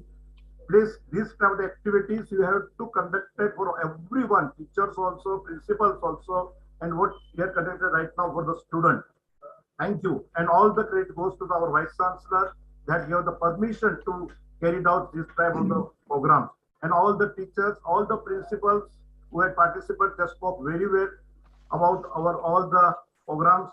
And once again, thanks to everyone for bottom of my heart. Thank you. Please continue. Thank you so much, sir. We have with us today respected Dr. Kanchan Desada ma'am. Ma'am is Chairman Guru Mishra Homeopathic Medical College, Jalna. Ma'am is ex-member CCH. Ma'am is member Board of Studies MUHS. And also ma'am has a vast experience, almost 35 or more than 35 years of experience in administration and teaching. Ma'am, we request you to kindly shower your blessings to all our participants and to us also. Ma'am. Thank you, Dr. Urmila. Thank you so much, ma'am, for joining. मी आता दिल्लीमध्ये आहे, त्याच्यामुळे इथे range नसल्यामुळे तुमचं पूर्ण ऐकू शकले नाही. परंतु कोरोनामुळे असो की आपल्यामुळे असो, ऑनलाईन जो प्लॅटफॉर्म मिळाला त्याच्यामुळे स्टुडंट, टीचर, सगळे प्रिन्सिपल जे येऊ शकत नाही त्यांच्यापर्यंत आपण पोहोचलो आहोत. आणि पहिल्यांदा MUHS ने VC मॅडमच्या राज्यात आणि डॉक्टर बागल डीनच्या लिडरशिपमध्ये आपण जो पहिल्यांदा वेबिनार घेतला आणि वर्ल्ड वाईज होमिओपॅथी डे हा साजरा केला, त्याबद्दल आपल्या सगळ्या टीमचं खूप खूप अभिनंदन. ऐकू येते? Yes, ma'am. Yes, ma'am. Thank you. Thank you so much, ma'am. Yes. मी इथं दिल्लीमध्ये आहे. डॉक्टर आपले जे आयुष मिनिस्टर आहेत, रजोरियाजी आहेत, यांनी खूप चांगला मेसेज दिलेला आहे ह्या प्रसंगी, की आपण जे आहेत की हॅनिमॅन सरांनी जसं चॅलेंज स्वीकारलं आणि त्यांनी ह्या पॅथीचा शोध लावला, तसाच आपण पण चॅलेंज स्वीकारायला पाहिजे आणि पब्लिक पर्यंत आपण जायला पाहिजे. जोपर्यंत आपलं पब्लिक पर्यंत जात नाही किंवा आपण मार्केटमध्ये जात नाही, तोपर्यंत आपली होमिओपॅथी विकणार नाही. त्याच्यामुळे माझ्या सगळ्यांना म्हणणं आहे की आपण जे काही PG PhD चालवणारे आहोत, तर डीन सरांना माझी विनंती आहे की सगळं आपण संघटन करून ह्या PG PhD ला पब्लिक हेल्थचे प्रोग्राम आणि त्याप्रमाणे टॉपिक देऊया, असं आपण भविष्यात होमिओपॅथी आपलं सगळं पुढे जाईल. तर ह्या संघटनमुळेच आपलं सगळं काही होमिओपॅथी पुढे नेईल. आणि पहिल्यांदाच MHS मध्ये जो मोठा प्रोग्राम घेतला त्याबद्दल सगळ्यांचं धन्यवाद. आणि जागतिक होमिओपॅथी दिवसाच्या सगळ्यांना शुभेच्छा. धन्यवाद.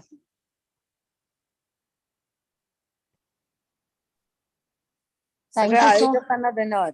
Thank you so much, ma'am, for the true inspiring, your valuable inspirational words, ma'am. Thank you so much. Next, we have with us dynamic leader, Dr. Ashish Bhagat sir, Vice Principal, Professor and HOD in the Department of Surgery at KES Homeopathic Medical College, Alibag. Sir is also the youngest member of Board of Studies Clinical Board, MUHS. So, a true inspirer to the younger budding homeopaths. I request sir to kindly address the crowd. Thank you, madam. I think you need argentum metallicum. Yeah. Because of your hectic schedule. Still, you gave me opportunity to speak in front of this crowd. I will start with it. एकाच नाण्याच्या दोन बाजू असणाऱ्या क्षेत्रांना एकमेकांची साथ हवी असते.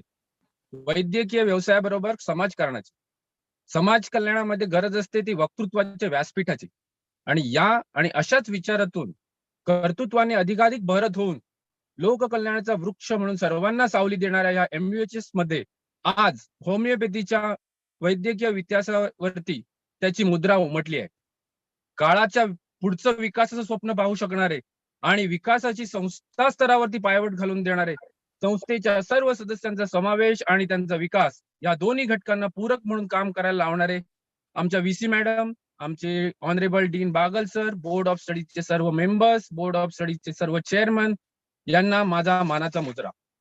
आज 267 today on 267th birth anniversary of our master Dr. Hahnemann, it is my pleasure to say few words in front of this virtual platform. Homeopathy is the second largest system in the world according to the WHO. It is used all over 800 million people worldwide, and around 25% of people are using homeopathic medicines in India. It's my proud privilege to tell you that all that homeopathy is the fastest growing medical system, and its estimated growth is 7.5 in the last 10 years.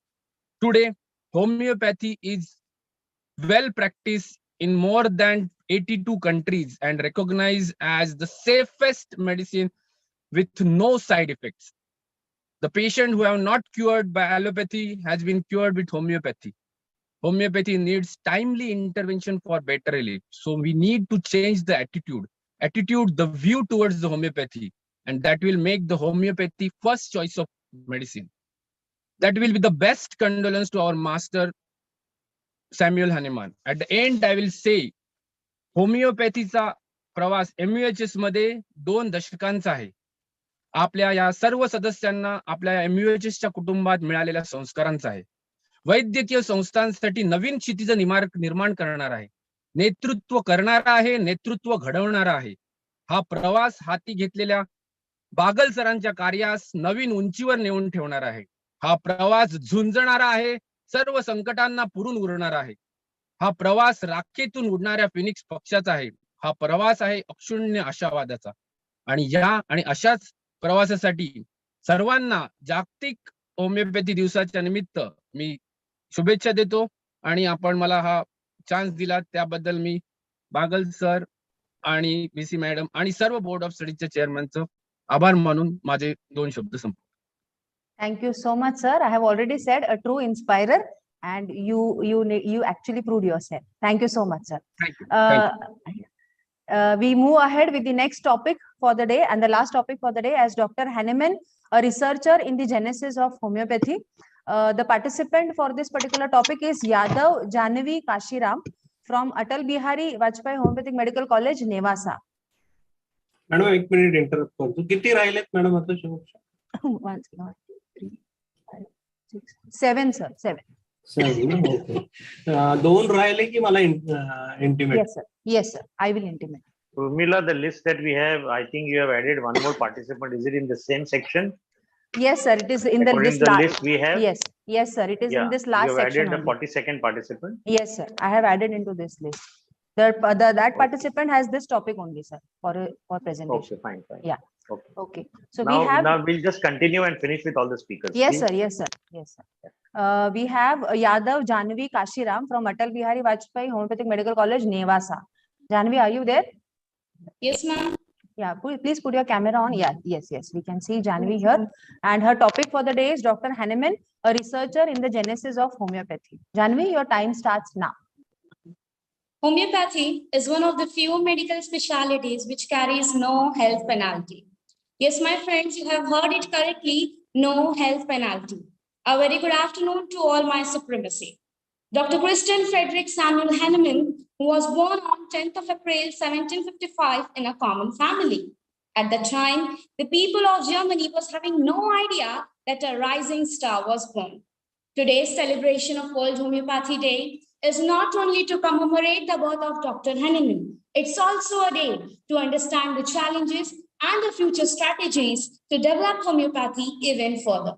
Right now, you all are hearing about the word homeopathy. You might have got a question about which pathy am I speaking, how its genesis takes place. Well, now I will narrate. Dr. Samuel Hahnemann, the pioneer of homeopathy, was the brilliant student who had gained the knowledge of various languages. For his livelihood, he used to translate the book into different languages. One day, while translating the Chulin's Materia Medica from English to German, Chulin's experiment on cinchona bark has drawn Dr. Hahnemann's particular attention. This assessment was quite dissatisfied according to Dr. Hahnemann. So, he decided to prove this experiment by taking the medicine on himself. From this proving, he discovered that cinchona, which was famed for its curative power in malaria, when taken by him in a healthy state, produces the similar symptoms as malaria. Through this proving and assessment, knowingly or unknowingly, Dr. Hahnemann has given a birth to a new pathy called as our homeopathy in 1796. Dr. Hahnemann's homeopathy is based on the principle of similia similibus curantur. Even our ancient Indian poet, Kavi Kalidas, has said about our pathy that Shrute hi pura loke, Vishya Visham Aushadham. You people should not be able to believe that homeopathy is limitlessly bound to nature. Even the smallest element of nature is used for the drug preparation, like from the sun to the moonlight. The suitable inscription on the monument of Dr. Samuel Hahnemann, I have not lived in vain, always inspires the homeopath all over the world for more dedication towards the future development of homeopathy. And from today's word, the only message I want to give you all, that Dr. Hahnemann has taught us, where we see a dead end, there is a beginning of a new era, a time for a new innovation. And the only thing I want to say you all that if we will walk on the footsteps of the Dr. Hahnemann, then the day is very earlier that from one of us, a new Dr. Hahnemann will take birth. Thank you. Thank you so much, Jahnavi. Next, we have with us Shivani Joshi from YMT Homeopathic Medical College, Kharghar. And Jahnavi, are you there? Shivani, are you there? Yes, ma'am. Am I audible? Yeah. Yes, you're audible. You have to be a little more precise. Okay. Yeah. Yes, ma'am. And her topic for the day is Dr. Hahnemann, a researcher in the genesis of homeopathy. Shivani, your time starts now. A very good afternoon. Let me start by asking a very simple question. What do we mean by research? Well, Oxford has explained it beautifully as a systemic investigation in and the study of materials to establish facts and to reach to new conclusions. This brings us to our next question. What are the qualities of a good researcher? Well, let's use the example of one of the greatest men that humankind has known, the one who gave us a beautiful science, Dr. Samuel Hahnemann. It has been pointed out today many times by my colleagues, but I think it would be unfair to start a speech about Hahnemann without mentioning his experience with cinchona. Left dissatisfied with Cullen's statement, he embarked upon his own experiments of proving cinchona bark. This was the first step taken towards homeopathy and the very first step taken towards research and drug proving. Let's not forget the timeline. We are talking about the late 1700s. Hahnemann was ever so scientific in his research, in his approach. He was very particular about involving only healthy human beings, subjects of varying age, of varying constitution, of different gender. Now, doesn't it sound very familiar to the inclusion and exclusion criteria which modern scientists use today in their clinical practice? He was very sure about his aims and objectives and about his observation and analysis of data, which led to the conclusion and firm establishment of the nature's law of cure, similia similibus curenta. It won't go amiss to say that in a time when the health field was particularly in chaos, Hahnemann laid the foundation for systemic and methodical research. This, my friends, is the first quality of a good researcher, to be extremely sure of your objectives and to have a scientific and organized attitude. For 12 years, Hahnemann observed his patients, and in it, he saw that there was certain obnoxious material, a stigma, which could be passed on to the offsprings, which was the fundamental cause of all diseases. He came up with his theory of chronic miasms, for which he was severely criticized and ridiculed by the old school of medicines. For 200 years later, it was proved, his theory was proved. We now study it under the name of genetics. This, my friend, is the second quality. A great researcher has to be an astute observer. It is said that a science is well established if it can withstand the test of time. After endless of research, after endless experiments, Hahnemann found that in infinitely minute doses, our remedies can show enhanced therapeutic properties and gave us the path-breaking concept of dynamization. Till date, the so-called modern medicine refuses to accept this. However, if only they knew, they have already acknowledged it. They just know it by the name of nanoparticles and study it under the concept of quantum physics. In spite of all this, the fact which spoke volumes about the great master's research-based attitude is the fact that he always insisted, don't take my word for it. Don't follow me blindly. Experiment thoroughly and see the results for yourself. Now the baton has passed to us, a new generation of homeopath, and we assure you, we'll never stop experimenting. We'll never stop researching, never stop improving, and carry forward the work of Dr. Samuel Hahnemann, a great researcher, a true man of science. I will conclude with these words, which were spoken by Dr. Hahnemann in the preface of the Repertory of Antisoric Medicines. I'm not ashamed to confess that I did not know yesterday what experience might teach me today. Thank you. Thank you, Shivani. It was just on time and a good collection of data, Shivani. Good presentation. Thank you so much. We have with us our next participant for the day, Namita Shirsagar from Guru Mishri Homeopathic Medical College, Jalna. Namita, are you there? Yes, ma'am. Am I audible? Yes, you are audible. I can't see you. Where are you? Ma'am, can you see me now? Yeah. I can see you now. So the participant for the day is Namita Shirsagar, Guru Mishri Homeopathic Medical College, Jalna. And her topic for the day is Dr. Hahnemann, a researcher in the genesis of homeopathy. Namita, your time starts now. Good afternoon, everyone. For all the dignitaries, my college staff and principal for giving me this opportunity to speak in front of you all on the occasion of World Homeopathic Day. To start with a quote, wonder is the beginning of wisdom. I would like to say that Dr. Hahnemann also similarly experienced wonder in his life when he read Cullen's Materia Medica while translating it. He wondered why and how did cinchona bug cured and showed intermittent fever symptoms in a person. He wondered why did this happen? But Dr. Hahnemann serving himself, not only he just waited and thought about it, but he experimented that on himself and saw that his similar symptoms were seen in him. He was very curious and he was very curious to know about it. So from 1790 to 1796, for 6 years, he experimented different drugs from different sources on himself and on all the healthy human beings. He just not only experimented it, he did clinical observations, drug provings on healthy individuals of different sexes and various people. He saw that all these drugs, which when diluted on a certain stage, could produce symptoms which would cure the unhealthy patients. Here, he always knew that he saw it lately or he studied it slowly, but he didn't stop. He always wanted to search about new things. So in 1796, finally, he first time wrote in the master essay the principle which we use now, which is similia similibus curantur, which means like yours like. Later, he did all clinical and literary works. He wrote down every records, every experiments, every drug provings, everything which is still available for us now. Because he wanted every homeopathic physician or every physician who practiced homeopathy or who wanted to learn homeopathy should know what every effort he did and what he studied and what he experimented.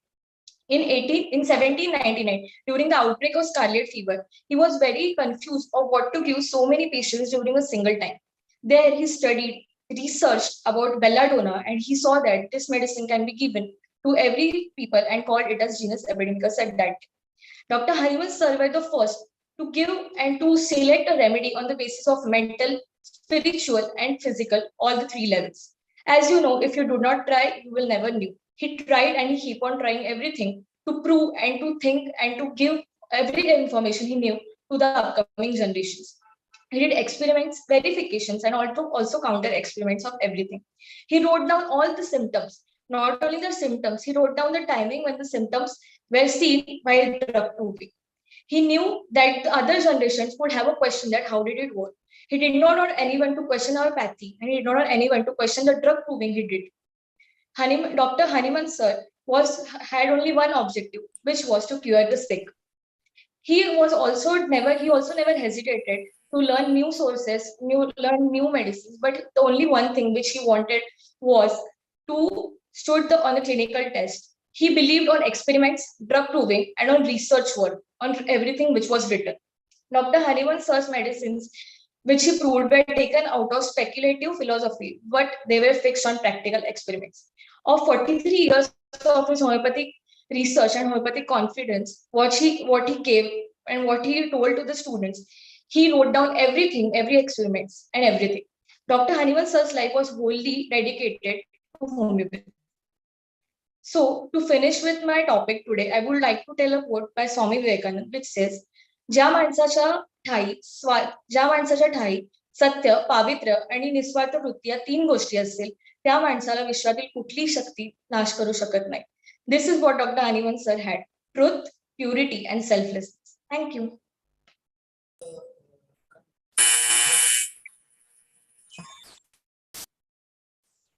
Thank you so much, Namita. We have with us our next participant for the day, Gopal Mahadev Mali from E.B. Gadkari Homeopathic Medical College, Kolhapur. Gopal Mahadev Mali. Gopal, are you there? Yes, ma'am. Yeah, are you there? Yes, ma'am. Yes, ma'am. Yeah. Okay. So Gopal Mahadev Mali from E.B. Gadkari Homeopathic Medical College, Kolhapur, Gadinglaz. And the topic for the day is Dr. Hahnemann, a researcher in the genesis of homeopathy. Gopal, your time starts now. Good afternoon, everyone. In this world, there are three types of people.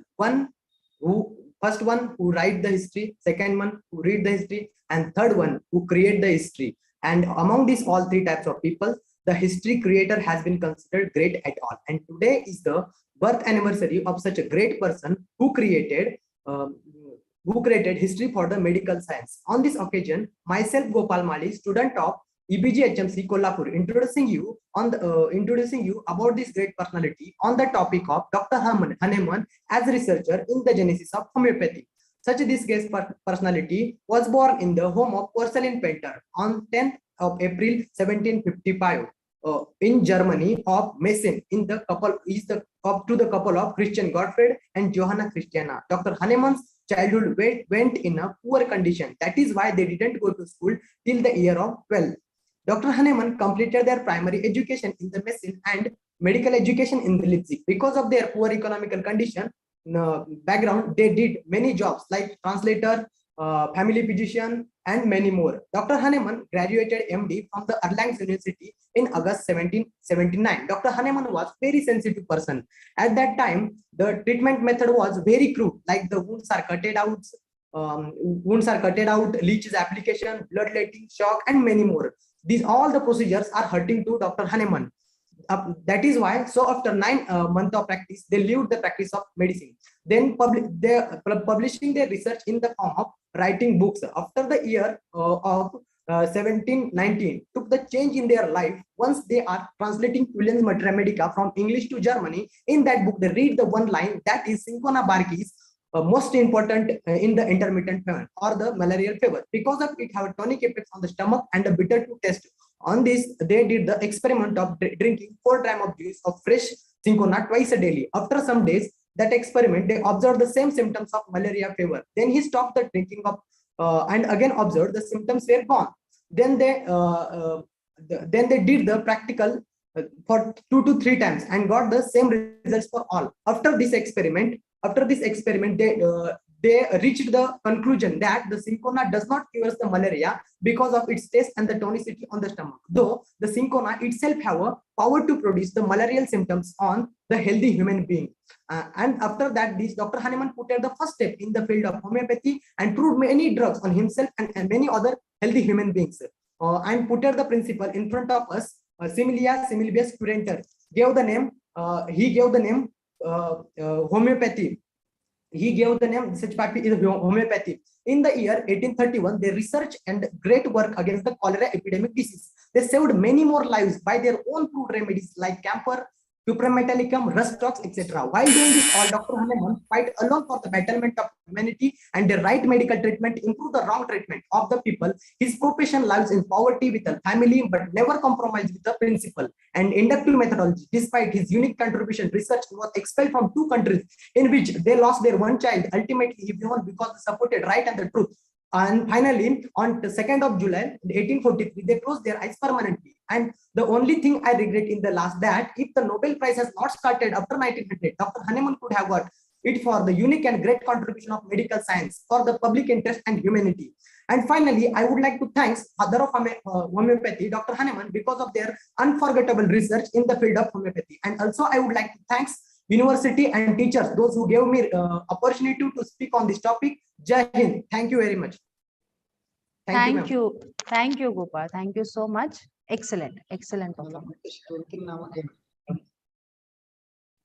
The next participant for the day is Janvi Purohit from Virar Homeopathic Medical College, Virar. Janvi, are you there? Yes, ma'am. Yeah, ma'am. Yes. Good afternoon, Janvi. So yes. she's Janvi Purohit from Virar Homeopathic Medical College, Virar, and her topic for the day is Dr. Hahnemann, a researcher in the genesis of homeopathy. Janvi, your time starts now. Very good afternoon to respected judges, teachers, and my dear fellow mates. I'm thankful and grateful for getting this opportunity to deliver out my thoughts on this auspicious day of homeopathy. We are celebrating this whole week in the memory of greatest researcher and the founder of homeopathy, Dr. Christian Frederick Samuel Hahnemann. What makes him alive still live in our hearts, even after 2 centuries? It's his research work and literature. We all are aware that Hahnemann sir was an allopath and then he left up his practice because he was not satisfied with the method of cure prevailing at that time.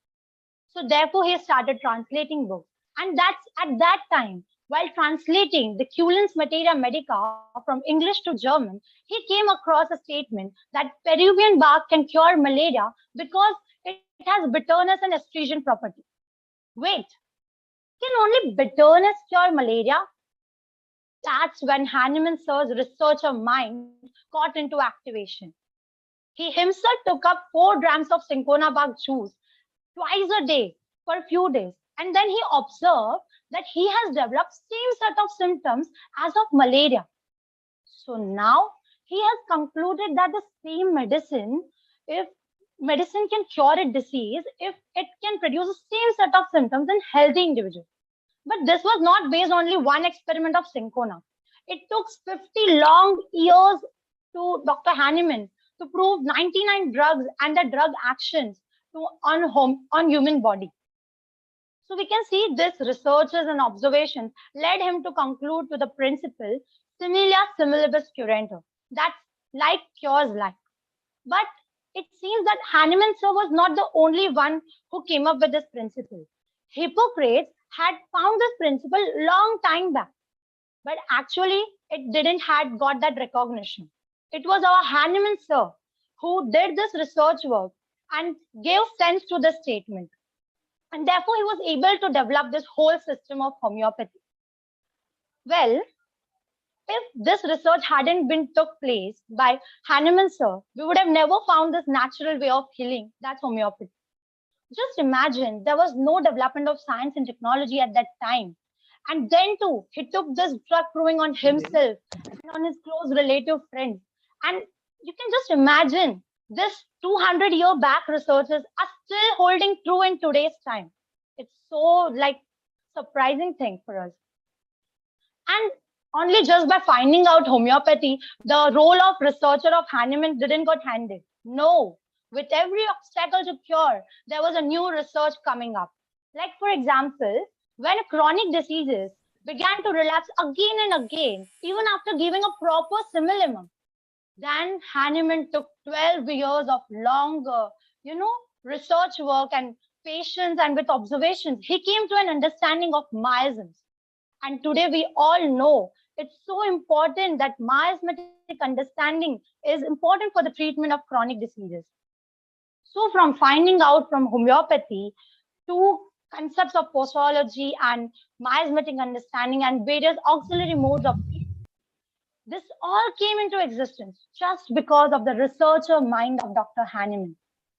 Those various researchers of Hahnemann sir embedded into his books of homeopathy. This homeopathic books gave us homeopathic understanding. This homeopathic understanding have helped us to treat so uncurable cases and deadly cases. For example, many cases are not even treated by allopathy, which are treated very well with homeopathy. Some skin diseases, some mental health illness, some menstrual complaints, some what we can say is impotency cases, and many to name. It's like homeopathy is a ray of hope in this condition. Oh wait, how can I forget coronavirus? It's like what we would have been done without homeopathy in fighting this COVID disease. So I would like to say, जो मशाल हैनिमन sir ने मानवता की सेवा की प्रज्वलित की है, वो मशाल को हमें अखंड ज्योत में परिवर्तित करना है. So let's do our hard work for the development of homeopathy, and let's make all human beings healthy from within.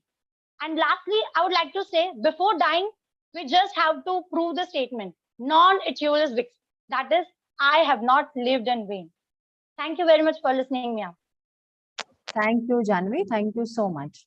We have the next participant for the day, Miss Shreya Fakriappa Chowgule from GPHMC, Miraj. Shreya, yes, Shreya. Yes. You are very much visible, dear, and you are audible as well. So she is Shreya Fakriappa Chowgule from Gulabrao Patil Homeopathic Medical College, Miraj. And her topic for the day is Dr. Hahnemann, a researcher in the genesis of homeopathy. Shreya, your time starts now. Respected teachers, honorable judges, and my all dear friends, I am Shreya Chowgule, and today I am going to speak about Dr. Hahnemann as a researcher in the genesis of homeopathy. Really, friends, what is research? Research is to pursue what everybody else has pursued, to pursue what everybody else has pursued, and to think what nobody else has to thought, and to think what nobody else has to thought.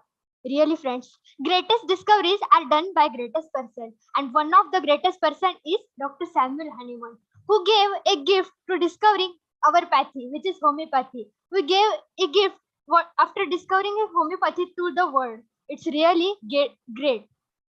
Friends, we know that Dr. Hahnemann was completing MD. After completing MD, he started practicing allopathy with his other practitioners. But during that time, Hahnemann was slightly dissatisfied about the treatment of the medicine in the allopathy at that time, and he left the practicing allopathy. Friends, you all are known Hahnemann. This is the one incident, and the other incident is during the time of Dr. Hahnemann, there are such a cruel treatments like leeching, bloodletting, warm water bathing. Due to this, patients suffer more from the treatment rather than the disease. Patient becomes weak, debilitated.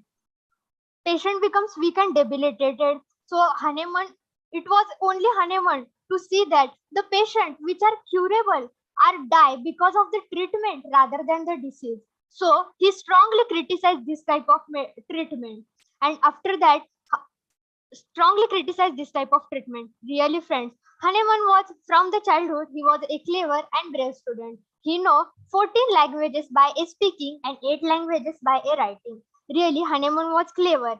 So after leaving allopathy, he started translating a books.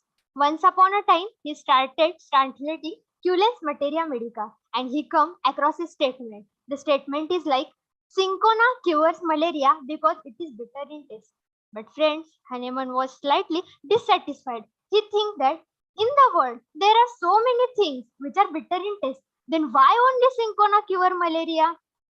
To know the medicinal properties of Cinchona, once upon a fresh morning, he wake up and take 4 grams of juice of Cinchona bark. After some time, the signs and symptoms start appearing in the body of Dr. Hahnemann. The symptoms are fever, chills, and sweat. Hahnemann was really surprised. These all are symptoms of malarial fever.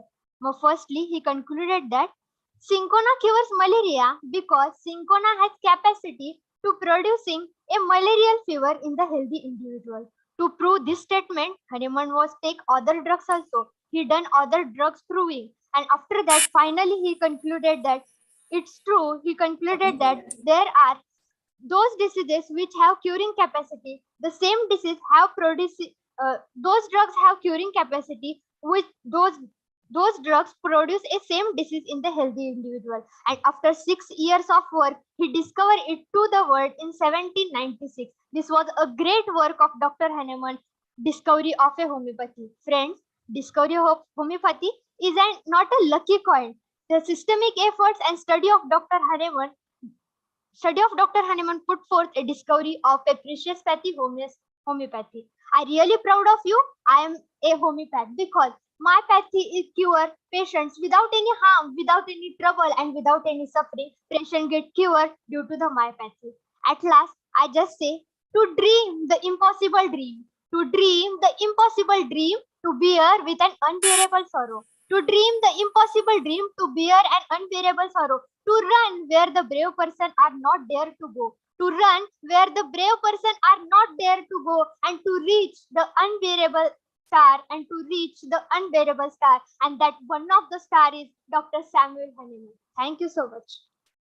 Thank you, Shreya. And with that pair of earphones, you look like an RJ, radio jockey. Thank you so much. Yeah. And the last participant for. Ma'am, your audio isn't. Yeah, I'm sorry. So thank you so much, Shreya. And we have the last participant for today's event.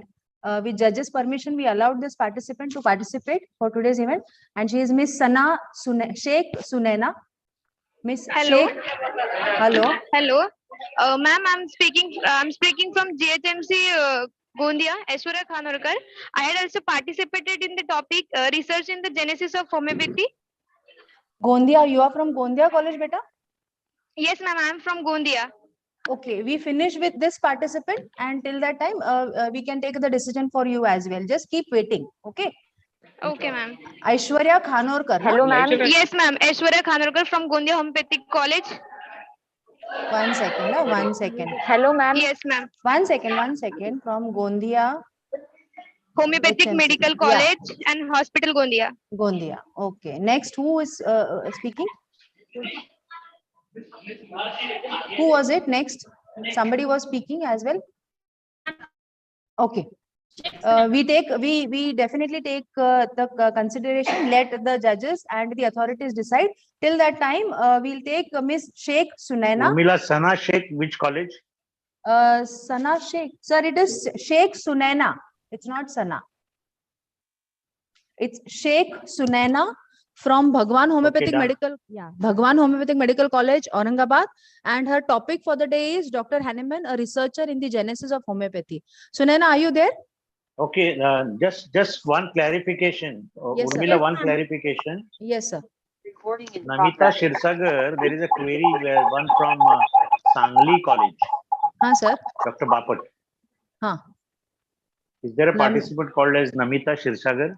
There was a There is one participant, Namita sir. Shirsagar from Guru Guru Mishri. Mishri. Yes, sir. There was a But participant. there is one more Namita Shirsagar from Sangli, by any chance? No, There is a it query raised by Dr. Parag Bapat. Okay, so, sir, no, it was not there in the list. It was actually two similar names, but again, the college name was the same as Guru Mishri. So, she is there in the waiting. She's there, sir, in the waiting room. Or I she's do not there? know that because there is a message. There is a message from Dr. Bapat. Anyway, we'll continue Hello, with. ma'am. I'm here only in the Sheikh. waiting room. Namita Shirsagar, sir, she's there. She's joined. She's Yeah. joined. So, Namita. Yeah, so we'll finish with Sunaina, this, yeah, Sheikh Sheikh first. first. Okay. So we have with us Miss Sheikh Sunaina. Sunaina, are you there? Yes, she's there, sir. And she's from Bhagwan Homeopathic Medical College. Sunaina, your time starts now. Good afternoon, everyone. Myself, Sheikh Sunaina from Sri Bhagwan Homeopathic Medical College, Aurangabad. Firstly, I would like to thank Vice Chancellor Ma'am, Dean, and the principal of our college for giving me the opportunity to speak today. I would like to wish everyone a happy World Homeopathic Day. My topic for today is Dr. Hahnemann as a researcher in the genesis of homeopathy. The life history of Dr. Hahnemann is always attracted by many historians and the people in the field of medicine. The reason being the distinctive manner and approach by which he developed the homeopathic system of medicine. The crises and calamities are the beginning of mere search, then the demand of freedom from the domain of the absurdity forms distinctive approach in the field of homeopathy. We always required a new system, a new trial in everything. So Dr. Hahnemann developed this system. Dr. Hahnemann has got guts to tell the homeopathic to the world of his medicinal world of his time that they needed to be modest in their content, in their conduct to cause relief to the patient rather than harming him. So he developed this system. The cinchona bark experiment acted as a spark in that time, which essentially confirms that Dr. Hahnemann was in search of something innovative, novel, and new for the betterment. Dr. Hahnemann synthesized many philosophical and medical works, which all he conducted under one head, that is homeopathy, which includes all Greeks to New Germans, Arabians to Romans, Galens to Aristotle, and Hippocrates. As we all know, Dr. Hahnemann was an allopath and he was detached from the general practice, which he is supposed to do so. And he started translating the books, which are mainly chemistry and materia medicas. From there, he became disheartened also, and day by day, he started researching something new and novel. Once, while reading Cullen's Materia Medica, he get through that the cinchona bark, that is Peruvian bark, cures malaria. So he took he experimented that thing upon himself and get the same symptoms like malaria. He experiment the same thing on many people. From there, he concluded that the same symptoms that are seen in malaria are also seen after taking cinchona bark, which And the experiment of this and result of this are written in the book Fragmenta de Veribus. The concept of individualization that Hahnemann gives hundreds of years ago is now today very admirable, which considers a person as an individual, studying them separately, person's mind and body. Dr. Hahnemann holds the same respectful position in the homeopathic fraternity that Hippocrates holds.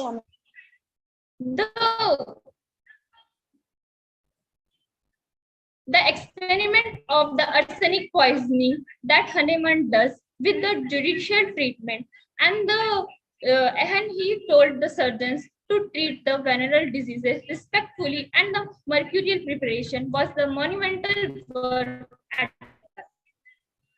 I would like to end my speech with two lines. Homeopathy was born in a turmoil and progressed in an antagonism and conquered like a rival. Thank you. Thank you, Sunaina. So next, Hello. Hello. Yeah, Aishwarya. Yes, Aishwarya, ma'am. what is your topic for the day? Ma'am, my topic is research in genesis of homeopathy. Okay, fine. Just put your camera on, Aishwarya. Yes, ma'am. Judges, kindly note that she is again one more entry. With your due permission, we allow her to kindly speak for the day. So, Dr. Aishwarya, she is Aishwarya Khanorkar from Gondia Homeopathic Medical College, Gondia, and her topic for the day is Dr. Hahnemann, a researcher in the genesis of homeopathy. So, Aishwarya, your time starts now. Hi, ma'am. Good afternoon. Very good afternoon. Very hearty good afternoon to all the present here. Respected Honorable Shri Bhagat Singh Koshyari sir, who is the Chancellor Governor of Maharashtra. Respected Shri Amit Deshmukh sir, Pro Chancellor. Madhuri Kanitkar ma'am, Vice Chancellor. Dr. Milind Nikum sir, Pro Vice Chancellor. Kalidas D. Chauhan sir, Registered Officer. It's my very good afternoon to everyone, ma'am, and I feel so honorable and I feel so lucky that I had got this opportunity to speak in front of you. Ma'am, am I audible? Hello. Yes. Go ahead. Yes, I am Aishwarya Khanorkar from 3rd BHMS from Gondia Homeopathic Medical College and Hospital Gondia. It's my pleasure on this day that the birth anniversary of Dr. Samuel Hahnemann to quote some of his contribution on the genesis of homeopathy as a researcher. Based on the personal experience of our founder, Master Samuel Hahnemann, homeopathy began as a medical reformer in 18th century. His heroic medicine, this system, it was spreaded from Europe to America, even Asia, particularly India, during the period of significant therapeutic.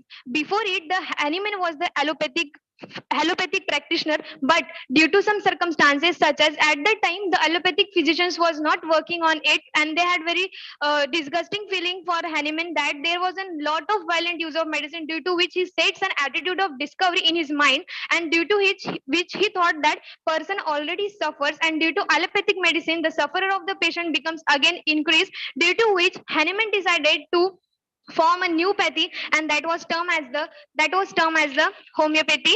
Homeopathy main axiom that he performed on himself was for the Perverian bark. By very confidently he tried on himself, he took it, he ingested him, and he concluded that the set of symptoms in healthy individual can treat sick individual who is manifesting a similar set of symptoms. Pursuing these similarities, in his mind it came that he developed an axiom which was known as similar axiom, that is likes your likes. The goal of homeopathic remedy presumed to strengthen and stimulate patient own unique and vitality and defensive mechanism. The unique quality of homeopathy is that all the remedies that act against the immunity system of our body, but the homeopathy is the best that it acts with the system of our inner body. Ultimately, his genuine efforts for welfare of individual patient has given homeopathy its individuality and uniqueness among the all over different system of medicine. And I feel so proud as I'm becoming the upcoming future homeopathics, and I feel so honored to I got the chance to speak here. Thank you so much all the presented here. Thank you so much, ma'am, and thank you for considering me. Thank you so much. Thank you, Aishwarya. We really appreciate your spirit of performance. Thank you so much. Thank you, ma'am. Thank you so much, ma'am. Yes. The last participant for the day is Namita Shirsagar. With judges' permission, we are again allowing Namita Shirsagar. Ma'am, I already presented my topic. Are you from R.R. Patil Homeopathic Medical College, Sangli? No, I am from Guru Okay. Mission. Okay. So I guess we are done with the today's elocution competition with all the participants. Jatkar sir. Yes, Urmila, tell me. Yes, sir. So now it is all done. She's Yeah. not there. I think she's not there. Yeah. So we conclude, sir. Okay, because that was a query raised by Dr. Bapat. Sir, Bapat sir, anyway- would you like to say something on it? Yeah, actually, that name is, I think, typed twice. Yeah, sir. That name is twice. It is just a mistake. It is just a mistake. Okay. Yes. Thank you so much. So with So this, totally, yes, sir. Urmila, total participants today is 43. Yes, sir. It is 43. It was Yes, 40 it's and done. 3 added. Yeah, 40 and 3 added. Done. I request everyone to kindly mute yourself. Thank you. Hello, I'm Tanvi Bhosle from Keluskar Homeopathic Medical College, Alibag. You were there since morning, Tanvi? No, you were not there, no? Tanvi, just unmute yourself. Alibag. Participant. Tanvi Bhosle. Are you a participant, Tanvi?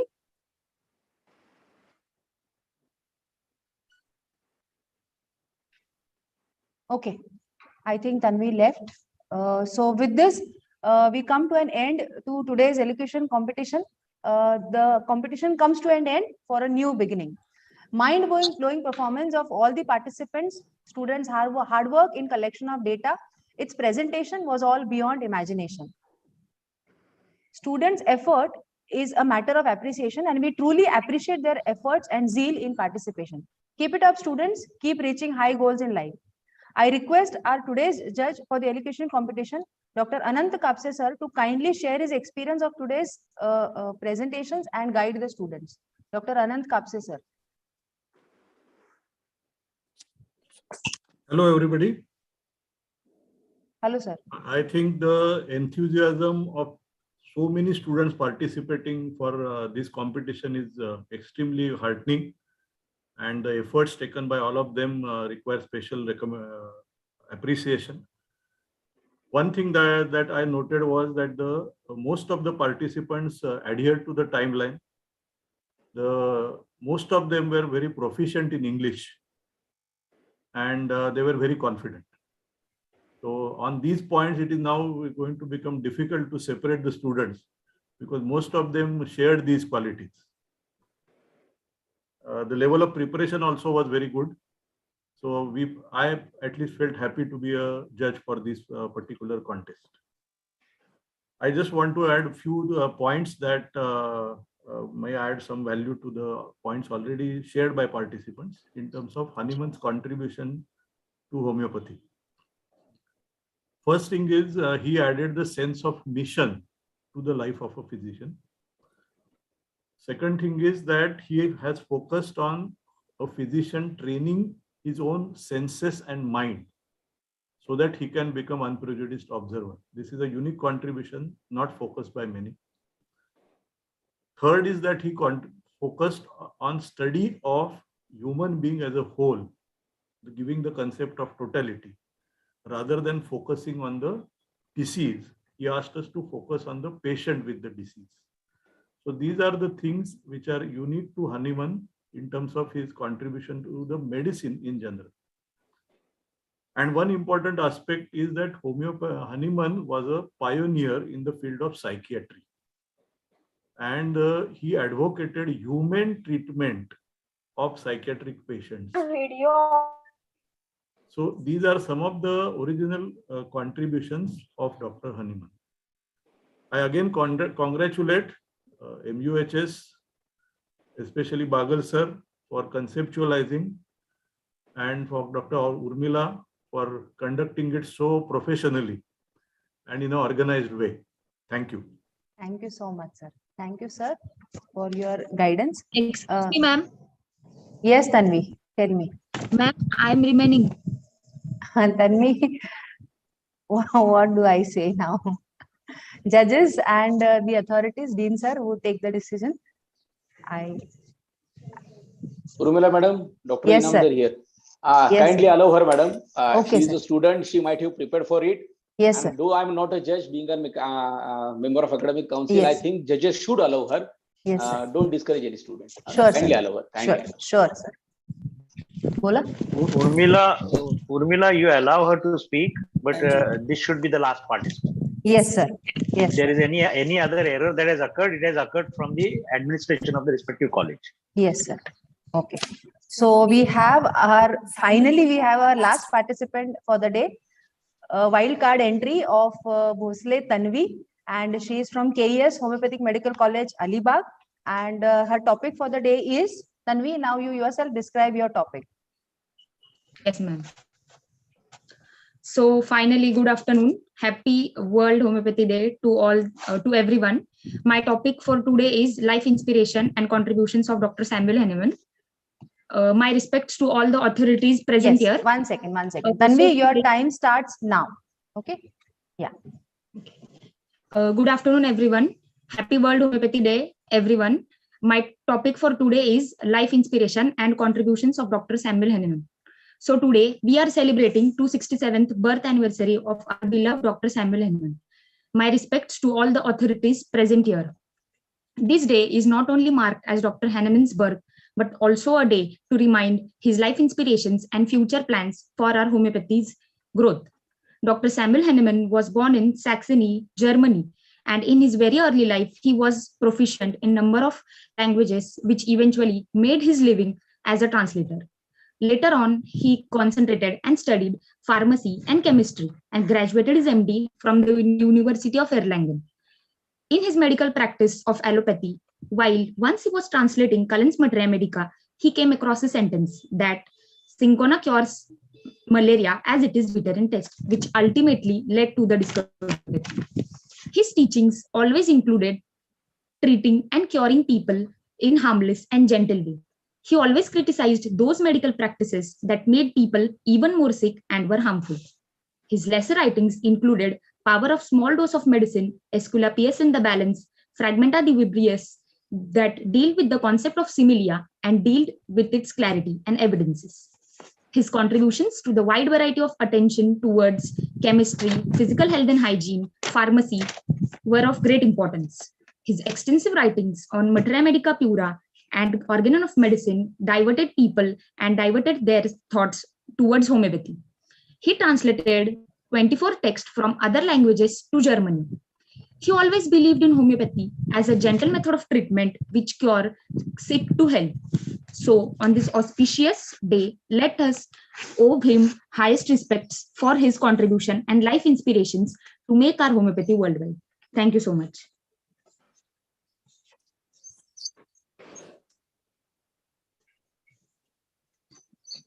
Thank you so much. I now request our next judge for today's competition, Dr. Parag Bapat sir, to kindly share his experience regarding today's competition and guide the students. Dr. Parag Bapat sir. Yes. Good afternoon to all, and a very happy Hahnemann Day today.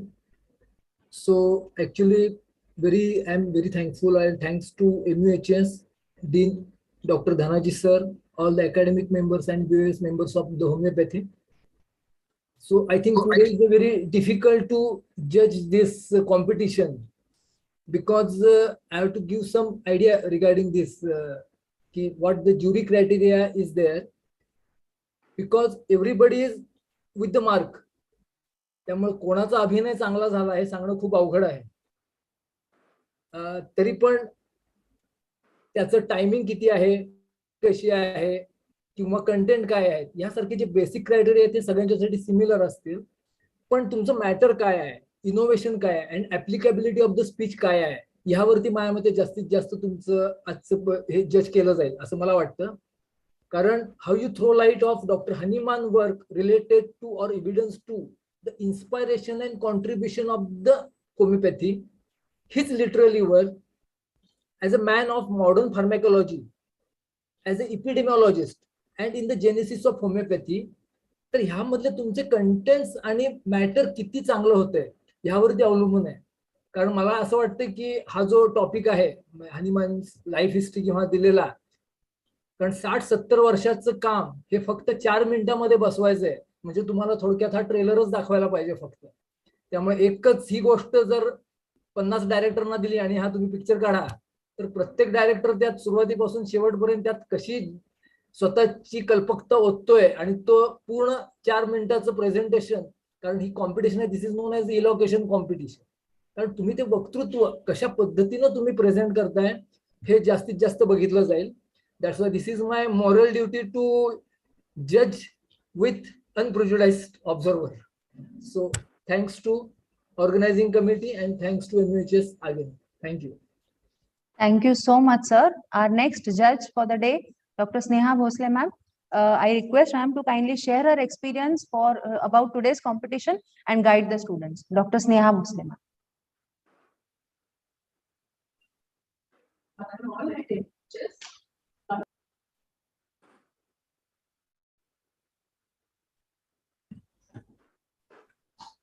Yeah, good afternoon to one and all at MUHS, to Vice Chancellor Madam Kanetkar, Dr. Kanetkar, to Dean Faculty Dr. Bagal sir, to all the teachers and dear students.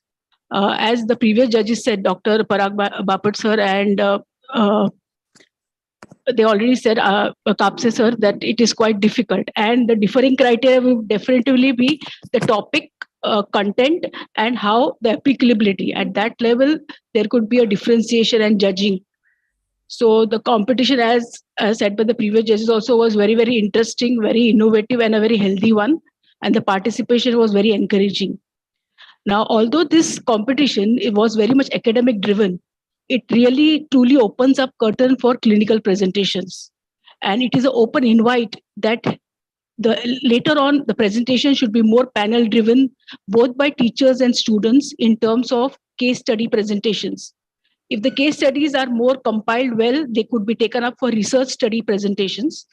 And the entire purpose of research would be to again make the homeopathic practice very, very clear and very, very consolidating.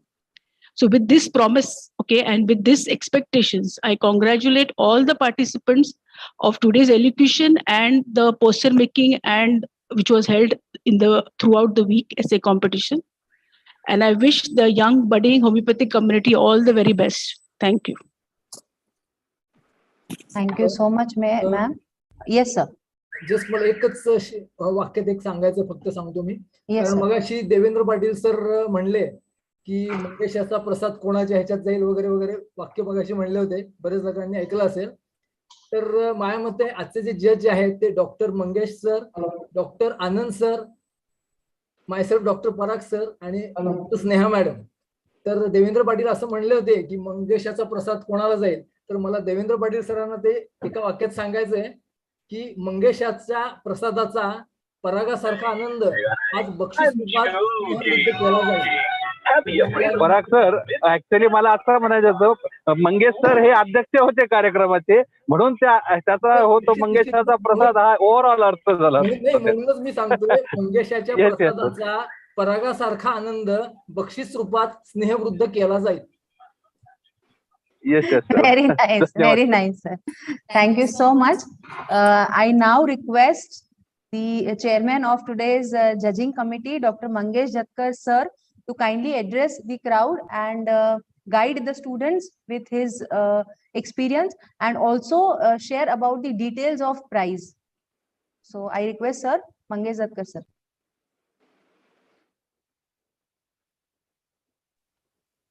Respected VC Madam, all the dignitaries from the university, Dean Dr. Bagal sir, my co-colleagues who are judging the function for today, and all the staff, principals, sir, and we would love students. to see you also.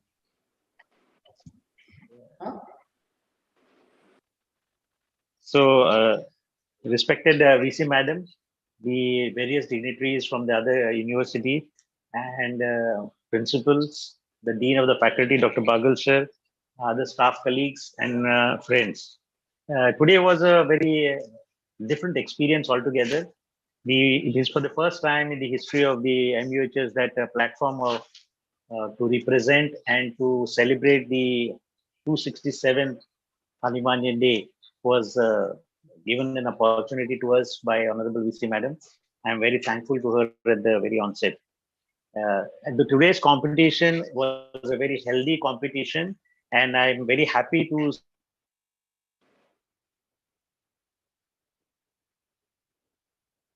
say that at a very short notice, we said that even if the entry is there or not there or late, we should give them an opportunity.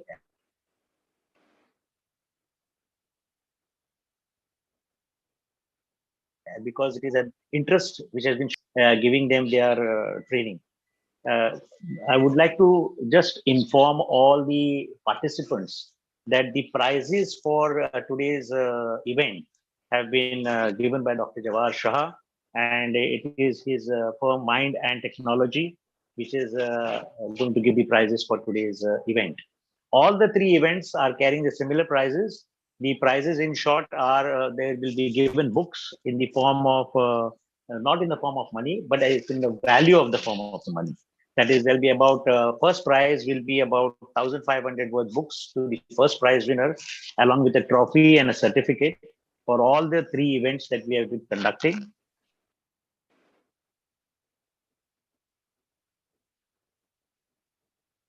Books worth 1,200 rupees. Winner also will be given the similar prizes. Beside this, there'll be 5 consolation prizes, which is to encourage students to participate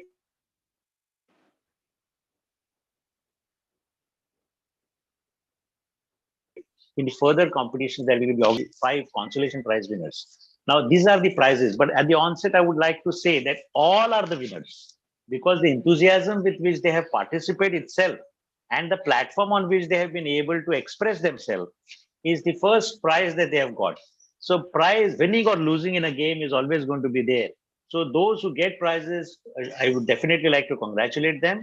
And those who do not get prizes, at the same time, participation in any event is more important than winning or losing.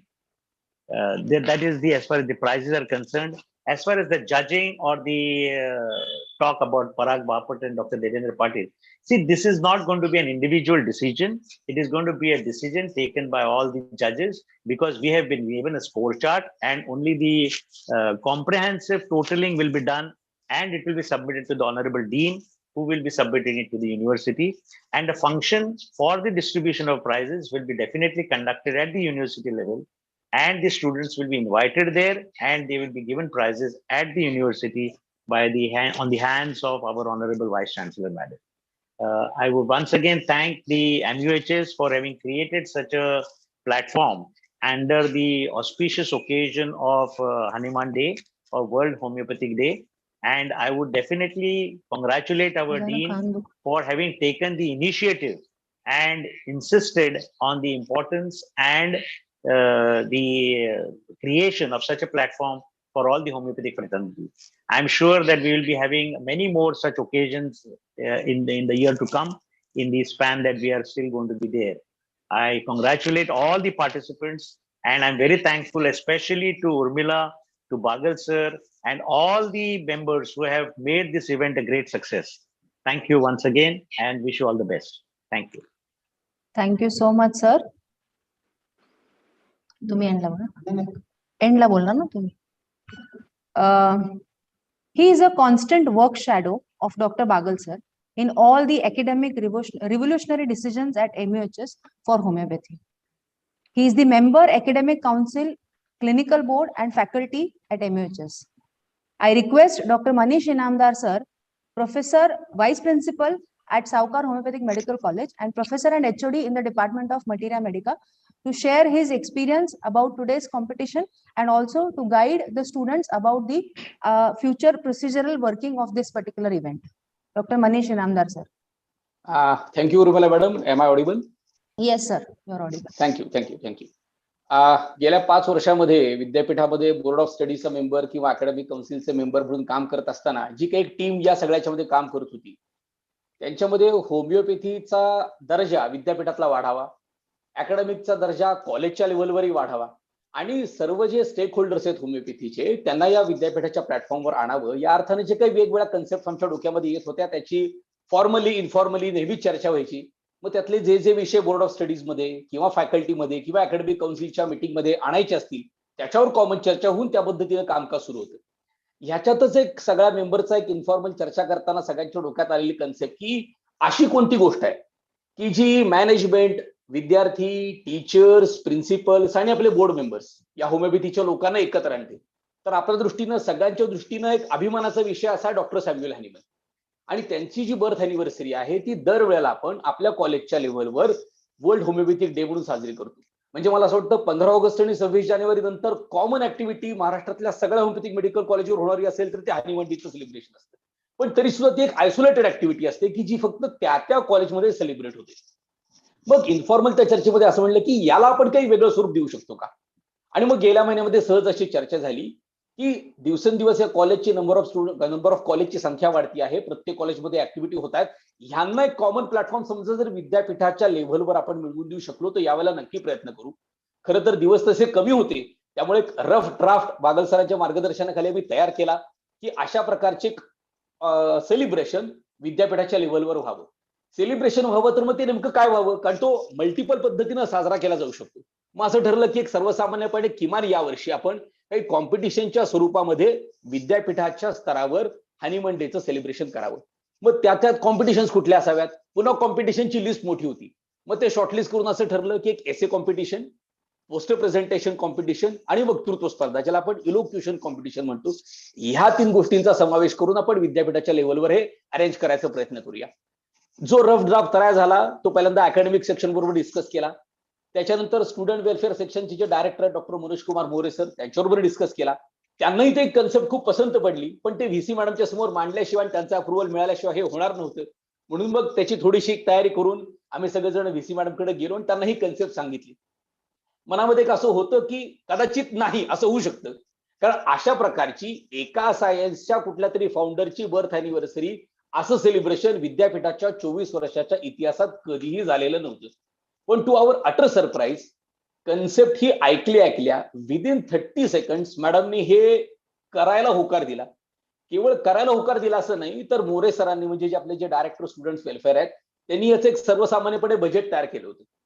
तर ते budget सांगितल्यानंतर मॅडमने असं सांगितलं की ही competition किंवा हा तुमचा कार्यक्रम इतका महत्वाचा आहे की या बजेटच्या डबल खर्च झाला तरी चालेल, पण ही कॉम्पिटिशन किंवा हे सेलिब्रेशन व्हायला पाहिजे. त्याच्यासाठी बजेटची चिंता करण्याची आवश्यकता नाही, त्याच्यासाठी लागेल तेवढा पैसा आपल्या विद्यापीठाकडे उपलब्ध आहे. तुम्ही चांगल्याचा चांगला प्रोग्राम करायची तयारी करा. आणि मग याला कुठेतरी मूर्त स्वरूप यायला लागलं, कारण आमचा उत्साह वाढला की बाबा विद्यापीठाच्या व्हाईस चान्सलर मॅडमचं आपल्याला बॅकिंग आहे, त्यांना ही कन्सेप्ट मान्य म्हटल्यानंतर मग ती चांगल्या पद्धतीने कशी करता येईल. म्हणजे इनिशियल टॉपिक आम्ही घेतले होते एसे कॉम्पिटिशन किंवा पोस्टर प्रेझेंटेशनसाठी, ते पुन्हा एकदा रिवाइज करून मग जी आता कॉम्पिटिशन आपण डिझाईन केली त्याला एक फायनल स्वरूप या सगळ्याच्यामध्ये आलं. दुर्दैवानं कोविडच्या साथीमध्ये गेले 1.5-2 वर्ष आपण सगळे वावरत असल्यामुळे आणि नुकतंच आता ही साथ आटोक्यात येते असं असल्यामुळे, दुसरी गोष्ट एका शॉर्ट नोटीसमध्ये हा सगळा आपण प्रोग्राम करत असल्यामुळं विद्यापीठाच्या स्तरावर जरी हा प्रोग्राम करत असलो तरी सर्व पार्टिसिपंटना विद्यापीठामध्ये एकत्र फिजिकली आणणं आणि मग तिथं ती कॉम्पिटिशन्स घेणं हे फिजिकली शक्य होणार नव्हतं. म्हणून या सगळ्या कॉम्पिटिशन्स ऑनलाईन किंवा व्हर्च्युअल प्लॅटफॉर्मवर घ्यायच्या ठरल्या. आणि मग परत एकदा व्हीसी मॅडमनीच असं सुचवलं की जरी या कॉम्पिटिशन व्हर्च्युअल प्लॅटफॉर्मवर आपण होणार असू तरी सुद्धा त्याच्यामध्ये जे विनर्स आहेत त्या विनर्सना मात्र आपण व्हर्च्युअली फेलिसिटेट करणार नाही आहोत. त्या विनर्सना तुम्ही विद्यापीठामध्ये फिजिकली आपण इन्व्हाइट करू आणि तिथे ज्या दिवशी मी असेल तो दिवस साधारणतः बघा, त्याच दिवशी तुमची बोर्ड ऑफ स्टडीची मीटिंग अरेंज होते का ते बघा आणि त्यावेळेला मी स्वतः तिथे प्रेझेंट राहून माझ्या हस्ते म्हणजे visi madam, registrar sir, pro visi sir यांना आपण इन्व्हाइट करून त्यांच्या हस्ते आपण हे प्राइज डिस्ट्रीब्युशन करू. अशा पद्धतीची कन्सेप्ट त्यांनी दिली. सुरुवातीला मी असं म्हणत होतो की आपण फर्स्ट आणि सेकंड नंबर काढू. मॅडम म्हटलं त्याच्यात एक कंजूशी कशाला करता, 3 नंबर काढा, काही कन्सोलेशन प्राइजेस द्या. समजा पहिल्यांदाच आपण इव्हेंट करतोय तर तीही तेवढ्या मोठ्या प्रमाणावर ही इव्हेंट व्हावी अशा प्रकारचा मॅडमचा आग्रह होता. मग त्याप्रमाणे ह्या सगळ्याचं बजेटिंग तयार झालं, या सगळ्याचा ड्राफ्ट तयार झाला आणि आज आपण बघतोय की ज्या काही 3 कॉम्पिटिशन्स आपण ठेवल्या होत्या त्यातल्या एसे कॉम्पिटिशन आणि पोस्टर प्रेझेंटेशनची ऑलरेडी सगळी तयारी कॉलेजच्या स्तरावर झाली होती आणि कॉलेजकडनं ज्या ज्या एंट्री विद्यापीठापर्यंत पोहोचणं आवश्यक होतं त्या एंट्री मला वाटतं पोहोचल्यात. पोस्टर प्रेझेंटेशन आणि मला वाटतं एसे कॉम्पिटिशनला मोर दॅन 70 एंट्रीज आपल्यापर्यंत आलेल्यात असं साधारणतः दिसतं. ही जी इलोक्युशन कॉम्पिटिशन होती त्याला सुरुवातीला 37 एंट्री होत्या, त्याच्यानंतर ते वाढून 40 झालं आणि पुन्हा वाईल्ड कार्ड एंट्री ज्यांचं चुकून काही टेक्निकल एरर मध्ये राहिलं होतं, असं करत आपण 43 ते 44 पार्टिसिपंटना आज या व्हर्च्युअल प्लॅटफॉर्मवर संधी दिली की ज्यांनी त्यांच्या कॉलेजला रिप्रेझेंट केलं. प्राइज डिस्ट्रीब्युशन बद्दल आत्ताच बोलताना जतकर सर म्हणले की सगळे माइंड टेक्नॉलॉजीनं स्पॉन्सर केलेली प्राइजेस आहेत. फर्स्ट प्राइज सर्टिफिकेट, ट्रॉफी आणि बुक्स वर्थ 1500 रुपीज, सेकंडला 1200 रुपयापर्यंतची पुस्तकं, थर्डला 1000 रुपयापर्यंतची पुस्तकं प्लस ट्रॉफी आणि सर्टिफिकेट. सर्व कॉन्सोलेशन प्राइजेसला सर्टिफिकेट प्लस 500 रुपये व्हॅल्यू पर्यंतची होमिओपॅथीची पुस्तकं मिळतील. फक्त हे जे पहिले 3 विनर्स असतील प्रत्येक कॉम्पिटिशन मधले, म्हणजे एसे कॉम्पिटिशन इंग्लिशचे 3 विनर, एसे कॉम्पिटिशन मराठीचे 3 विनर, इलोक्वेशन कॉम्पिटिशनचे 3 विनर आणि पोस्टर प्रेझेंटेशनचे असे 12च्या 12 विनरला 18 एप्रिल 2022 ला होमिओपॅथीची बोर्ड ऑफ स्टडीची मीटिंग विद्यापीठामध्ये अरेंज केलेली आहे. त्या दिवशी या सगळ्या पार्टिसिपंटना तिथं इन्व्हाइट केलं जाईल. सर म्हणल्याप्रमाणे त्याचा टीएडीएचा खर्च म्हणजे जाण्या येण्याचा सर्व खर्च हा विद्यापीठाच्या मार्फत केला जाईल आणि तिथे ऑनरेबल व्हीसी मॅडमच्या हस्ते या सगळ्यांना फेलिसिटेट केलं जाईल. आज आपल्या त्या कॉम्पिटिशन मधला एक टप्पा पूर्ण झालेला आहे की ज्याच्यामध्ये इलोक्वेशन कॉम्पिटिशन पूर्ण झालेली आहे. जजेस आता त्याचं जे काही जजमेंट असेल ते करतील आणि ते डीन सरांकडनं विद्यापीठाकडे ते फॉरवर्ड होईल.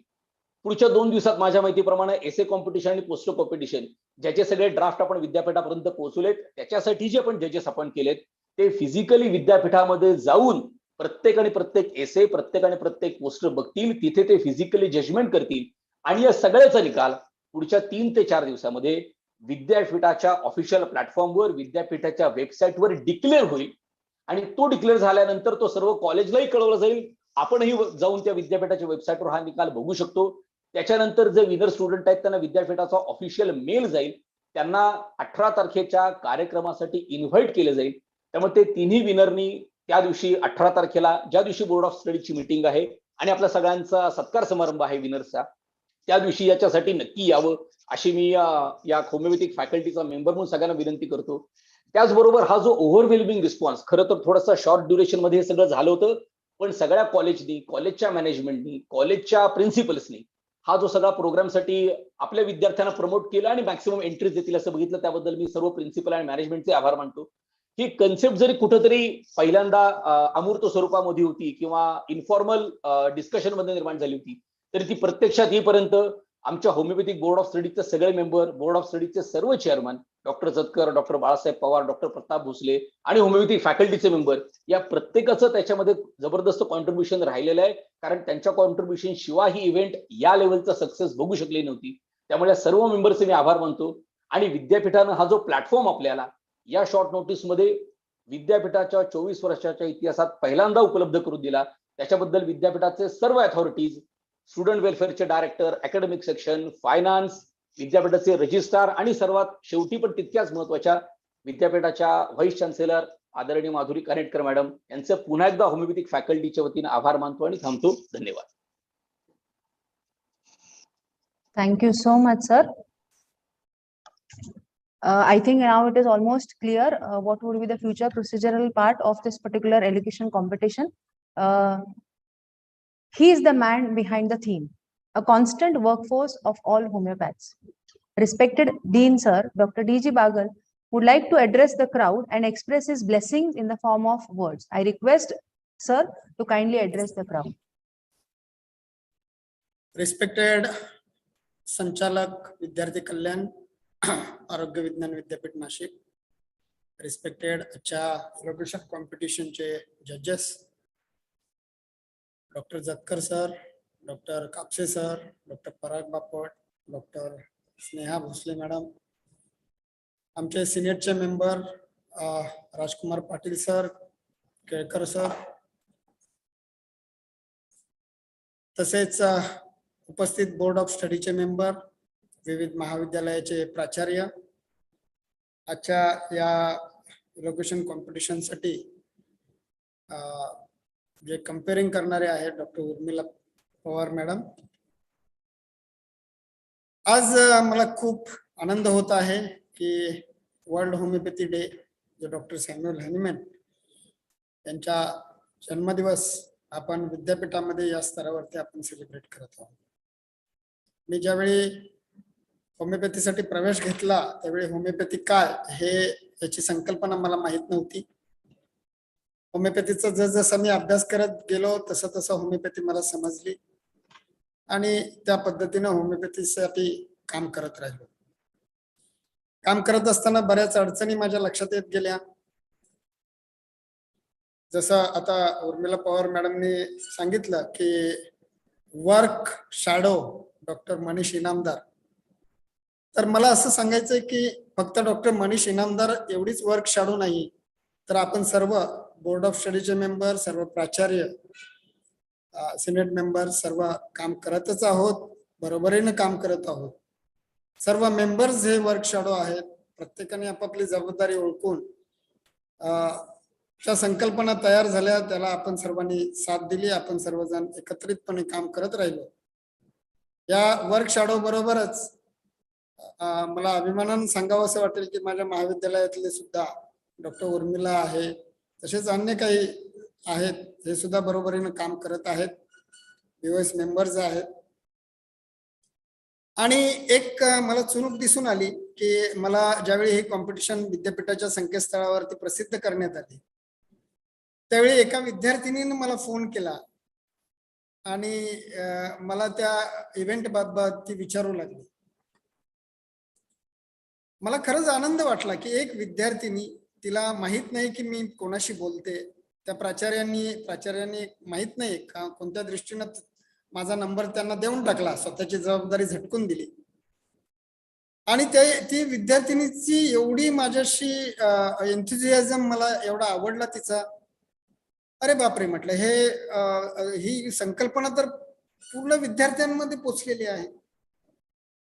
नंतर एका महाविद्यालयातून फोन आला की आता अजून प्रवेशाचे राऊंड चालू आहेत, अजून स्टेटस रिटेन्शन भरायचे आहेत, अजून कट ऑफ डेट बाकी आहे.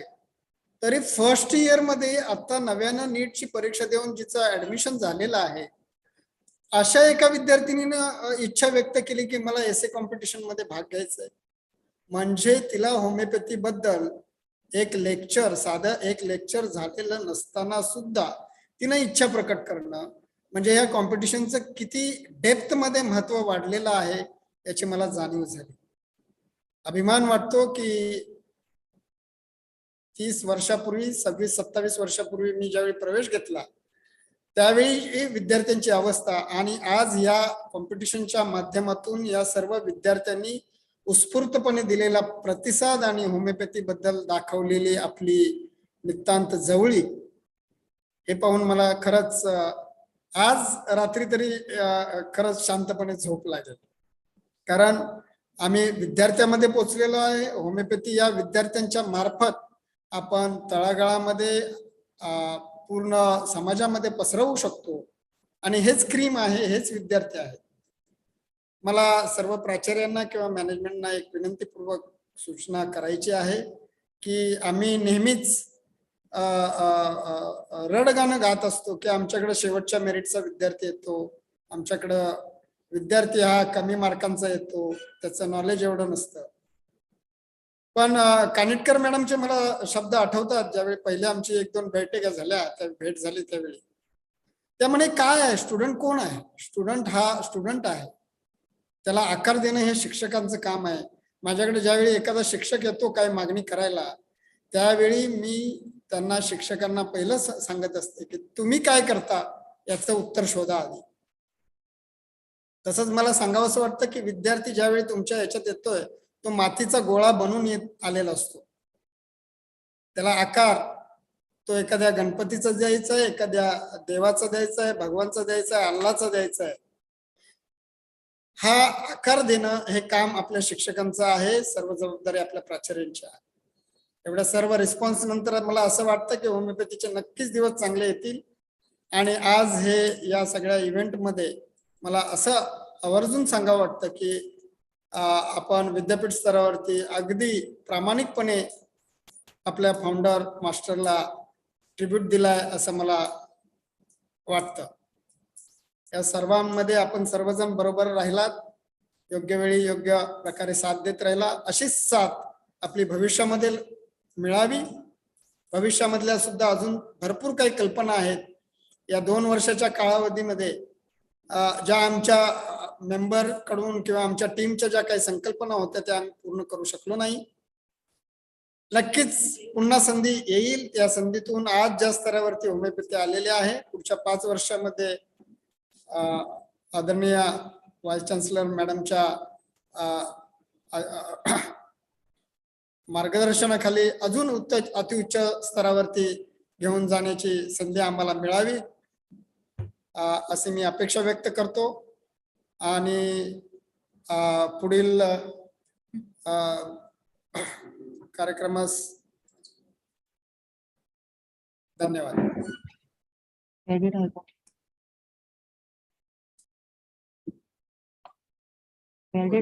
हाँ, एक मिनट.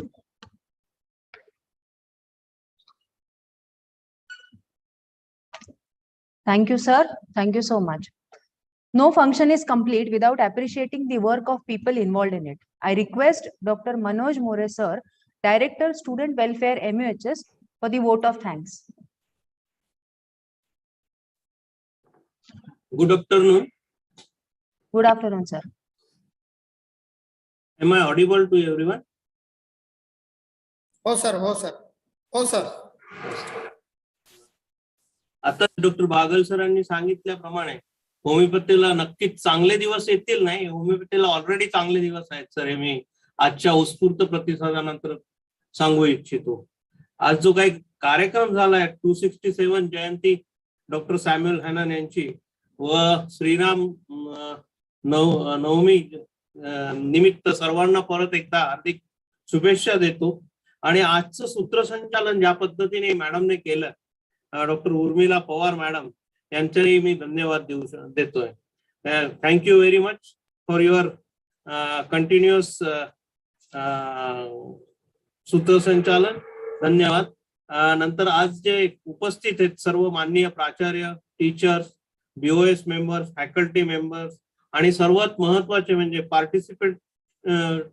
पार्टिसिपेंट स्टुडंट आणि ऐकणारे स्टुडंट पण, जे मी आतापर्यंत बघत होतो जे काही युट्यूबवर आणि आपल्या काय म्हणतात याच्यावर, तर जवळजवळ 300-350 विद्यार्थी कंटिन्युअस आपल्या प्रोग्राम मध्ये थांबलेले होते. आताच थोडे 100च्या खाली आलेले आहेत. त्या सगळ्यांचं मी माझ्या विद्यार्थी कल्याण विभागातर्फे धन्यवाद करतो. आणि परत एकदा डॉक्टर बागल सर, डॉक्टर उर्मिला पवार यांचं आज पुस्तकाचं पण एक विमोचन झालंय, doctor Boenninghausen life history. त्याबद्दलही मी त्यांचं अभिनंदन करतो. नंतर माझ्या विभागातून सर्वात जास्त मेहनत या प्रोग्रामसाठी घेणाऱ्या सौ प्रतिभा बोडके मॅडम, शशिकांत उगाडे सर, बाळासाहेब पेंढारकर, नंतर श्री KD पाटील, आबाजी शिंदे यांचं मी मनपूर्वक धन्यवाद आणि त्यांच्या ऋणात राहू इच्छितो. नंतर माझा जो काही सर्व स्टाफ आहे, पवार काका, युवराज, निमेश, देविदास, पवन, विजया, वाणी मॅडम, मी राहू इच्छितो. नंतर आज जो काही टेक्निकल सपोर्ट मला विद्यापीठातून मिळालाय, त्याच्यात श्री सचिन धेंडे सरांचा खूप महत्वाचा योग राहिलाय, सहभाग राहिलेला आहे. त्यांचाही मी परत धन्यवाद करू इच्छितो. आणि ही सर्व संकल्पना आजच्या जयंतीची, होमिओपॅथी डेची माननीय कुलगुरू मॅडम, डॉक्टर लेफ्टनंट जनरल माधुरी कानेटकर मॅडम यांच्या संकल्पनेतून आणि बागल सरांच्या आणि डॉक्टर मनीष इनामदार सर यांच्या संकल्पनेतून ही आज मूर्त स्वरूप आला. त्याबद्दल मी परत मनीष इनामदार सर, बागल सर आणि आमच्या माननीय कुलगुरू मॅडम, माननीय pro VC doctor Nikul sir, doctor Kalidas Chavan sir, doctor Ajit Pathak sir यांचे धन्यवाद करतो आणि त्यांच्या ऋणात राहू इच्छितो. परत चुकून कोणाचं नाव न घेतलं गेलं असेल तर त्यांचेही मी धन्यवाद करतो, कारण की मला सगळ्यांची नावं घेणं शक्य नाही इथे. आणि आजचे जजेस जे कोणी आहे, माननीय doctor Mangesh Dattar sir, doctor Anand Kapse sir, doctor Parag Bapat sir, doctor Sneha Bhosale madam यांच्याही खूप खूप धन्यवाद. तुम्हाला खूप आज वेळ पुरेल एवढं काम तुमच्याकडे आहे. आणि जे कोणी पार्टिसिपेंट याच्यात सहभागी झाले आज, त्यांनी इतके म्हणजे जेवढी मी पुस्तकं वाचली नसतील होमिओपॅथीची, त्याच्यापेक्षा 10 पट माहिती माझ्या आज नॉलेजमध्ये होमिओपॅथी बद्दल आली. त्याबद्दलही मी त्यांचे धन्यवाद करतो. आणि पुनश्च एकदा होमिओपॅथी डे आणि श्रीरामनवमीच्या सर्वांना शुभेच्छा देऊन हा प्रोग्राम इथेच थांबवतो. धन्यवाद. आणि तसंच एक सांगतो की उद्या परवा परत निबंध आणि पोस्टर प्रेझेंटेशन साठी ज्या एंट्रीज आलेल्या आहेत आमच्याकडे, त्यांच्यासाठी उद्या परवा जजेस येणार आहे. लवकरच त्यांचं आम्ही त्यांच्या हाती ते निबंध आणि पोस्टर सबमिट करतो आणि त्यांचं प्राइजेस घेतो त्यांच्याकडनं आम्ही, आणि त्यांची नावं घेतो आणि सरांनी सांगितल्यानुसार 18 तारखेला आपण हे करूया. धन्यवाद धन्यवाद धन्यवाद. जय हिंद, जय महाराष्ट्र. थँक्यू. थँक्यू. आपण कन्क्लूड करूया का आता? Yes sir, yes sir. तुम्ही काही नाही, it is done sir, it is done. Thank you so much sir. Yeah, thank you so much sir. Thank you all the dignitaries. Thank you students, and thank you teachers, participants, everybody. Okay. I request everyone to kindly rise for the national anthem. Yes, yes.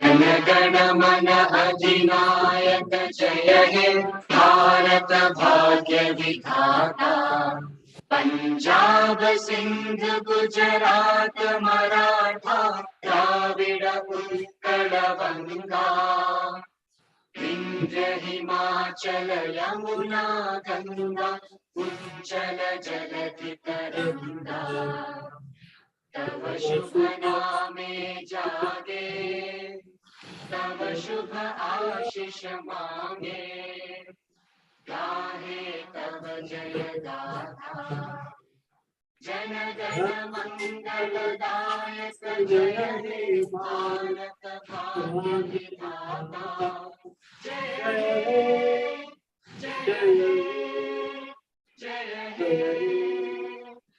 जय जय जय हे।